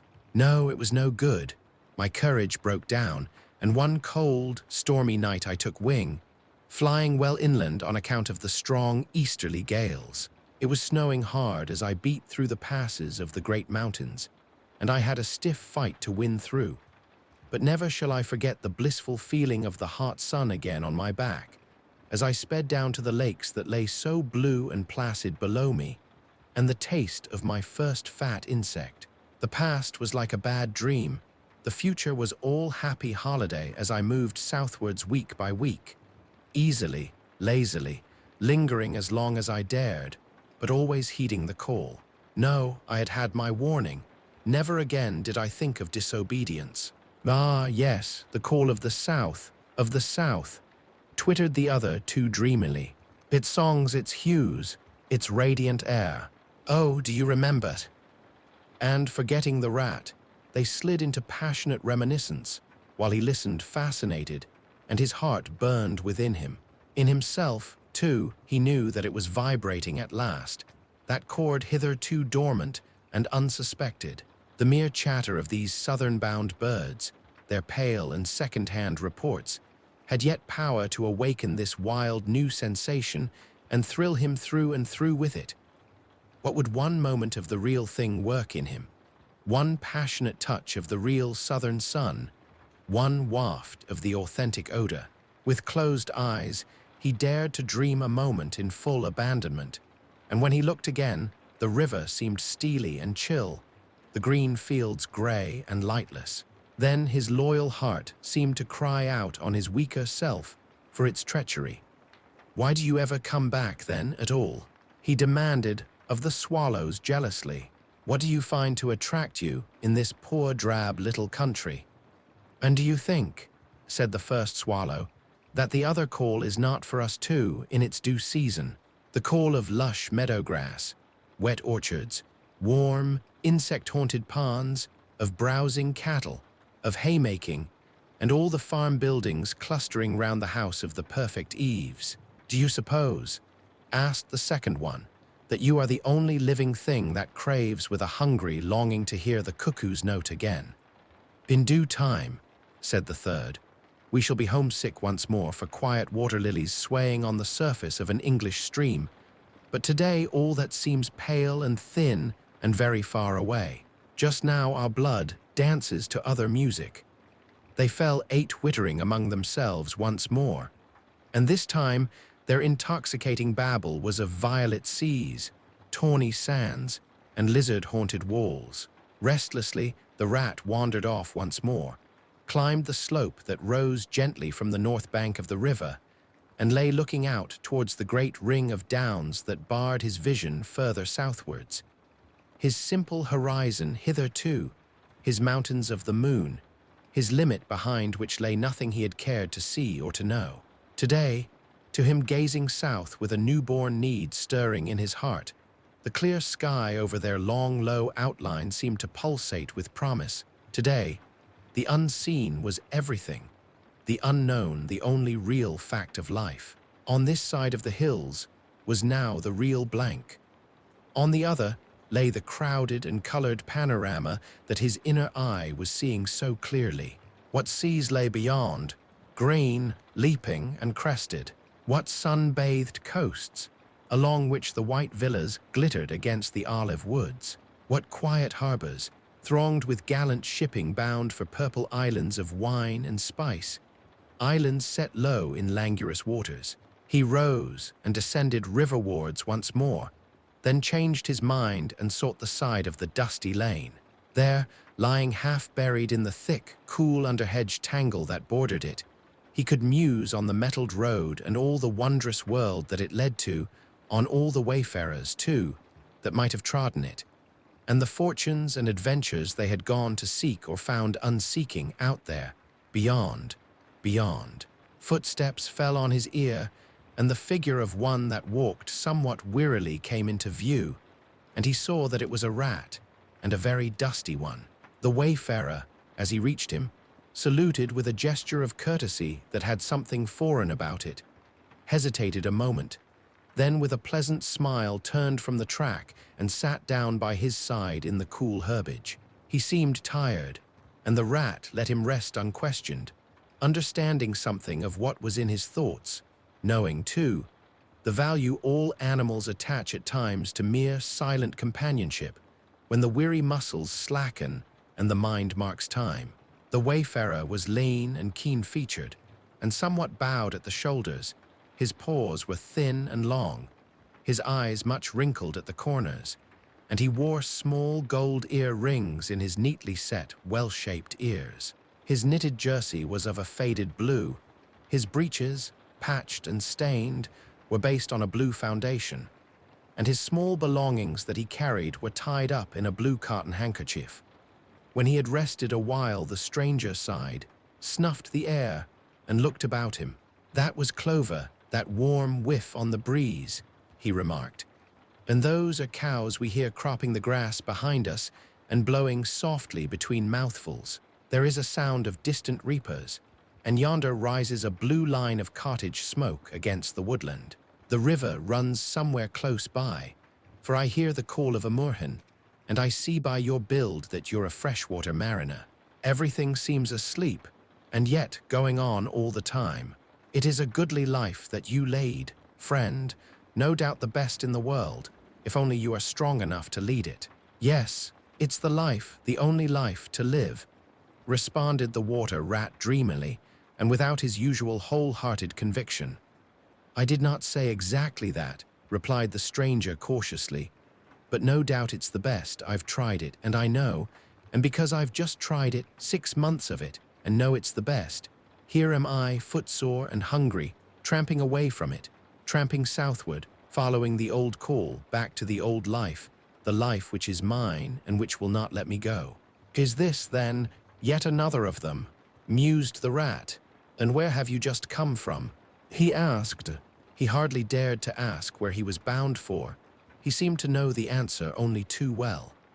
"Nice little farm," replied the wayfarer briefly. "You belong in that direction." He nodded northwards. "Never mind about it. I had everything I could want, everything I had any right to expect of life and more, and here I am. Glad to be here all the same, though. Glad to be here. So many miles further on the road, so many hours nearer to my heart's desire." His shining eyes held fast to the horizon, and he seemed to be listening for some sound that was wanting from that inland acreage, vocal as it was with the cheerful music of pasturage and farmyard. "You are not one of us," said the water rat, "nor yet a farmer, nor even, I should judge, of this country." "Right," replied the stranger. "I'm a seafaring rat, I am, and the port I originally hail from is Constantinople, though I'm a sort of a foreigner there too, in a manner of speaking.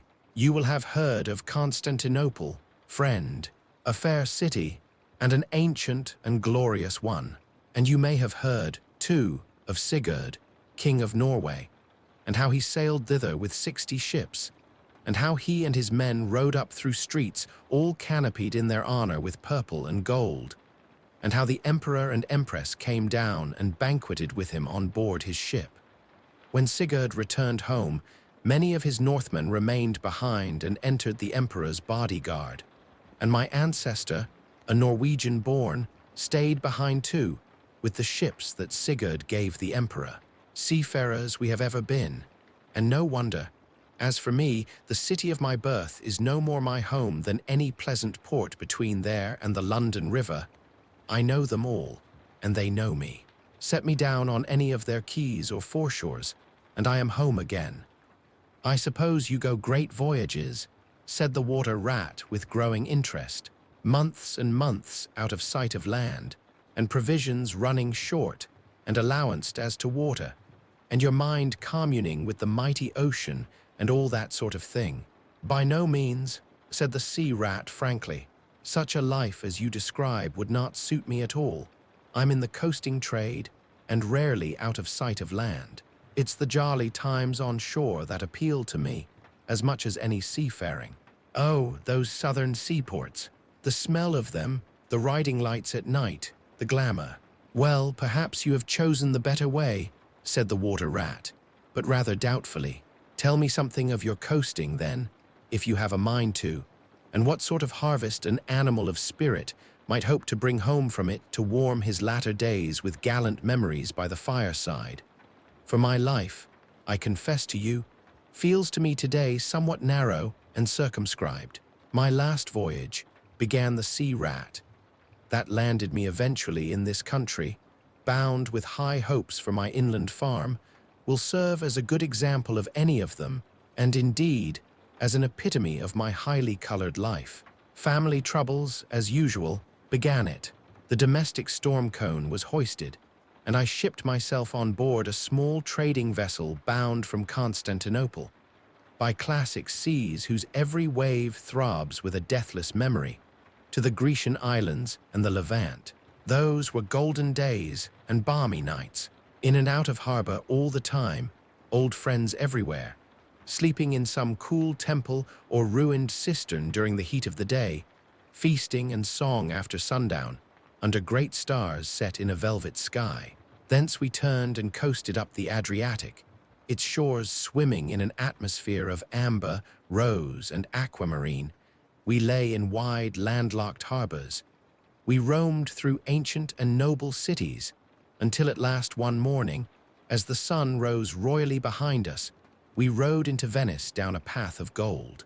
Oh, Venice is a fine city, wherein a rat can wander at his ease and take his pleasure, or when weary of wandering, can sit at the edge of the Grand Canal at night, feasting with his friends, when the air is full of music, and the sky full of stars, and the lights flash and shimmer on the polished steel prows of the swaying gondolas, packed so that you could walk across the canal on them from side to side.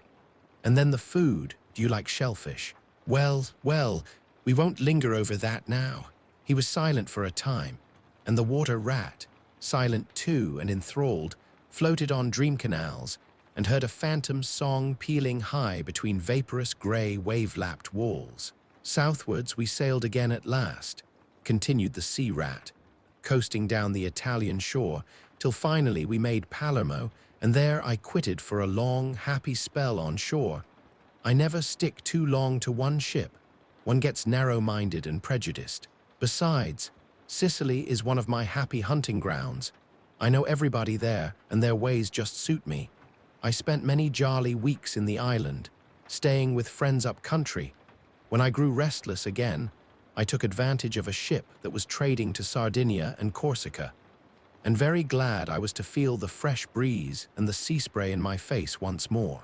But isn't it very hot and stuffy down in the hold, I think you call it? Asked the water rat.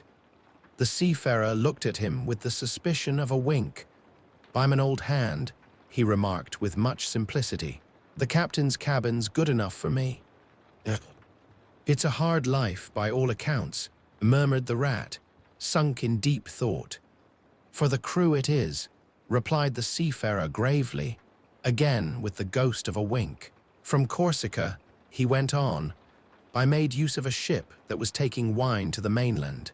We made a lassio in the evening, lay to, hauled up our wine casks, and hove them overboard, tied one to the other by a long line. Then the crew took to the boats and rowed shorewards, singing as they went, and drawing after them the long bobbing procession of casks, like a mile of porpoises. On the sands they had horses waiting, which dragged the casks up the steep street of the little town with a fine rush and clatter and scramble. When the last cask was in, we went and refreshed and rested, and sat late into the night, drinking with our friends, and next morning I took to the great olive woods for a spell and a rest. For now I had done with islands for the time, and ports and shipping were plentiful. So I led a lazy life among the peasants, lying and watching them work, or stretched high on the hillside with the blue Mediterranean far below me, and so at length, by easy stages, and partly on foot, partly by sea, to Marseille, and the meeting of old shipmates, and the visiting of great ocean-bound vessels, and feasting once more. Talk of shellfish. Why, sometimes I dream of the shellfish of Marseille, and wake up crying. That reminds me, said the polite water rat. You happened to mention that you were hungry, and I ought to have spoken earlier. Of course, you will stop and take your midday meal with me. My hole is close by. It is some time past noon, and you are very welcome to whatever there is. Now I call that kind and brotherly of you, said the sea rat. I was indeed hungry when I sat down, and ever since I inadvertently happened to mention shellfish, my pangs have been extreme, but couldn't you fetch it along out here? I am none too fond of going under hatches, unless I'm obliged to. And then, while we eat, I could tell you more concerning my voyages and the pleasant life I lead. At least, it is very pleasant to me, and by your attention I judge it commends itself to you. Whereas if we go indoors, it is 100 to 1 that I shall presently fall asleep. That is indeed an excellent suggestion, said the water rat, and hurried off home. There he got out the luncheon basket, and packed a simple meal, in which, remembering the stranger's origin and preferences, he took care to include a yard of long French bread, a sausage out of which the garlic sang, some cheese which lay down and cried, and a long-necked straw-covered flask wherein lay bottled sunshine shed and garnered on far southern slopes. Thus laden, he returned with all speed and blushed for pleasure at the old seaman's commendations of his taste and judgment, as together they unpacked the basket and laid out the contents on the grass by the roadside. The sea rat, as soon as his hunger was somewhat assuaged, continued the history of his latest voyage, conducting his simple hearer from port to port of Spain, landing him at Lisbon, Oporto, and Bordeaux, introducing him to the pleasant harbors of Cornwall and Devon, and so up the channel to that final quayside, where, landing after winds long contrary, storm-driven and weather-beaten, he had caught the first magical hints and heraldings of another spring, and, fired by these, had sped on a long tramp inland, hungry for the experiment of life on some quiet farmstead, very far from the weary beating of any sea.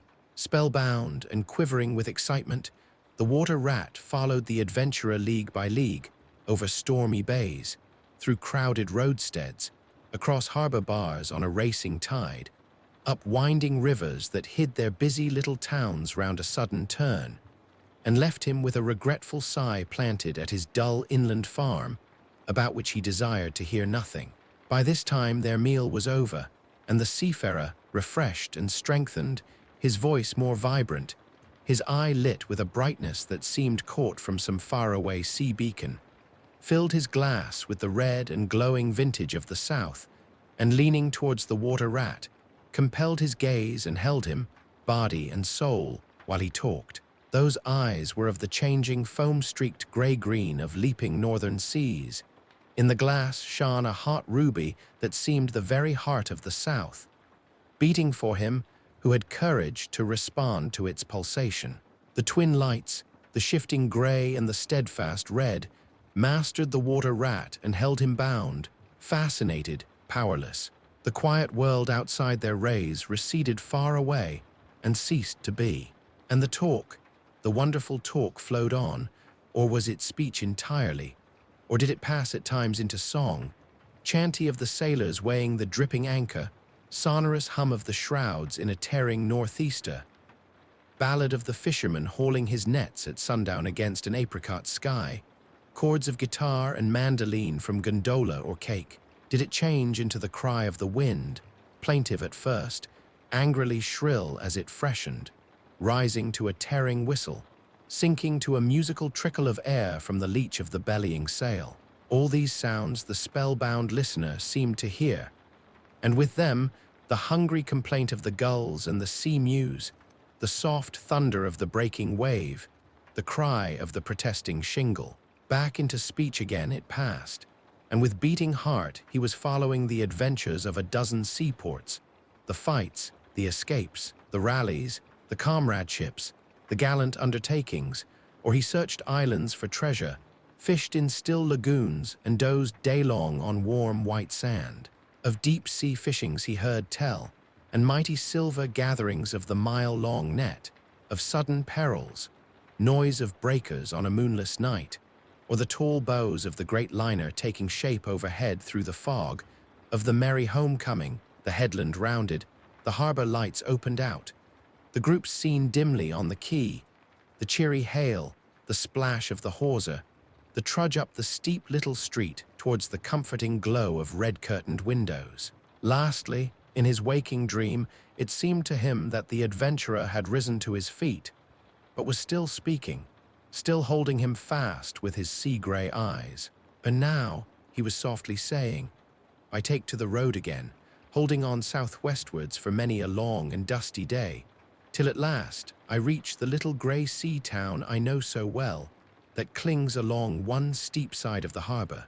There through dark doorways you look down flights of stone steps, overhung by great pink tufts of valerian, and ending in a patch of sparkling blue water.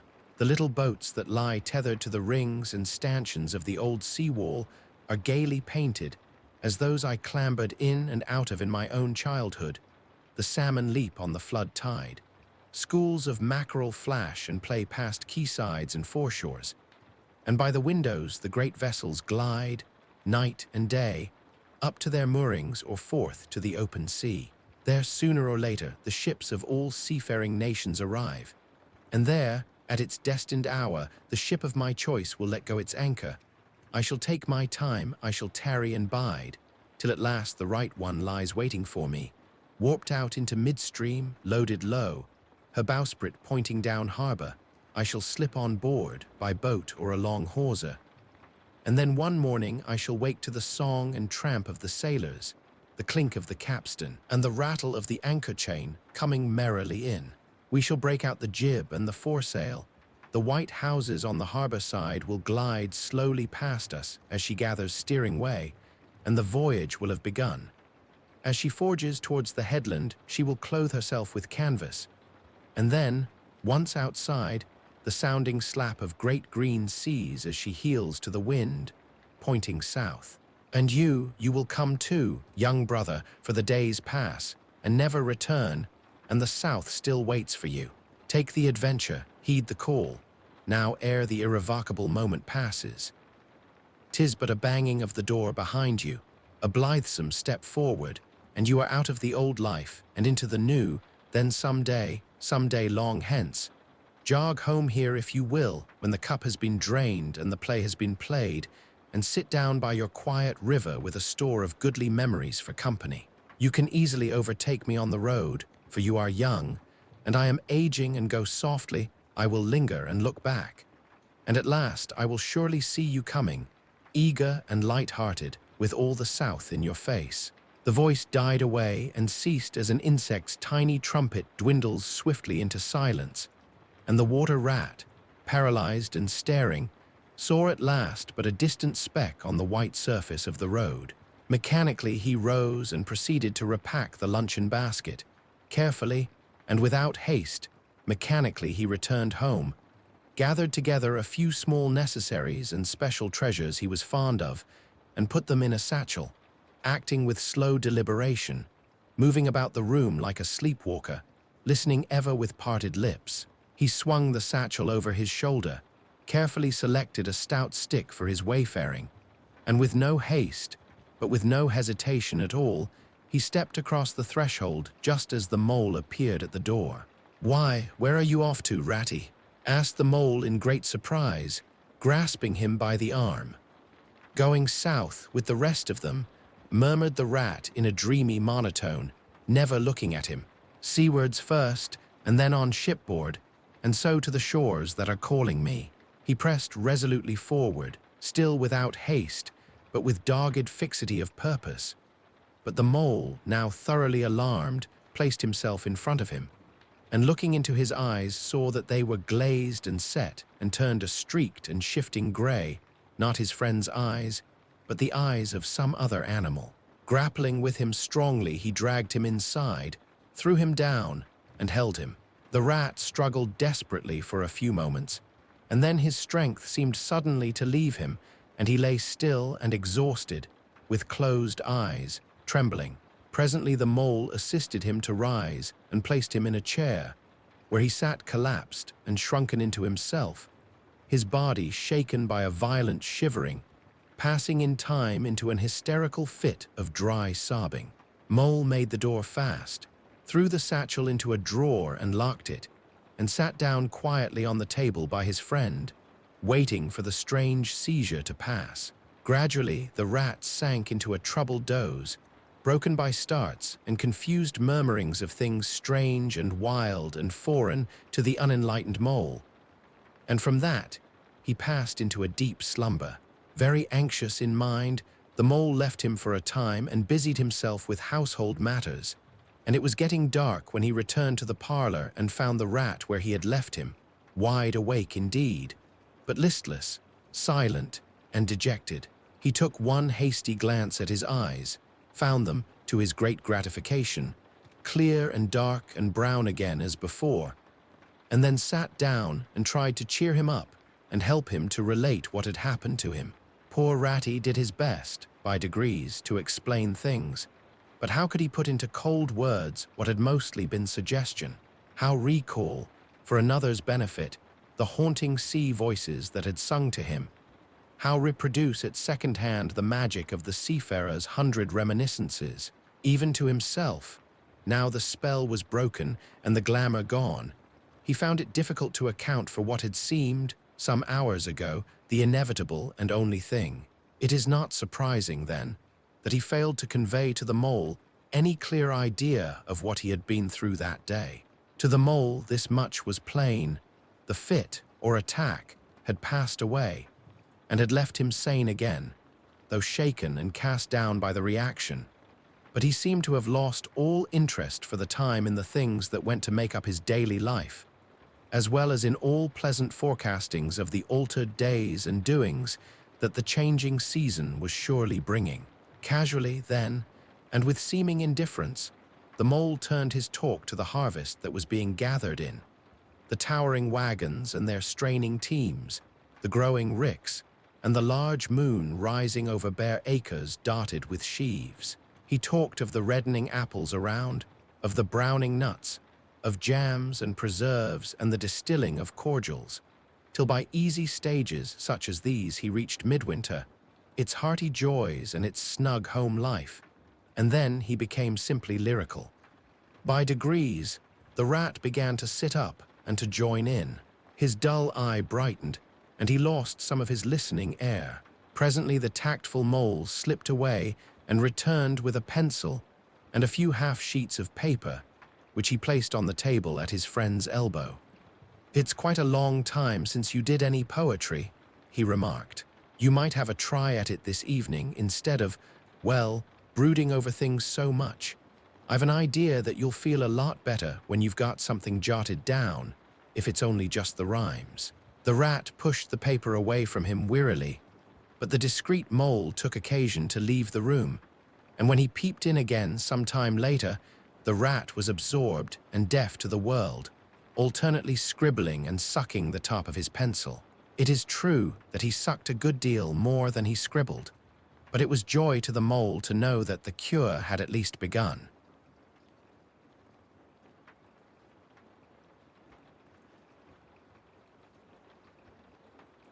The Wind in the Willows. Chapter 10. The Further Adventures of Toad.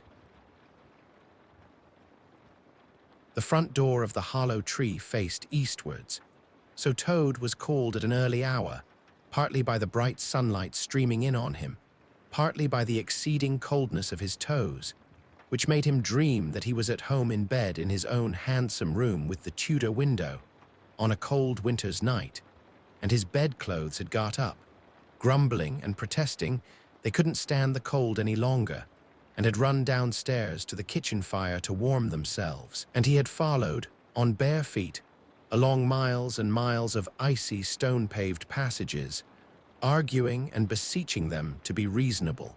He would probably have been aroused much earlier, had he not slept for some weeks on straw over stone flags, and almost forgotten the friendly feeling of thick blankets pulled well up round the chin. Sitting up, he rubbed his eyes first and his complaining toes next, wondered for a moment where he was, looking round for familiar stone wall and little barred window. Then, with a leap of the heart, remembered everything, his escape, his flight, his pursuit, remembered first and best thing of all, that he was free. Free! The word and the thought alone were worth 50 blankets. He was warm from end to end as he thought of the jolly world outside, waiting eagerly for him to make his triumphal entrance, ready to serve him and play up to him, anxious to help him and to keep him company, as it always had been in days of old before misfortune fell upon him.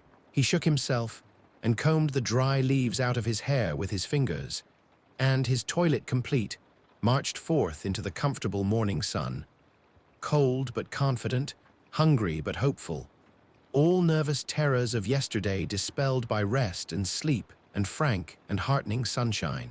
He had the world all to himself that early summer morning. The dewy woodland, as he threaded it, was solitary and still, The green fields that succeeded the trees were his own to do as he liked with. The road itself, when he reached it, in that loneliness that was everywhere, seemed, like a stray dog, to be looking anxiously for company.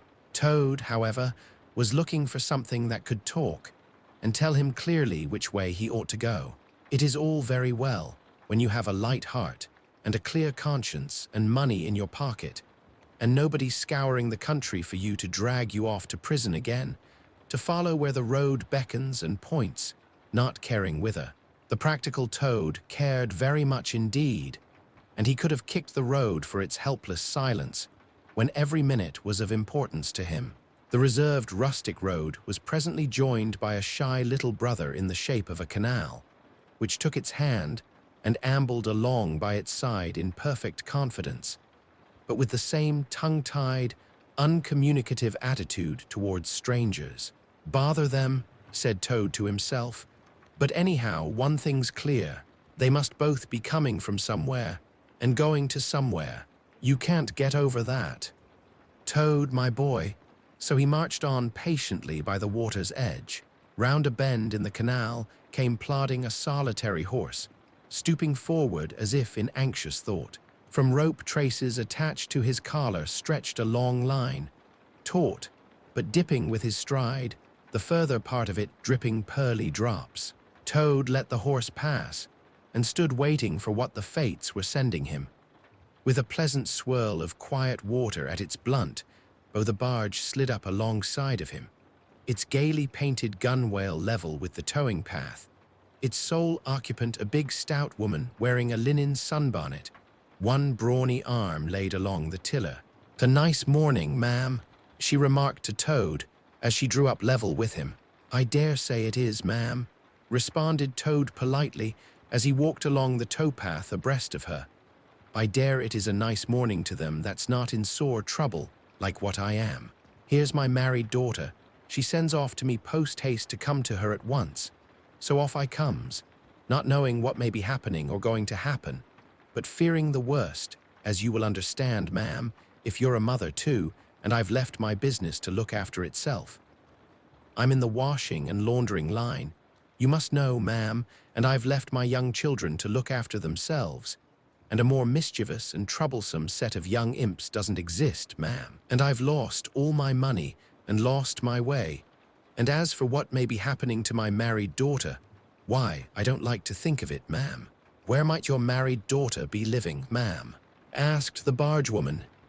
"She lives near to the river, ma'am," replied Toad, "close to a fine house called Toad Hall. That's somewheres hereabouts in these parts. Perhaps you may have heard of it." "Toad Hall? Why, I'm going that way myself," replied the bargewoman. "This canal joins the river some miles further on, a little above Toad Hall, and then it's an easy walk. You come along in the barge with me, and I'll give you a lift." She steered the barge close to the bank, and Toad, with many humble and grateful acknowledgments, stepped lightly on board and sat down with great satisfaction. Toad's luck again, thought he, I always come out on top. "So you're in the washing business, ma'am," said the bargewoman politely as they glided along. "And a very good business you've got too, I dare say, if I'm not making too free in saying so." "Finest business in the whole country," said Toad airily. "All the gentry come to me, wouldn't go to anyone else if they were paid. They know me so well. You see, I understand my work thoroughly and attend to it all myself. Washing, ironing, clear starching, making up gents. Fine shirts for evening wear, everything's done under my own eye." "But surely you don't do all that work yourself, ma'am?" asked the bargewoman respectfully. "Oh, I have girls," said Toad lightly. "20 girls or thereabouts, always at work. But you know what girls are, ma'am. Nasty little husses, that's what I call 'em." "So do I, too," said the bargewoman with great heartiness. "But I dare say you set yours to rights, the idle trollops, and are you very fond of washing?" "I love it," said Toad. "I simply dote on it. Never so happy as when I've got both arms in the washtub. But then, it comes so easy to me." No trouble at all. A real pleasure, I assure you, ma'am. What a bit of luck, meeting you, observed the bargewoman thoughtfully. A regular piece of good fortune for both of us. Why, what do you mean? Asked Toad, nervously. Well, look at me now, replied the bargewoman. I like washing, too, just the same as you do. And for that matter, whether I like it or not, I have got to do all my own, naturally, moving about as I do. Now my husband, he's such a fellow for shirking his work and leaving the barge to me, that never a moment do I get for seeing to my own affairs. By rights, he ought to be here now, either steering or attending to the horse, though luckily the horse has sense enough to attend to himself. Instead of which, he's gone off with the dog to see if they can't pick up a rabbit for dinner somewhere. Says he'll catch me up at the next lock. Well, that's as may be. I don't trust him once he gets off with that dog, who's worse than he is, but meantime, how am I to get on with my washing? Oh, never mind about the washing, said Toad, not liking the subject. Try and fix your mind on that rabbit. A nice fat young rabbit, I'll be bound. Got any onions? I can't fix my mind on anything but my washing, said the bargewoman. And I wonder you can be talking of rabbits with such a joyful prospect before you. There's a heap of things of mine that you'll find in a corner of the cabin. If you'll just take one or two of the most necessary sort, I won't venture to describe them to a lady like you, but you'll recognize them at a glance and put them through the wash-tub as we go along. Why, it'll be a pleasure to you, as you rightly say, and a real help to me. You'll find a tub handy, and soap, and a kettle on the stove, and a bucket to haul up water from the canal with. Then I shall know you're enjoying yourself, instead of sitting here idle, looking at the scenery and yawning your head off. Here, you let me steer, said Toad, now thoroughly frightened. And then you can get on with your washing your own way. I might spoil your things, or not do 'em as you like. I'm more used to gentlemen's things myself. It's my special line. Let you steer, replied the bargewoman, laughing. It takes some practice to steer a barge properly. Besides, it's dull work, and I want you to be happy. No, you shall do the washing you are so fond of, and I'll stick to the steering that I understand. Don't try and deprive me of the pleasure of giving you a treat. Toad was fairly cornered. He looked for escape this way and that, saw that he was too far from the bank for a flying leap, and sullenly resigned himself to his fate. If it comes to that, he thought in desperation, I suppose any fool can wash. He fetched tub, soap, and other necessaries from the cabin, selected a few garments at random, tried to recollect what he had seen in casual glances through laundry windows, and set to. A long half-hour passed, and every minute of it saw Toad getting crosser and crosser. Nothing that he could do to the things seemed to please them or do them good. He tried coaxing, he tried slapping, he tried punching. They smiled back at him out of the tub unconverted, happy in their original sin. Once or twice, he looked nervously over his shoulder at the bargewoman, but she appeared to be gazing out in front of her, absorbed in her steering.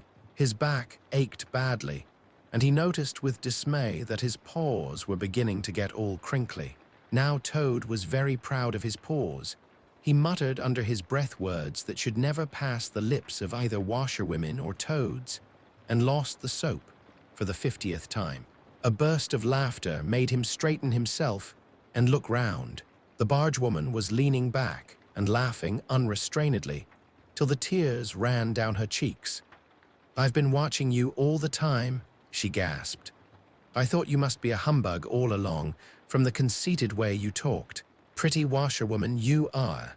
Never washed so much as a dishclout in your life, I'll lay.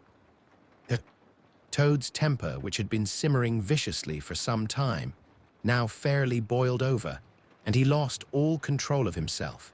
You common, low, fat bargewoman, he shouted. Don't you dare to talk to your betters like that. Washerwoman indeed. I would have you to know that I am a toad, a very well-known, respected, distinguished toad. I may be under a bit of a cloud at present, but I will not be laughed at by a bargewoman." The woman moved nearer to him and peered under his bonnet keenly and closely. "Why, so you are," she cried. "Well, I never.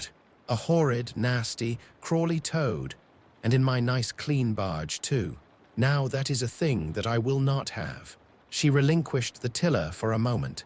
One big mottled arm shot out and caught Toad by a foreleg, while the other gripped him fast by a hind leg. Then the world turned suddenly upside down. The barge seemed to flit lightly across the sky. The wind whistled in his ears, and Toad found himself flying through the air, revolving rapidly as he went. The water, when he eventually reached it with a loud splash, proved quite cold enough for his taste, though its chill was not sufficient to quell his proud spirit or slake the heat of his furious temper. He rose to the surface spluttering, and when he had wiped the duckweed out of his eyes, the first thing he saw was the fat bargewoman looking back at him over the stern of the retreating barge and laughing. And he vowed, as he coughed and choked, to be even with her. He struck out for the shore, but the cotton gown greatly impeded his efforts, and when at length he touched land, he found it hard to climb up the steep bank unassisted. He had to take a minute or two's rest to recover his breath. Then, gathering his wet skirts well over his arms, he started to run after the barge as fast as his legs would carry him, wild with indignation, thirsting for revenge. The bargewoman was still laughing when he drew up level with her.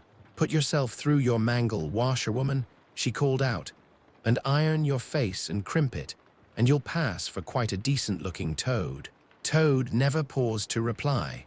Solid revenge was what he wanted, not cheap, windy, verbal triumphs, though he had a thing or two in his mind that he would have liked to say. He saw what he wanted ahead of him. Running swiftly on, he overtook the horse, unfastened the tow rope, and cast off, jumped lightly on the horse's back, and urged it to a gallop by kicking it vigorously in the sides. He steered for the open country, abandoning the towpath and swinging his steed down a rutty lane.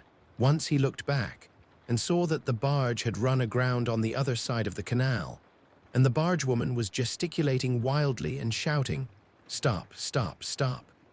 "I've heard that song before," said Toad, laughing, as he continued to spur his steed onward in its wild career. The barge horse was not capable of any very sustained effort, and its gallop soon subsided into a trot, and its trot into an easy walk. But Toad was quite contented with this, knowing that he, at any rate, was moving, and the barge was not. He had quite recovered his temper, now that he had done something he thought really clever, and he was satisfied to jog along quietly in the sun, steering his horse along byways and bridle paths, and trying to forget how very long it was since he had had a square meal, till the canal had been left very far behind him. He had traveled some miles, his horse and he was feeling drowsy in the hot sunshine when the horse stopped, lowered his head, and began to nibble the grass. And Toad, waking up, just saved himself from falling off by an effort. He looked about him and found he was on a wide common, dotted with patches of gorse and bramble as far as he could see. Near him stood a dingy gypsy caravan, and beside it, a man was sitting on a bucket turned upside down, very busy smoking and staring into the wide world. A fire of sticks was burning nearby, and over the fire hung an iron pot, and out of that pot came forth bubblings and gurglings, and a vague, suggestive steaminess. Also smells, warm, rich, and varied smells, that twined and twisted and wreathed themselves at last into one complete, voluptuous, perfect smell that seemed like the very soul of nature taking form and appearing to her children, a true goddess, a mother of solace and comfort. Toad now knew well that he had not been really hungry before. What he had felt earlier in the day had been a mere trifling qualm. This was the real thing at last, and no mistake, and it would have to be dealt with speedily too, or there would be trouble for somebody or something. He looked the gypsy over carefully, wondering vaguely whether it would be easier to fight him or cajole him. So there he sat and sniffed, and looked at the gypsy, and the gypsy sat and smoked and looked at him. Presently the gypsy took his pipe out of his mouth and remarked in a careless way, "Want to sell that there horse of yours?" Toad was completely taken aback. He did not know that gypsies were very fond of horse stealing and never missed an opportunity, and he had not reflected that caravans were always on the move and took a deal of drawing. It had not occurred to him to turn the horse into cash, but the gypsy's suggestion seemed to smooth the way towards the two things he wanted so badly: ready money and a solid breakfast. "What?" he said. "Me sell this beautiful young horse of mine? Oh no, it's out of the question. Who's going to take the washing home to my customers every week? Besides, I'm too fond of him, and he simply dotes on me." "Try and love a donkey," suggested the gypsy. "Some people do." "You don't seem to see," it continued Toad, "that this fine horse of mine is a cut above you altogether. He's a blood horse. He is, partly, not the part you see, of course, another part, and he's been a prize hackney, too, in his time. That was the time before you knew him. But you can still tell it on him at a glance, if you understand anything about horses. No, it's not to be thought of for a moment. All the same, how much might you be disposed to offer me for this beautiful young horse of mine?" The gypsy looked the horse over, and then he looked Toad over with equal care, and looked at the horse again. "Shillin' a leg," he said briefly, and turned away, continuing to smoke and try to stare the wide world out of countenance. "A shilling a leg," cried Toad. "If you please, I must take a little time to work that out and see just what it comes to." He climbed down off his horse and left it to graze and sat down by the gypsy and did sums on his fingers, and at last he said, "A shilling a leg. Why, that comes to exactly 4 shillings, and no more. Oh no, I could not think of accepting 4 shillings for this beautiful young horse of mine." "Well," said the gypsy, "I'll tell you what I will do. I'll make it 5 shillings, and that's 3 and 6pence more than the animal's worth, and that's my last word." Then Toad sat and pondered long and deeply, for he was hungry and quite penniless, and still some way, he knew not how far, from home, and enemies might still be looking for him. To one in such a situation, 5 shillings may very well appear a large sum of money. On the other hand, it did not seem very much to get for a horse. But then, again, the horse hadn't cost him anything, so whatever he got was all clear profit. At last he said firmly, "Look here, gypsy, I tell you what we will do, and this is my last word.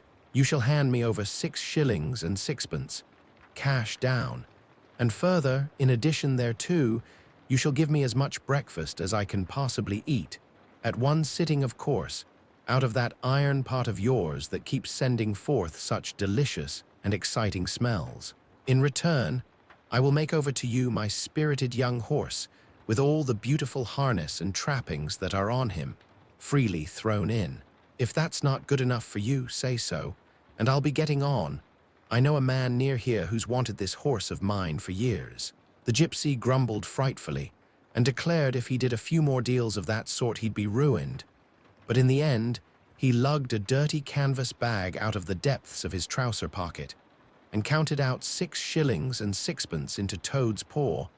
Then he disappeared into the caravan for an instant and returned with a large iron plate and a knife, fork, and spoon. He tilted up the pot, and a glorious stream of hot, rich stew gurgled into the plate.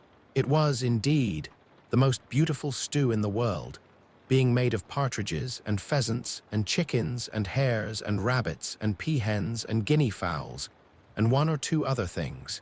Toad took the plate on his lap, almost crying, and stuffed and stuffed and stuffed, and kept asking for more, and the gypsy never grudged it him. He thought that he had never eaten so good a breakfast in all his life. When Toad had taken as much stew on board as he thought he could possibly hold, he got up and said goodbye to the gypsy, and took an affectionate farewell of the horse. And the gypsy, who knew the riverside well, gave him directions which way to go, and he set forth on his travels again in the best possible spirits. He was, indeed, a very different Toad from the animal of an hour ago. The sun was shining brightly, his wet clothes were quite dry again, he had money in his pocket once more. He was nearing home and friends and safety, and most and best of all, he had had a substantial meal, hot and nourishing, and felt big and strong and careless and self-confident. As he tramped along gaily, he thought of his adventures and escapes, and how when things seemed at their worst, he had always managed to find a way out, and his pride and conceit began to swell within him. Ho, ho, he said to himself as he marched along with his chin in the air. What a clever Toad I am. There is surely no animal equal to me for cleverness in the whole world. My enemies shut me up in prison, encircled by sentries, watched night and day by warders. I walk out through them all, by sheer ability coupled with courage. They pursue me with engines and policemen and revolvers. I snap my fingers at them and vanish, laughing, into space. I am, unfortunately, thrown into a canal by a woman fat of body and very evil-minded. What of it? I swim ashore, I seize her horse, I ride off in triumph, and I sell the horse for a whole pocketful of money and an excellent breakfast. Ho, ho, I am the Toad, the handsome, the popular, the successful Toad. He got so puffed up with conceit that he made up a song as he walked in praise of himself, and sang it at the top of his voice, though there was no one to hear it but him. It was perhaps the most conceited song that any animal ever composed. The world has held great heroes, as history books have showed, but never a name to go down to fame compared with that of Toad. The clever men at Oxford know all that there is to be knowed, but they none of them know one half as much as intelligent Mr. Toad. The animals sat in the ark and cried, their tears in torrents flowed. Who was it said, there's land ahead? Encouraging Mr. Toad. The army all saluted as they marched along the road. Was it the king or Kitchener? No, it was Mr. Toad. The queen and her ladies-in-waiting sat at the window and sewed. She cried, look, who's that handsome man? They answered, Mr. Toad. There was a great deal more of the same sort, but too dreadfully conceited to be written down. These are some of the milder verses. He sang as he walked, and he walked as he sang, and got more inflated every minute, but his pride was shortly to have a severe fall. After some miles of country lanes he reached the high road, and as he turned into it and glanced along its white length, he saw approaching him a speck that turned into a dot, and then into a blob, and then into something very familiar, and a double note of warning, only too well known, fell on his delighted ear. This is something like, said the excited Toad. This is real life again. This is once more the great world from which I have been missed so long. I will hail them, my brothers of the wheel, and pitch them a yarn of the sort that has been so successful hitherto, and they will give me a lift, of course, and then I will talk to them some more. And perhaps, with luck, it may even end in my driving up to Toad Hall in a motor car that will be one in the eye for Badger. He stepped confidently out into the road to hail the motor car, which came along at an easy pace, slowing down as it neared the lane, when suddenly he became very pale. His heart turned to water, his knees shook and yielded under him, and he doubled up and collapsed with a sickening pain in his interior.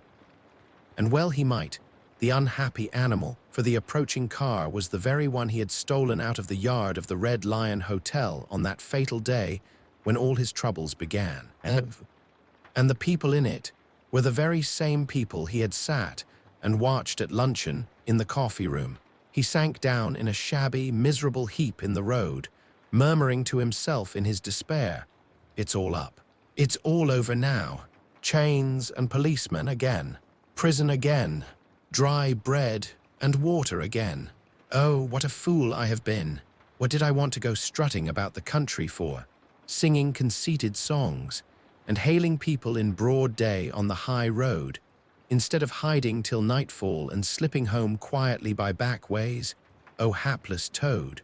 O ill-fated animal! The terrible motor car drew slowly nearer and nearer, till at last he heard it stop just short of him. Two gentlemen got out and walked round the trembling heap of crumpled misery lying in the road, and one of them said, "Oh dear, this is very sad.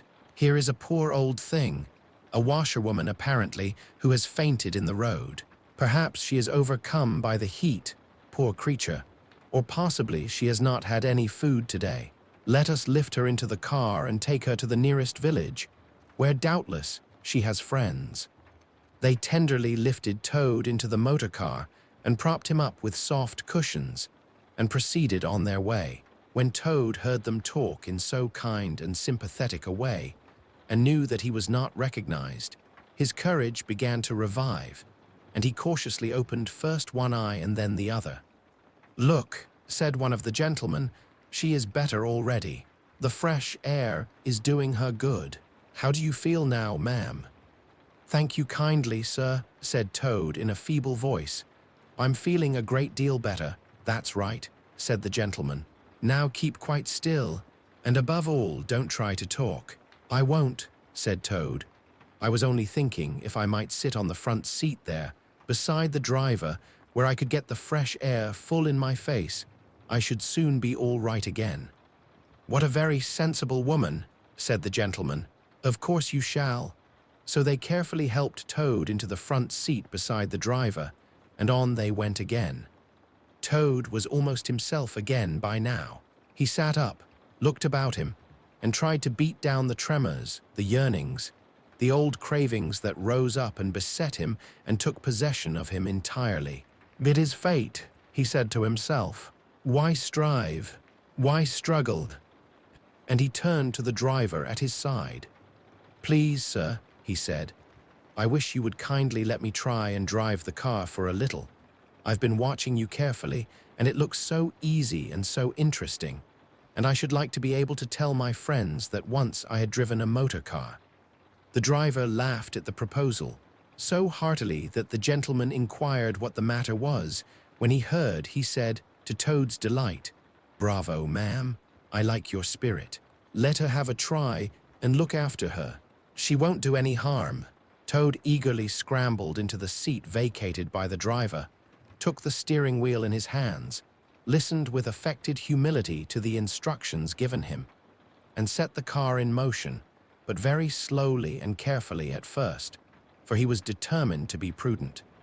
The gentlemen behind clapped their hands and applauded, and Toad heard them saying, "How well she does it. Fancy a washerwoman driving a car as well as that, the first time." Toad went a little faster, then faster still, and faster.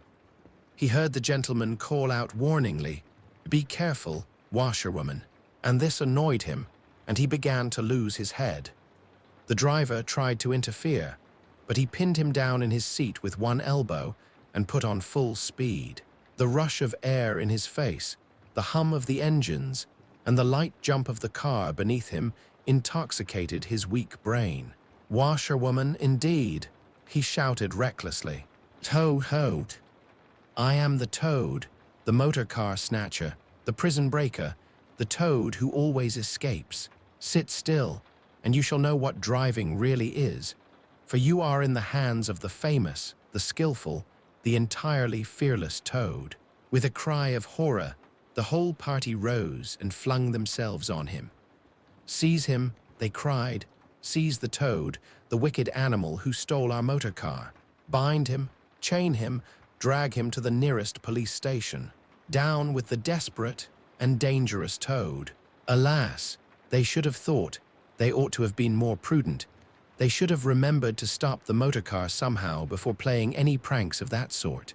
With a half-turn of the wheel, the Toad sent the car crashing through the low hedge that ran along the roadside.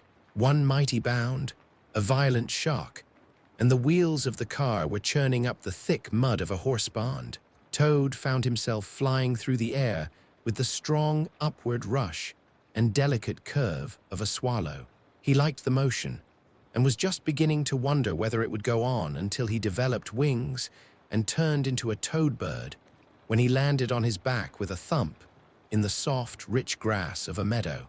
Sitting up, he could just see the motor car in the pond, nearly submerged.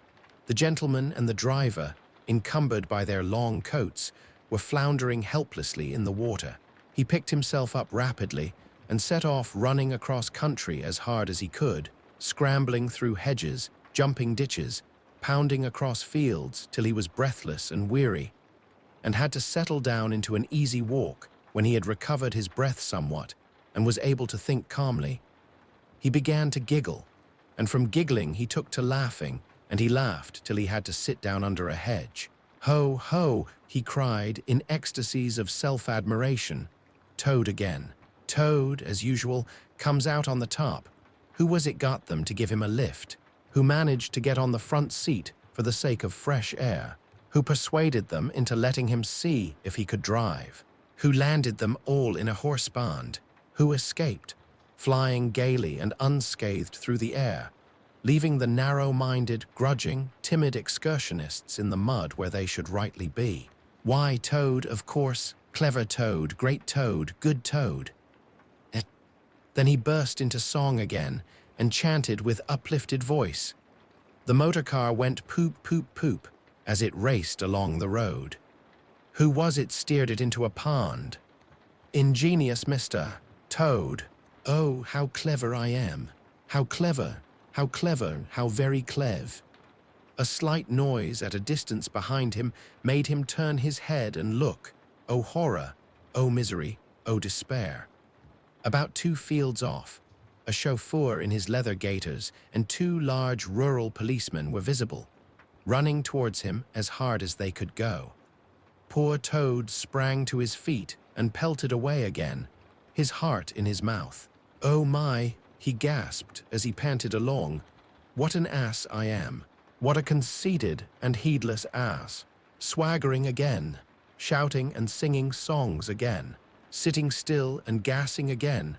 Oh my, oh my, oh my." He glanced back and saw to his dismay that they were gaining on him. On he ran desperately, but kept looking back and saw that they still gained steadily. He did his best, but he was a fat animal and his legs were short, and still they gained. He could hear them close behind him now. Ceasing to heed where he was going, he struggled on blindly and wildly, looking back over his shoulder at the now triumphant enemy, when suddenly the earth failed under his feet. He grasped at the air, and splash, he found himself head over ears in deep water, rapid water, water that bore him along with a force he could not contend with, and he knew that, in his blind panic, he had run straight into the river. He rose to the surface and tried to grasp the reeds and the rushes that grew along the water's edge close under the bank, but the stream was so strong that it tore them out of his hands. "Oh my," gasped poor Toad, "if ever I steal a motor car again, if ever I sing another conceited song." Then down he went and came up breathless and spluttering. Presently he saw that he was approaching a big dark hole in the bank just above his head, and as the stream bore him past, he reached up with a paw and caught hold of the edge and held on. Then slowly, and with difficulty, he drew himself up out of the water, till at last he was able to rest his elbows on the edge of the hole. There he remained for some minutes, puffing and panting, for he was quite exhausted. As he sighed and blew and stared before him into the dark hole, some bright small thing shone and twinkled in its depths. Moving towards him, as it approached, a face grew up gradually around it, and it was a familiar face, brown and small, with whiskers, grave and round, with neat ears and silky hair. It was the water rat.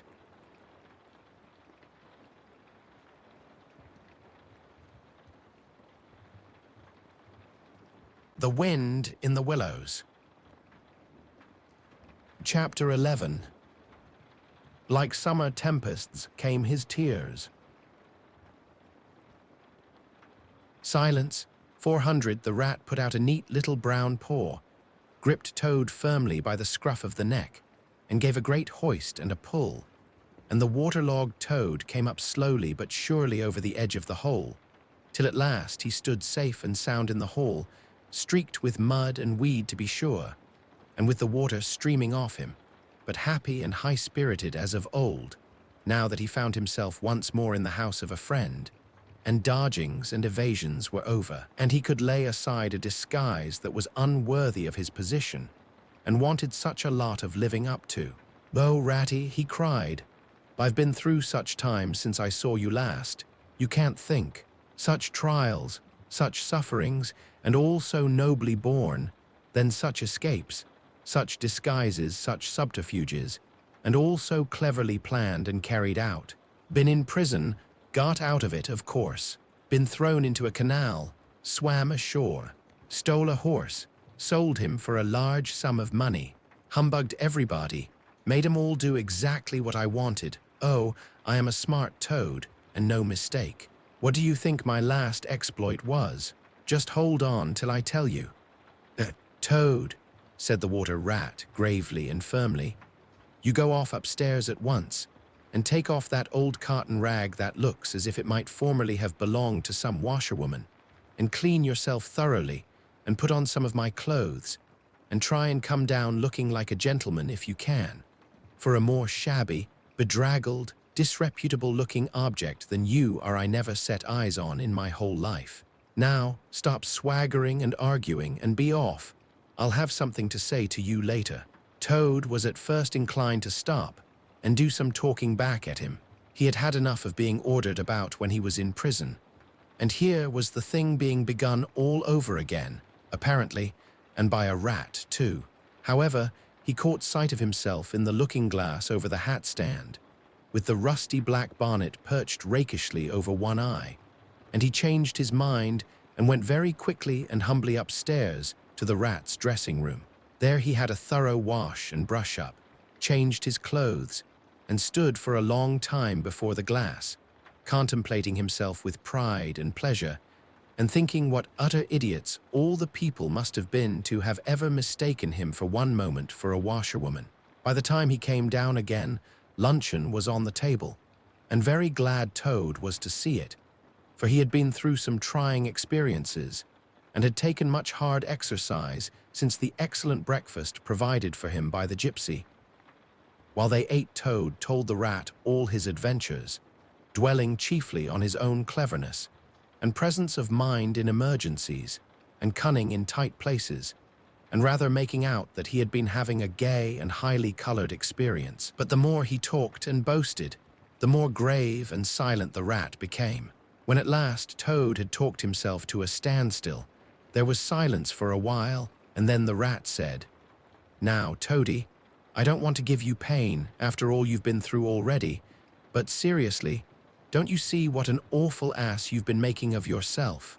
On your own admission, you have been handcuffed, imprisoned, starved, chased, terrified out of your life, insulted, jeered at, and ignominiously flung into the water, by a woman too.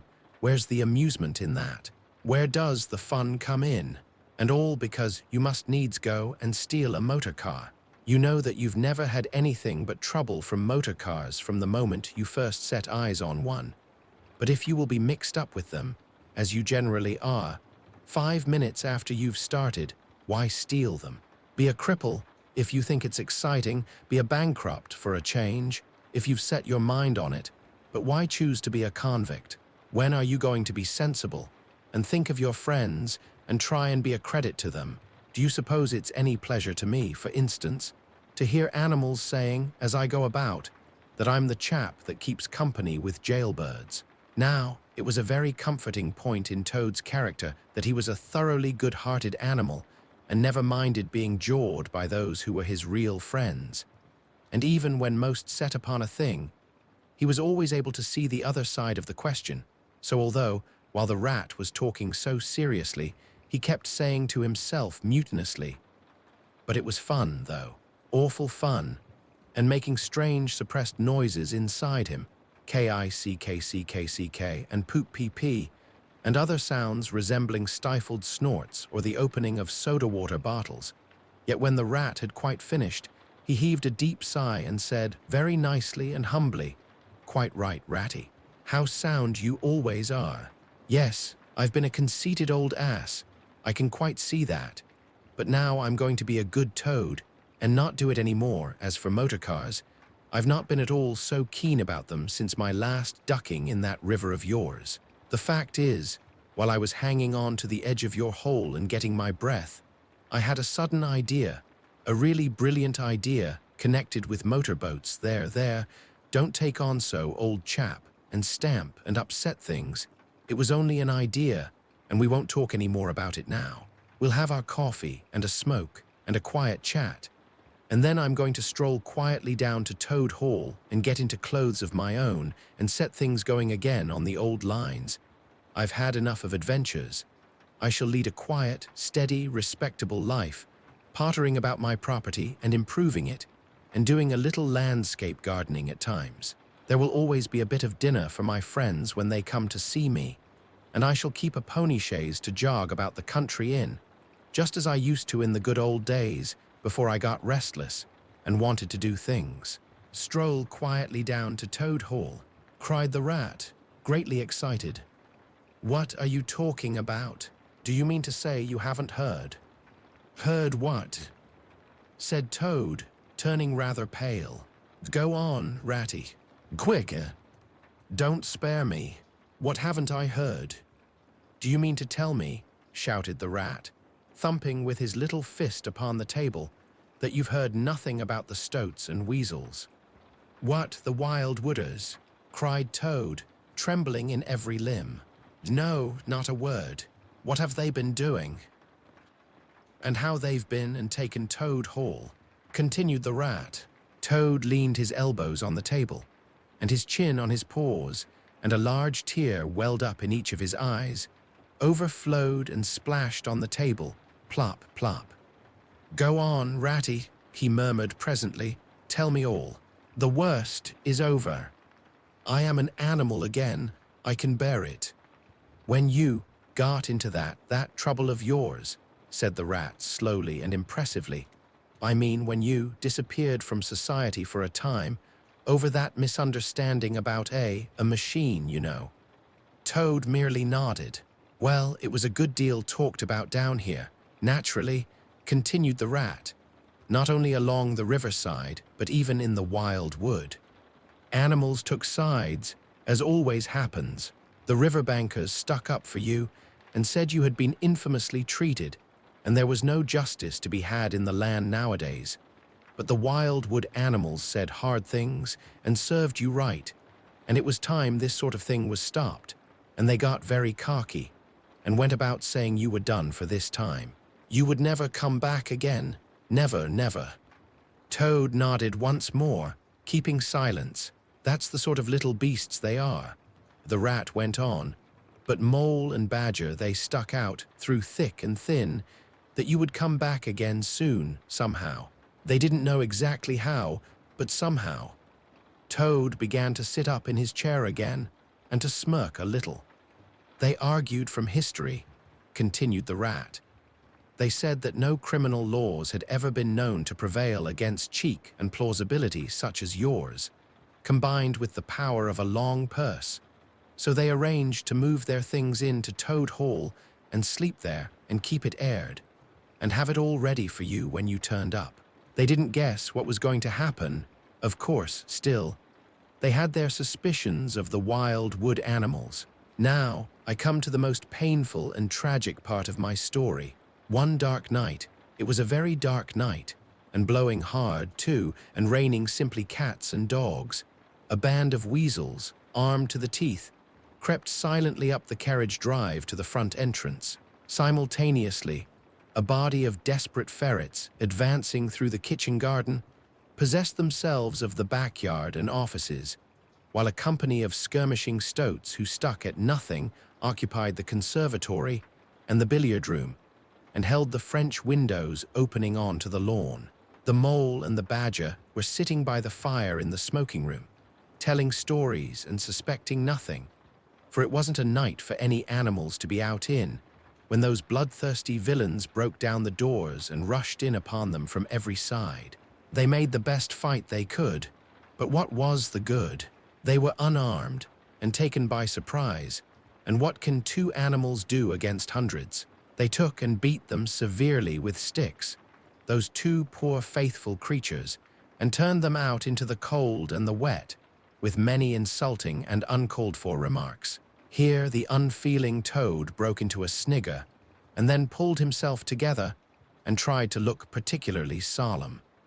And the wild wooders have been living in Toad Hall ever since, continued the rat, and going on simply anyhow, lying in bed half the day and breakfast at all hours, and the place in such a mess. I'm told it's not fit to be seen, eating your grub and drinking your drink, and making bad jokes about you, and singing vulgar songs about, well, about prisons and magistrates and policemen. Horrid personal songs, with no humor in them, and they're telling the tradespeople and everybody that they've come to stay for good. "Oh, have they?" said Toad, getting up and seizing a stick. "I'll jolly soon see about that." "It's no good, Toad," called the rat after him. "You'd better come back and sit down. You'll only get into trouble." But the toad was off, and there was no holding him. He marched rapidly down the road, his stick over his shoulder, fuming and muttering to himself in his anger till he got near his front gate, when suddenly there popped up from behind the palings a long yellow ferret with a gun. "Who comes there?" said the ferret sharply. "Stuff and nonsense," said Toad, very angrily. "What do you mean by talking like that to me? Come out of that at once, or I'll—" The ferret said never a word, but he brought his gun up to his shoulder. Toad prudently dropped flat in the road, and bang! A bullet whistled over his head. The startled Toad scrambled to his feet and scampered off down the road as hard as he could. And as he ran, he heard the ferret laughing and other horrid, thin little laughs, taking it up and carrying on the sound. He went back, very crestfallen, and told the water rat. "What did I tell you?" said the rat. "It's no good. They've got sentries posted, and they are all armed. You must just wait."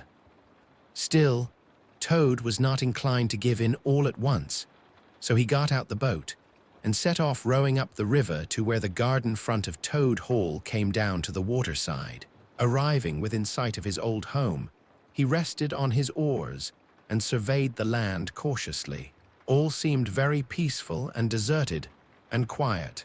He could see the whole front of Toad Hall glowing in the evening sunshine, the pigeons settling by twos and threes along the straight line of the roof, the garden a blaze of flowers, the creek that led up to the boathouse, the little wooden bridge that crossed it, all tranquil, uninhabited, apparently waiting for his return. He would try the boathouse first, he thought. Very warily he paddled up to the mouth of the creek and was just passing under the bridge when, crash! A great stone, dropped from above, smashed through the bottom of the boat. It filled and sank, and Toad found himself struggling in deep water. Looking up, he saw two stoats leaning over the parapet of the bridge and watching him with great glee. "It will be your head next time, Toady," they called out to him. The indignant Toad swam to shore while the stoats laughed and laughed, supporting each other, and laughed again, till they nearly had two fits, that is, one fit each, of course. The Toad retraced his weary way on foot, and related his disappointing experiences to the water rat once more. "Well, what did I tell you?" said the rat very crossly. "And now, look here. See what you've been and done. Lost me my boat that I was so fond of. That's what you've done. And simply ruined that nice suit of clothes that I lent you. Really, Toad, of all the trying animals, I wonder you managed to keep any friends at all." The Toad saw at once how wrongly and foolishly he had acted. He admitted his errors and wrong-headedness, and made a full apology to Rat for losing his boat and spoiling his clothes. And he wound up by saying, with that frank self-surrender which always disarmed his friends' criticism and won them back to his side, "Ratty, I see that I have been a headstrong and a willful Toad. Henceforth, believe me, I will be humble and submissive, and will take no action without your kind advice and full approval." "If that is really so," said the good-natured rat, already appeased, "then my advice to you is, considering the lateness of the hour, to sit down and have your supper, which will be on the table in a minute, and be very patient. For I am convinced that we can do nothing until we have seen the mole and the badger, and heard their latest news, and held conference, and taken their advice in this difficult matter." "Oh, yes, of course, the mole and the badger," said Toad lightly. "What's become of them? The dear fellows. I had forgotten all about them." "Well, may you ask," said the rat reproachfully, "while you were riding about the country in expensive motor cars, and galloping proudly on blood horses, and breakfasting on the fat of the land. Those two poor devoted animals have been camping out in the open, in every sort of weather, living very rough by day and lying very hard by night, watching over your house, patrolling your boundaries, keeping a constant eye on the stoats and the weasels, scheming and planning, and contriving how to get your property back for you. You don't deserve to have such true and loyal friends. Toad, you don't, really. Some day, when it's too late, you'll be sorry you didn't value them more while you had them." "I'm an ungrateful beast, I know," sobbed Toad, shedding bitter tears. "Let me go out and find them, out into the cold, dark night, and share their hardships and try and prove hold on a bit. Surely I heard the chink of dishes on a tray. Supper's here at last, hooray. Come on, ratty." The rat remembered that poor Toad had been on prison fare for a considerable time, and that large allowances had therefore to be made. He followed him to the table accordingly, and hospitably encouraged him in his gallant efforts to make up for past privations. They had just finished their meal and resumed their armchairs, when there came a heavy knock at the door. Toad was nervous, but the rat, nodding mysteriously at him, went straight up to the door and opened it, and in walked Mr. Badger. He had all the appearance of one who, for some nights, had been kept away from home, and all its little comforts and conveniences. His shoes were covered with mud, and he was looking very rough and touzled. But then he had never been a very smart man, the badger, at the best of times. He came solemnly up to Toad, shook him by the paw, and said, "Welcome home, Toad." "Alas, what am I saying? Home, indeed. This is a poor homecoming, unhappy Toad." Then he turned his back on him, sat down to the table, drew his chair up, and helped himself to a large slice of cold pie. Toad was quite alarmed at this very serious and portentous style of greeting, but the rat whispered to him, "Never mind, don't take any notice, and don't say anything to him just yet. He's always rather low and despondent when he's wanting his victuals. In half an hour's time, he'll be quite a different animal." So they waited in silence, and presently there came another and a lighter knock. The rat, with a nod to Toad, went to the door and ushered in the mole, very shabby and unwashed, with bits of hay and straw sticking in his fur. "Hooray, here's old Toad," cried the mole, his face beaming. "Fancy having you back again." And he began to dance round him. "We never dreamt you would turn up so soon. Why, you must have managed to escape, you clever, ingenious, intelligent Toad." The rat, alarmed, pulled him by the elbow, but it was too late. Toad was puffing and swelling already. "Clever? Oh no," he said. "I'm not really clever, according to my friends. I've only broken out of the strongest prison in England, that's all, and captured a railway train and escaped on it, that's all. And disguised myself, and gone about the country humbugging everybody, that's all. Oh no, I'm a stupid ass, I am. I'll tell you one or two of my little adventures, mole, and you shall judge for yourself." "Well, well," said the mole, moving towards the supper table. "Supposing you talk while I eat. Not a bite since breakfast, oh my, oh my." And he sat down and helped himself liberally to cold beef and pickles. Toad straddled on the hearthrug, thrust his paw into his trouser pocket, and pulled out a handful of silver. "Look at that," he cried, displaying it. "That's not so bad, is it, for a few minutes? Work! And how do you think I done it, mole? Horse stealing, that's how I done it." "Go on, Toad," said the mole, immensely interested. "Toad, do be quiet, please," said the rat. "And don't you egg him on, Mole, when you know what he is, but please tell us as soon as possible what the position is and what's best to be done, now that Toad is back at last." "The position's about as bad as it can be," replied the Mole grumpily. "And as for what's to be done, why, blessed if I know. The Badger and I have been round and round the place, by night and by day, always the same thing. Sentries posted everywhere, guns poked out at us, stones thrown at us, always an animal on the lookout, and when they see us, my, how they do laugh. That's what annoys me most." "It's a very difficult situation," said the rat, reflecting deeply. "But I think I see now, in the depths of my mind, what Toad really ought to do. I will tell you. He ought to—" "No, he oughtn't," shouted the Mole, with his mouth full. "Nothing of the sort. You don't understand. What he ought to do is, he ought to—" "Well, I shan't do it anyway," cried Toad, getting excited. "I'm not going to be ordered about by you fellows. It's my house we're talking about, and I know exactly what to do, and I'll tell you, I'm going to." By this time, they were all three talking at once, at the top of their voices, and the noise was simply deafening, when a thin, dry voice made itself heard, saying, "Be quiet at once, all of you." And instantly everyone was silent. It was the Badger, who, having finished his pie, had turned round in his chair and was looking at them severely, when he saw that he had secured their attention, and that they were evidently waiting for him to address them. He turned back to the table again and reached out for the cheese, and so great was the respect commanded by the solid qualities of that admirable animal that not another word was uttered until he had quite finished his repast and brushed the crumbs from his knees. The Toad fidgeted a good deal, but the rat held him firmly down. When the Badger had quite done, he got up from his seat and stood before the fireplace, reflecting deeply. At last he spoke. "Toad," he said severely, "you bad, troublesome little animal, aren't you ashamed of yourself? What do you think your father, my old friend, would have said if he had been here tonight and had known of all your goings-on?"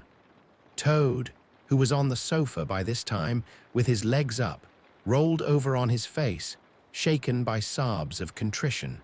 There," went on the Badger, more kindly. "Never mind. Stop crying. We're going to let bygones be bygones and try and turn over a new leaf. But what the Mole says is quite true. The stoats are on guard at every point, and they make the best sentinels in the world. It's quite useless to think of attacking the place. They're too strong for us." "Then it's all over," sobbed the Toad, crying into the sofa cushions. "I shall go and enlist for a soldier, and never see my dear Toad Hall any more." "Come, cheer up, Toady," said the Badger. "There are more ways of getting back a place than taking it by storm. I haven't said my last word yet. Now I'm going to tell you a great secret." Toad sat up slowly and dried his eyes. Secrets had an immense attraction for him, because he never could keep one, and he enjoyed the sort of unhallowed thrill he experienced when he went and told another animal, after having faithfully promised not to. "There is an underground passage," said the Badger impressively, "that leads from the riverbank quite near here, right up into the middle of Toad Hall." "Oh, nonsense, Badger," said Toad, rather airily. "You've been listening to some of the yarns they spin in the public houses about here. I know every inch of Toad Hall, inside and out." "Nothing of the sort, I do assure you, my young friend," said the Badger with great severity. "Your father, who was a worthy animal, a lot worthier than some others I know, was a particular friend of mine, and told me a great deal he wouldn't have dreamt of telling you. He discovered that passage. He didn't make it, of course. That was done hundreds of years before he ever came to live there, and he repaired it and cleaned it out because he thought it might come in useful some day in case of trouble or danger, and he showed it to me.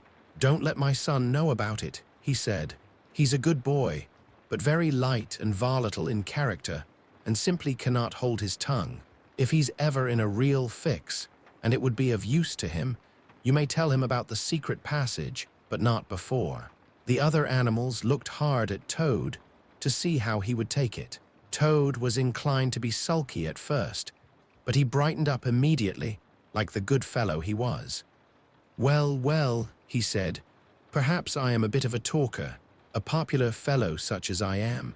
My friends get round me, we chaff, we sparkle, we tell witty stories, and somehow my tongue gets wagging. I have the gift of conversation. I've been told I ought to have a salon, whatever that may be. Never mind. Go on, Badger. How's this passage of yours going to help us?" "I've found out a thing or two lately," continued the Badger. "I got Otter to disguise himself as a sweep and call at the back door with brushes over his shoulder, asking for a job. There's going to be a big banquet tomorrow night. It's somebody's birthday, the Chief Weasel's, I believe, and all the weasels will be gathered together in the dining hall, eating and drinking and laughing and carrying on, suspecting nothing. No guns, no swords, no sticks, no arms of any sort whatever. But the sentinels will be posted as usual," remarked the Rat. "Exactly," said the Badger. "That is my point. The weasels will trust entirely to their excellent sentinels, and that is where the passage comes in. That very useful tunnel leads right up under the butler's pantry, next to the dining hall." "Aha, that squeaky board in the butler's pantry," said Toad. "Now I understand it. We shall creep out quietly into the butler's pantry," cried the Mole.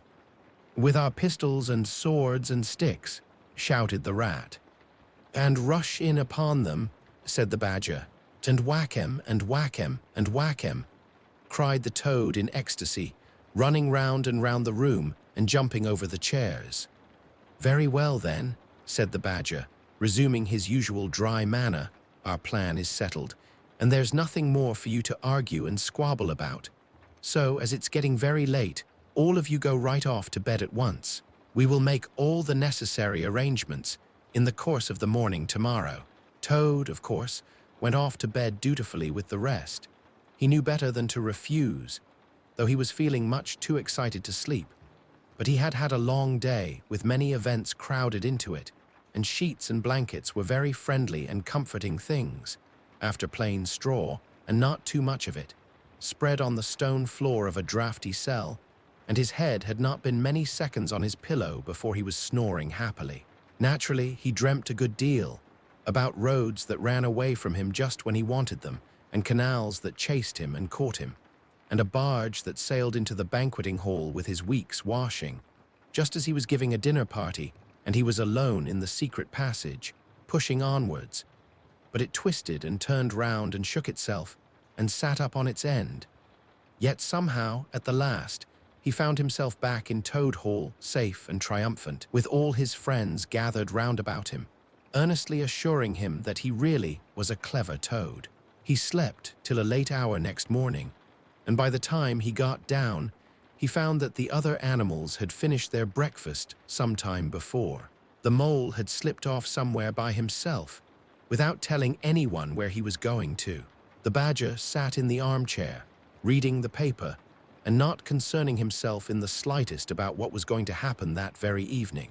The Rat, on the other hand, was running round the room busily, with his arms full of weapons of every kind, distributing them in 4 little heaps on the floor, and saying excitedly under his breath as he ran, "Here's a sword for the Rat, here's a sword for the Mole, here's a sword for the Toad, here's a sword for the Badger, here's a pistol for the Rat, here's a pistol for the Mole, here's a pistol for the Toad, here's a pistol for the Badger," and so on, in a regular, rhythmical way, while the 4 little heaps gradually grew and grew.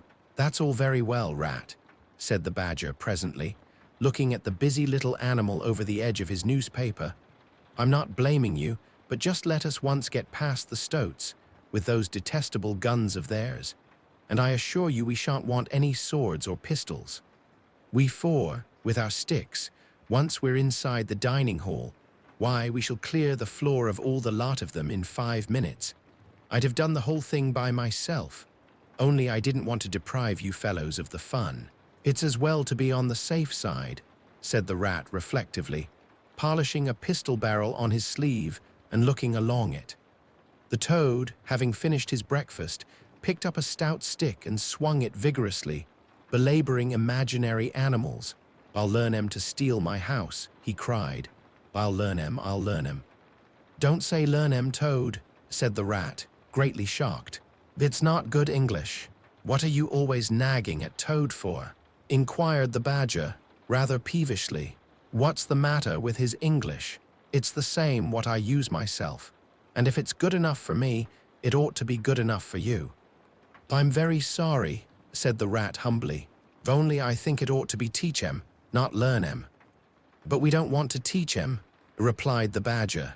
"We want to learn 'em, learn 'em, learn 'em, and what's more, we're going to do it too." "Oh, very well, have it your own way," said the rat. He was getting rather muddled about it himself, and presently he retired into a corner where he could be heard muttering, "Learn 'em, teach 'em, learn 'em," till the badger told him rather sharply to leave off. Presently the mole came tumbling into the room, evidently very pleased with himself. "I've been having such fun," he began at once. "I've been getting a rise out of the stoats." "I hope you've been very careful, Mole," said the rat anxiously. "I should hope so too," said the mole confidently. "I got the idea when I went into the kitchen to see about Toad's breakfast being kept hot for him. I found that old washerwoman dress that he came home in yesterday, hanging on a towel horse before the fire, so I put it on, and the bonnet as well, and the shawl, and off I went to Toad Hall, as bold as you please.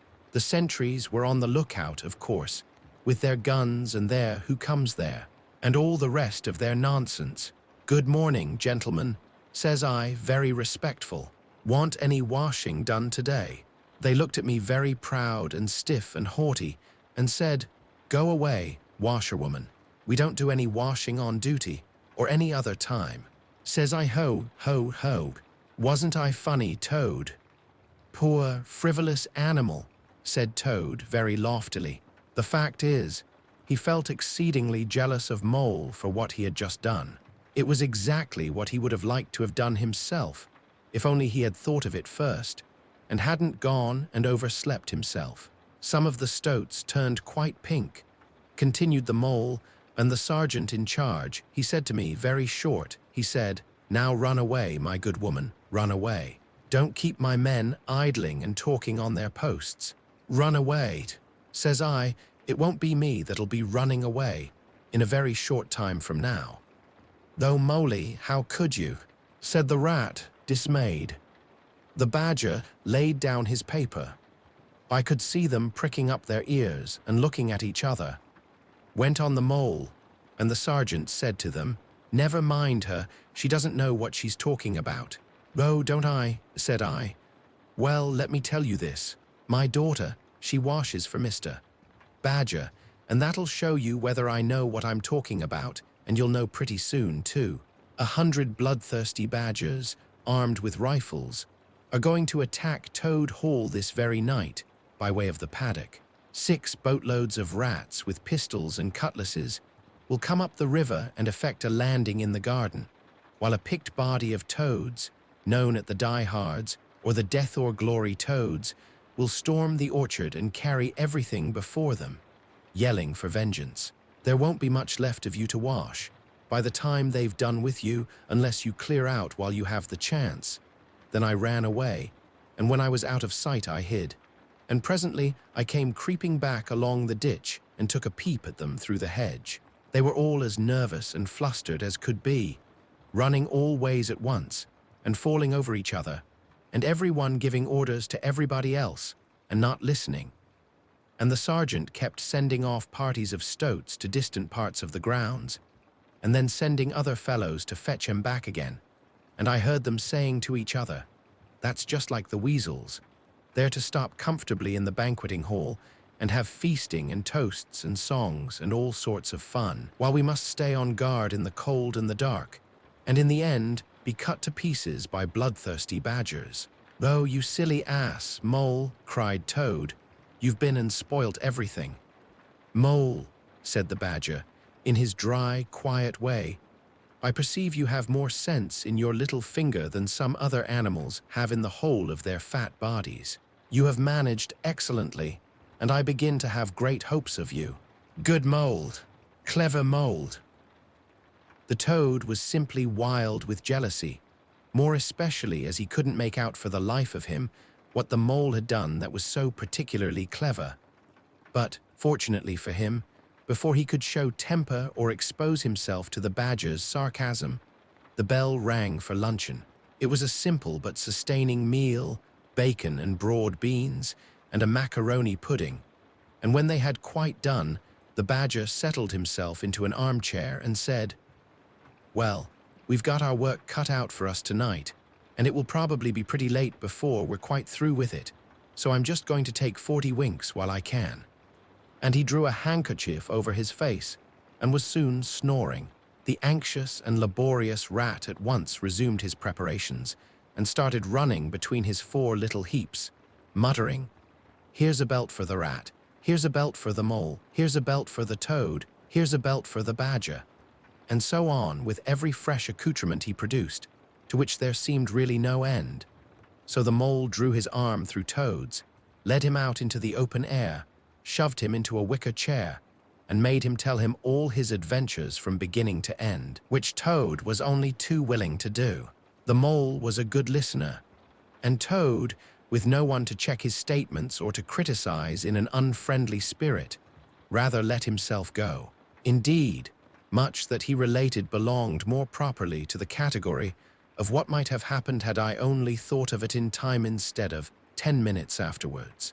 Those are always the best and the raciest adventures, and why should they not be truly ours, as much as the somewhat inadequate things that really come off?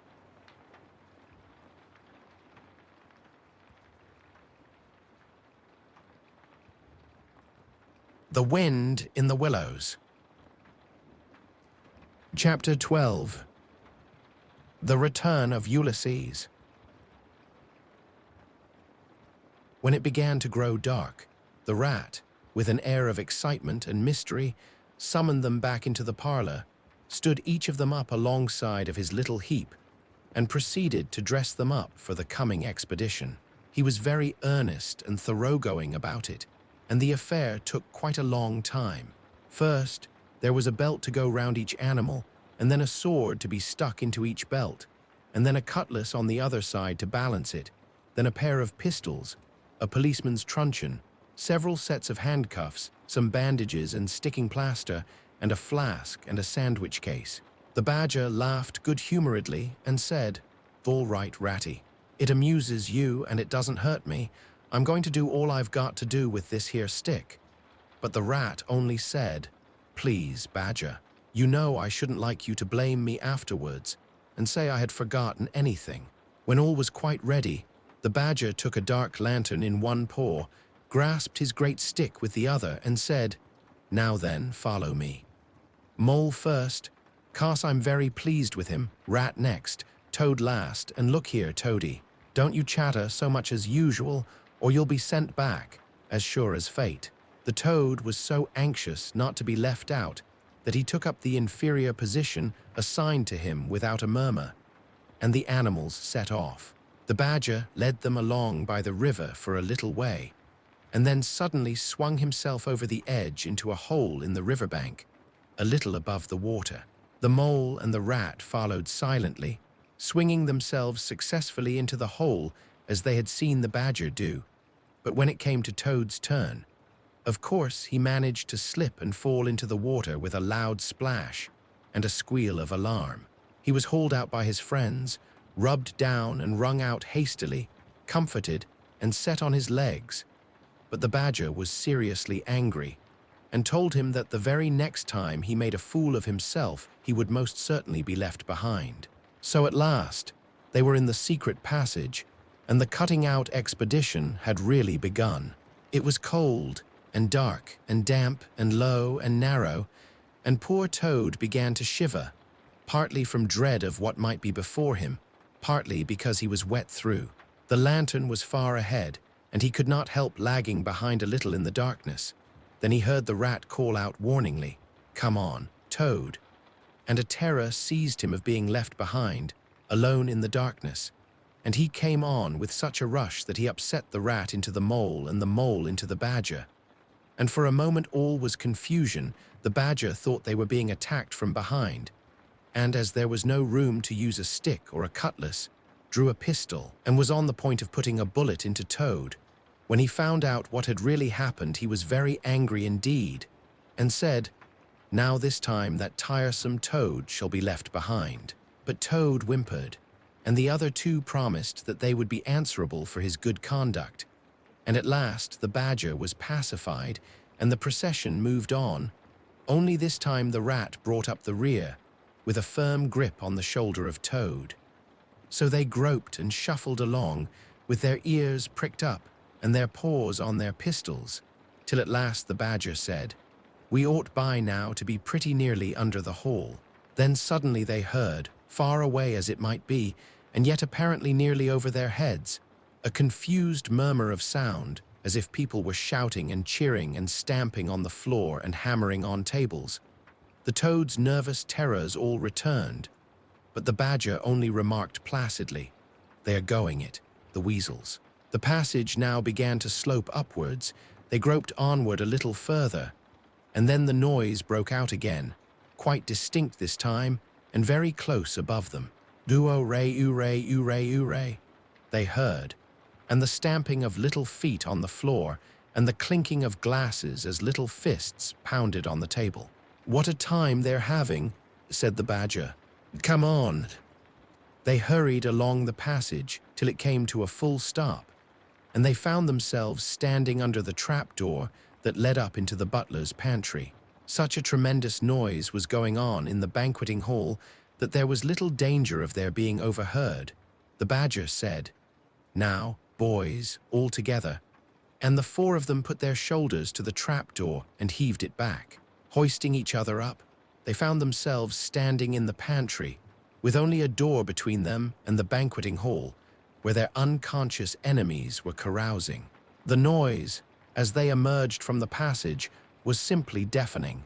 At last, as the cheering and hammering slowly subsided, a voice could be made out saying, "Well, I do not propose to detain you much longer," great applause, "but before I resume my seat," renewed cheering, "I should like to say one word about our kind host, Mr. Toad. We all know Toad. Great laughter, good Toad, modest Toad, honest Toad, shrieks of merriment. Only just let me get at him," muttered Toad, grinding his teeth. "Hold hard a minute," said the badger, restraining him with difficulty. "Get ready, all of you.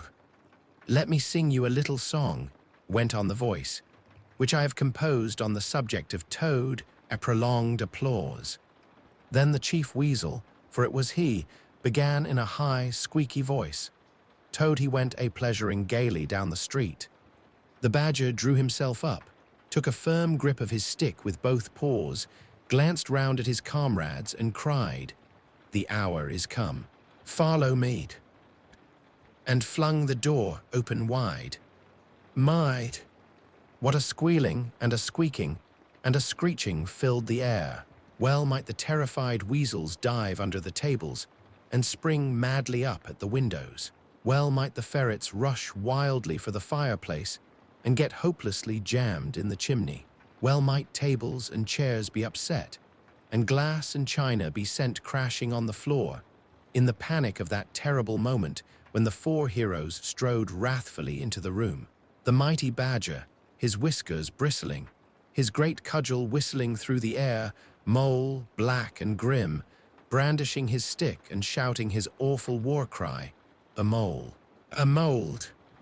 Rat, desperate and determined, his belt bulging with weapons of every age and every variety.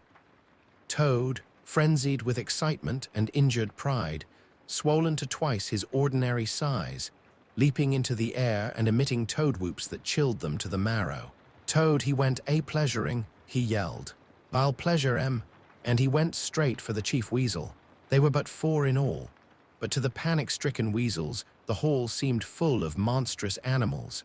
grey, black, brown, and yellow, whooping and flourishing enormous cudgels, and they broke and fled with squeals of terror and dismay this way and that, through the windows, up the chimney, anywhere to get out of reach of those terrible sticks. The affair was soon over. Up and down, the whole length of the hall, strode the four friends, whacking with their sticks at every head that showed itself, and in 5 minutes the room was cleared. Through the broken windows, the shrieks of terrified weasels escaping across the lawn were borne faintly to their ears.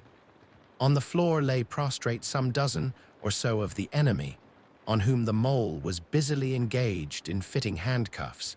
The badger, resting from his labors, leant on his stick and wiped his honest brow. "Mole," he said, "you're the best of fellows. Just cut along outside and look after those stoat sentries of yours and see what they're doing. I've an idea that, thanks to you, we shan't have much trouble from them tonight." The mole vanished promptly through a window, and the badger bade the other two set a table on its legs again, pick up knives and forks and plates and glasses from the debris on the floor, and see if they could find materials for a supper. "I want some grub, I do," he said, in that rather common way he had of speaking. "Stir your stumps, Toad, and look lively. We've got your house back for you, and you don't offer us so much as a sandwich." Toad felt rather hurt that the badger didn't say pleasant things to him, as he had to the mole, and tell him what a fine fellow he was, and how splendidly he had fought, for he was rather particularly pleased with himself, and the way he had gone for the chief weasel and sent him flying across the table with one blow of his stick. But he bustled about, and so did the rat, and soon they found some guava jelly in a glass dish, and a cold chicken, a tongue that had hardly been touched, some trifle, and quite a lot of lobster salad. And in the pantry they came upon a basketful of French rolls and any quantity of cheese, butter, and celery. They were just about to sit down when the mole clambered in through the window, chuckling, with an armful of rifles. "It's all over," he reported, "from what I can make out," as soon as the stoats, who were very nervous and jumpy already, heard the shrieks and the yells and the uproar inside the hall. Some of them threw down their rifles and fled. The others stood fast for a bit, but when the weasels came rushing out upon them, they thought they were betrayed, and the stoats grappled with the weasels, and the weasels fought to get away, and they wrestled and wriggled and punched each other and rolled over and over, till most of them rolled into the river. They've all disappeared by now, one way or another, and I've got their rifles, so that's all right." "Excellent and deserving animal," said the badger, his mouth full of chicken and trifle. "Now, there's just one more thing I want you to do, Mole, before you sit down to your supper along of us. And I wouldn't trouble you, only I know I can trust you to see a thing done. And I wish I could say the same of everyone I know. I'd send Rat, if he wasn't a poet. I want you to take those fellows on the floor there upstairs with you, and have some bedrooms cleaned out and tidied up and made really comfortable. See that they sweep under the beds and put clean sheets and pillowcases on, and turn down one corner of the bedclothes, just as you know it ought to be done, and have a can of hot water and clean towels and fresh cakes of soap put in each room, and then you can give them a licking apiece, if it's any satisfaction to you, and put them out by the back door, and we shan't see any more of them, I fancy. And then come along and have some of this cold tongue. It's first rate. I'm very pleased with you, Mole." The good-natured mole picked up a stick, formed his prisoners up in a line on the floor, gave them the order, "Quick march," and led his squad off to the upper floor.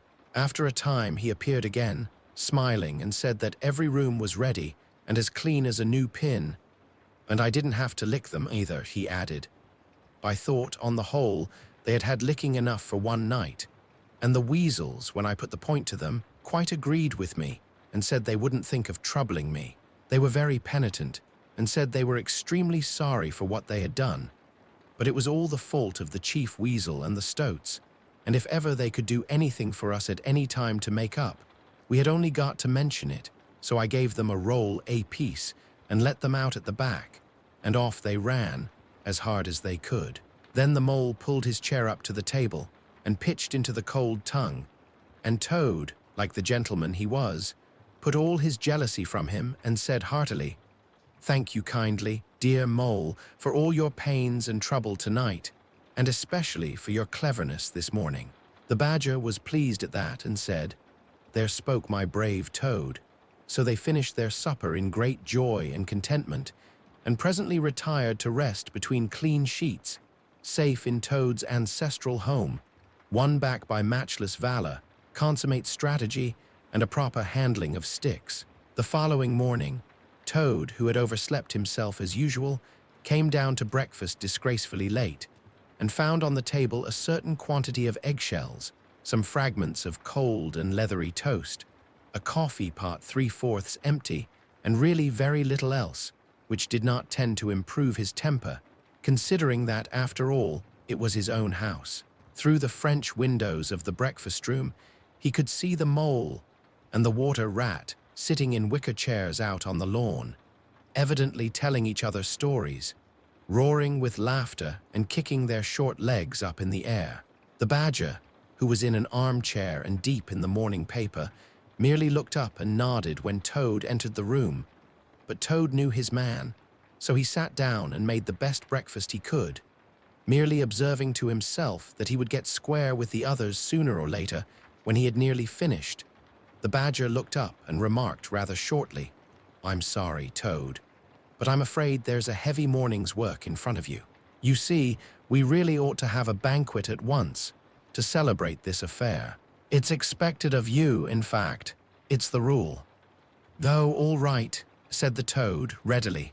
"Anything to oblige, though why on earth you should want to have a banquet in the morning I cannot understand. But you know I do not live to please myself, but merely to find out what my friends want, and then try and arrange it for 'em, you dear old Badger." "Don't pretend to be stupider than you really are," replied the Badger crossly. "And don't chuckle and splutter in your coffee while you're talking. It's not manners. What I mean is, the banquet will be at night, of course, but the invitations will have to be written and got off at once, and you've got to write 'em. Now sit down at that table. There's stacks of letter paper on it, with Toad Hall at the top in blue and gold, and write invitations to all our friends. And if you stick to it, we shall get them out before luncheon, and I'll bear a hand, too, and take my share of the burden. I'll order the banquet." "What?" cried Toad, dismayed. "Me stop indoors and write a lot of rotten letters on a jolly morning like this, when I want to go around my property, and set everything and everybody to rights, and swagger about and enjoy myself? Certainly not. I'll see you. Stop a minute, though. Why, of course, dear Badger, what is my pleasure or convenience compared with that of others? You wish it done, and it shall be done. Go, Badger, order the banquet, order what you like. Then join our young friends outside in their innocent mirth, oblivious of me and my cares and toils. I sacrifice this fair morning on the altar of duty and friendship." The Badger looked at him very suspiciously, but Toad's frank, open countenance made it difficult to suggest any unworthy motive in this change of attitude. He quitted the room, accordingly, in the direction of the kitchen, and as soon as the door had closed behind him, Toad hurried to the writing table. A fine idea had occurred to him while he was talking. He would write the invitations, and he would take care to mention the leading part he had taken in the fight, and how he had laid the chief weasel flat, and he would hint at his adventures, and what a career of triumph he had to tell about, and on the flyleaf he would set out a sort of a program of entertainment for the evening, something like this, as he sketched it out in his head: speech by Toad. There will be other speeches by Toad during the evening. Address by Toad. Synopsis: our prison system, the waterways of Old England, horse dealing and how to deal, property, its rights and its duties, back to the land, a typical English squire. Song by Toad, composed by himself. Other compositions by Toad will be sung in the course of the evening by the composer. The idea pleased him mightily, and he worked very hard and got all the letters finished by noon. at which hour it was reported to him that there was a small and rather bedraggled weasel at the door, inquiring timidly whether he could be of any service to the gentleman. Toad swaggered out and found it was one of the prisoners of the previous evening, very respectful and anxious to please. He patted him on the head, shoved the bundle of invitations into his paw, and told him to cut along quick and deliver them as fast as he could. And if he liked to come back again in the evening, perhaps there might be a shilling for him, or again, perhaps there mightn't. And the poor weasel seemed really quite grateful and hurried off eagerly to do his mission. When the other animals came back to luncheon, very boisterous and breezy after a morning on the river, the mole, whose conscience had been pricking him, looked doubtfully at Toad, expecting to find him sulky or depressed. Instead, he was so uppish and inflated that the mole began to suspect something, while the rat and the badger exchanged significant glances. As soon as the meal was over, Toad thrust his paws deep into his trouser pockets, remarked casually, "Well, look after yourselves, you fellows. Ask for anything you want," and was swaggering off in the direction of the garden, where he wanted to think out an idea or two for his coming speeches, when the rat caught him by the arm. Toad rather suspected what he was after, and did his best to get away. But when the badger took him firmly by the other arm, he began to see that the game was up. The two animals conducted him between them into the small smoking room that opened out of the entrance hall, shut the door, and put him into a chair. Then they both stood in front of him, while Toad sat silent and regarded them with much suspicion and ill humor. "Now look here, Toad," said the rat.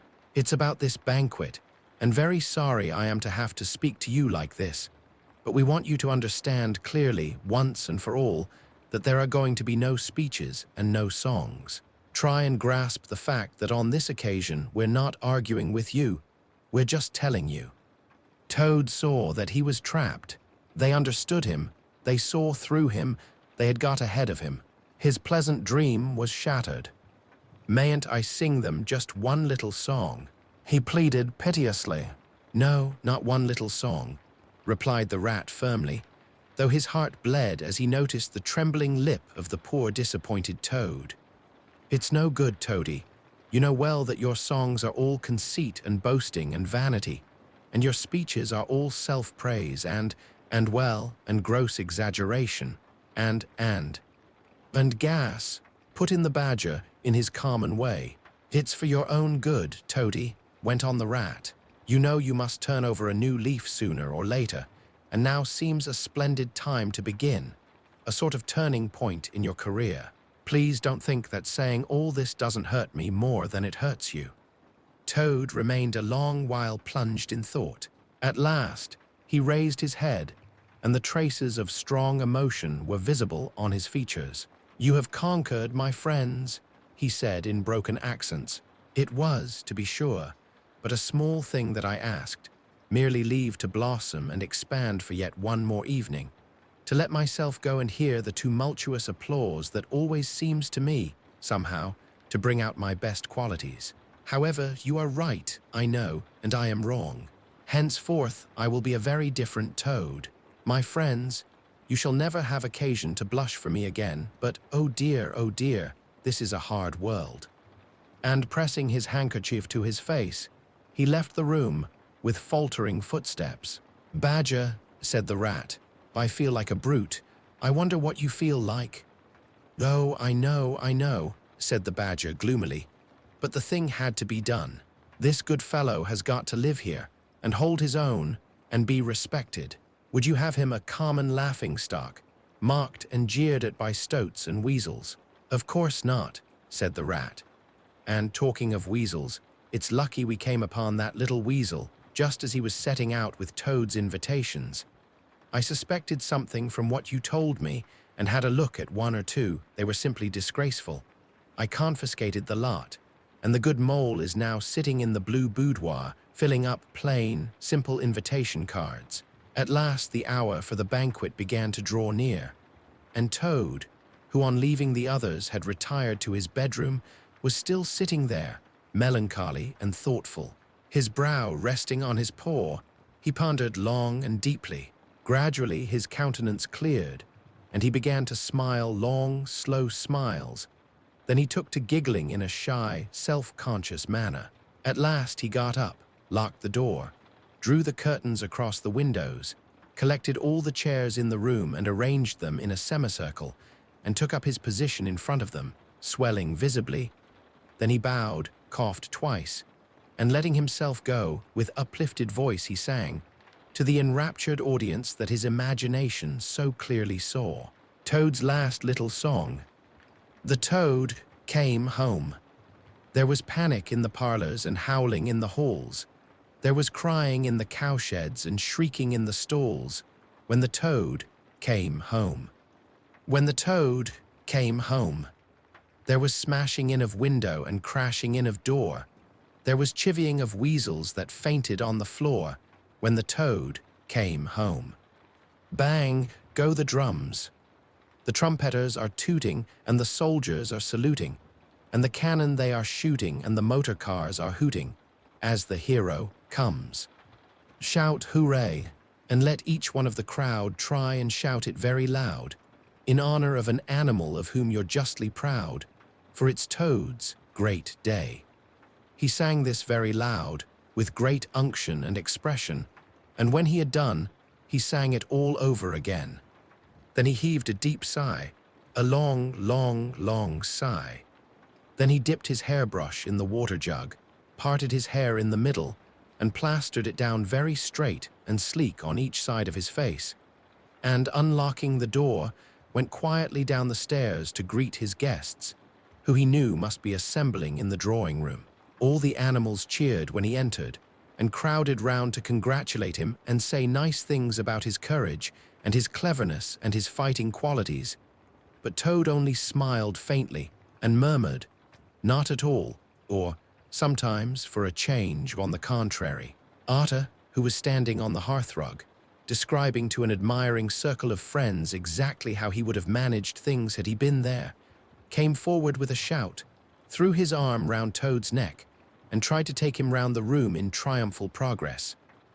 But Toad, in a mild way, was rather snubby to him, remarking gently, as he disengaged himself, "Badgers was the mastermind. The mole and the water rat bore the brunt of the fighting. I merely served in the ranks and did little or nothing."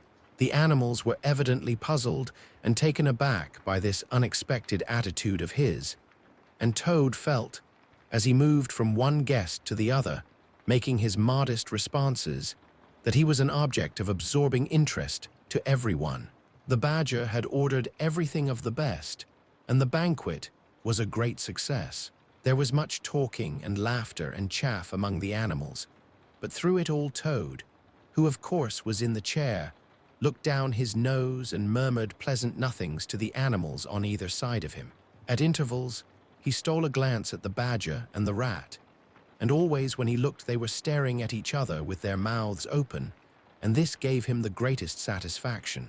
Some of the younger and livelier animals, as the evening wore on, got whispering to each other that things were not so amusing as they used to be in the good old days, and there were some knockings on the table and cries of Toad. Speech from Toad. Song, Mr. Toad's song." But Toad only shook his head gently, raised one paw in mild protest, and by pressing delicacies on his guests, by topical small talk, and by earnest inquiries after members of their families not yet old enough to appear at social functions, managed to convey to them that this dinner was being run on strictly conventional lines. He was indeed an altered Toad. After this climax, the four animals continued to lead their lives, so rudely broken in upon by civil war, in great joy and contentment, undisturbed by further risings or invasions. Toad, after due consultation with his friends, selected a handsome gold chain and locket set with pearls, which he dispatched to the jailer's daughter with a letter that even the Badger admitted to be modest, grateful, and appreciative, and the engine driver, in his turn, was properly thanked and compensated for all his pains and trouble. Under severe compulsion from the Badger, Even the barge woman was, with some trouble, sought out, and the value of her horse discreetly made good to her, though Toad kicked terribly at this, holding himself to be an instrument of fate, sent to punish fat women with mottled arms who couldn't tell a real gentleman when they saw one. The amount involved, it was true, was not very burdensome, the gypsy's valuation being admitted by local assessors to be approximately correct. Sometimes, in the course of long summer evenings, the friends would take a stroll together in the wild wood, now successfully tamed so far as they were concerned, and it was pleasing to see how respectfully they were greeted by the inhabitants, and how the mother weasels would bring their young ones to the mouths of their holes and say, pointing, "Look, baby, there goes the great Mr. Toad, and that's the gallant water rat, a terrible fighter walking along o' him, and yonder comes the famous Mr. Mole, of whom you so often have heard your father tell." But when their infants were fractious and quite beyond control, they would quiet them by telling how, if they didn't hush them and not fret them, the terrible grey Badger would up and get them. This was a base libel on Badger, who, though he cared little about society, was rather fond of children, but it never failed to have its full effect.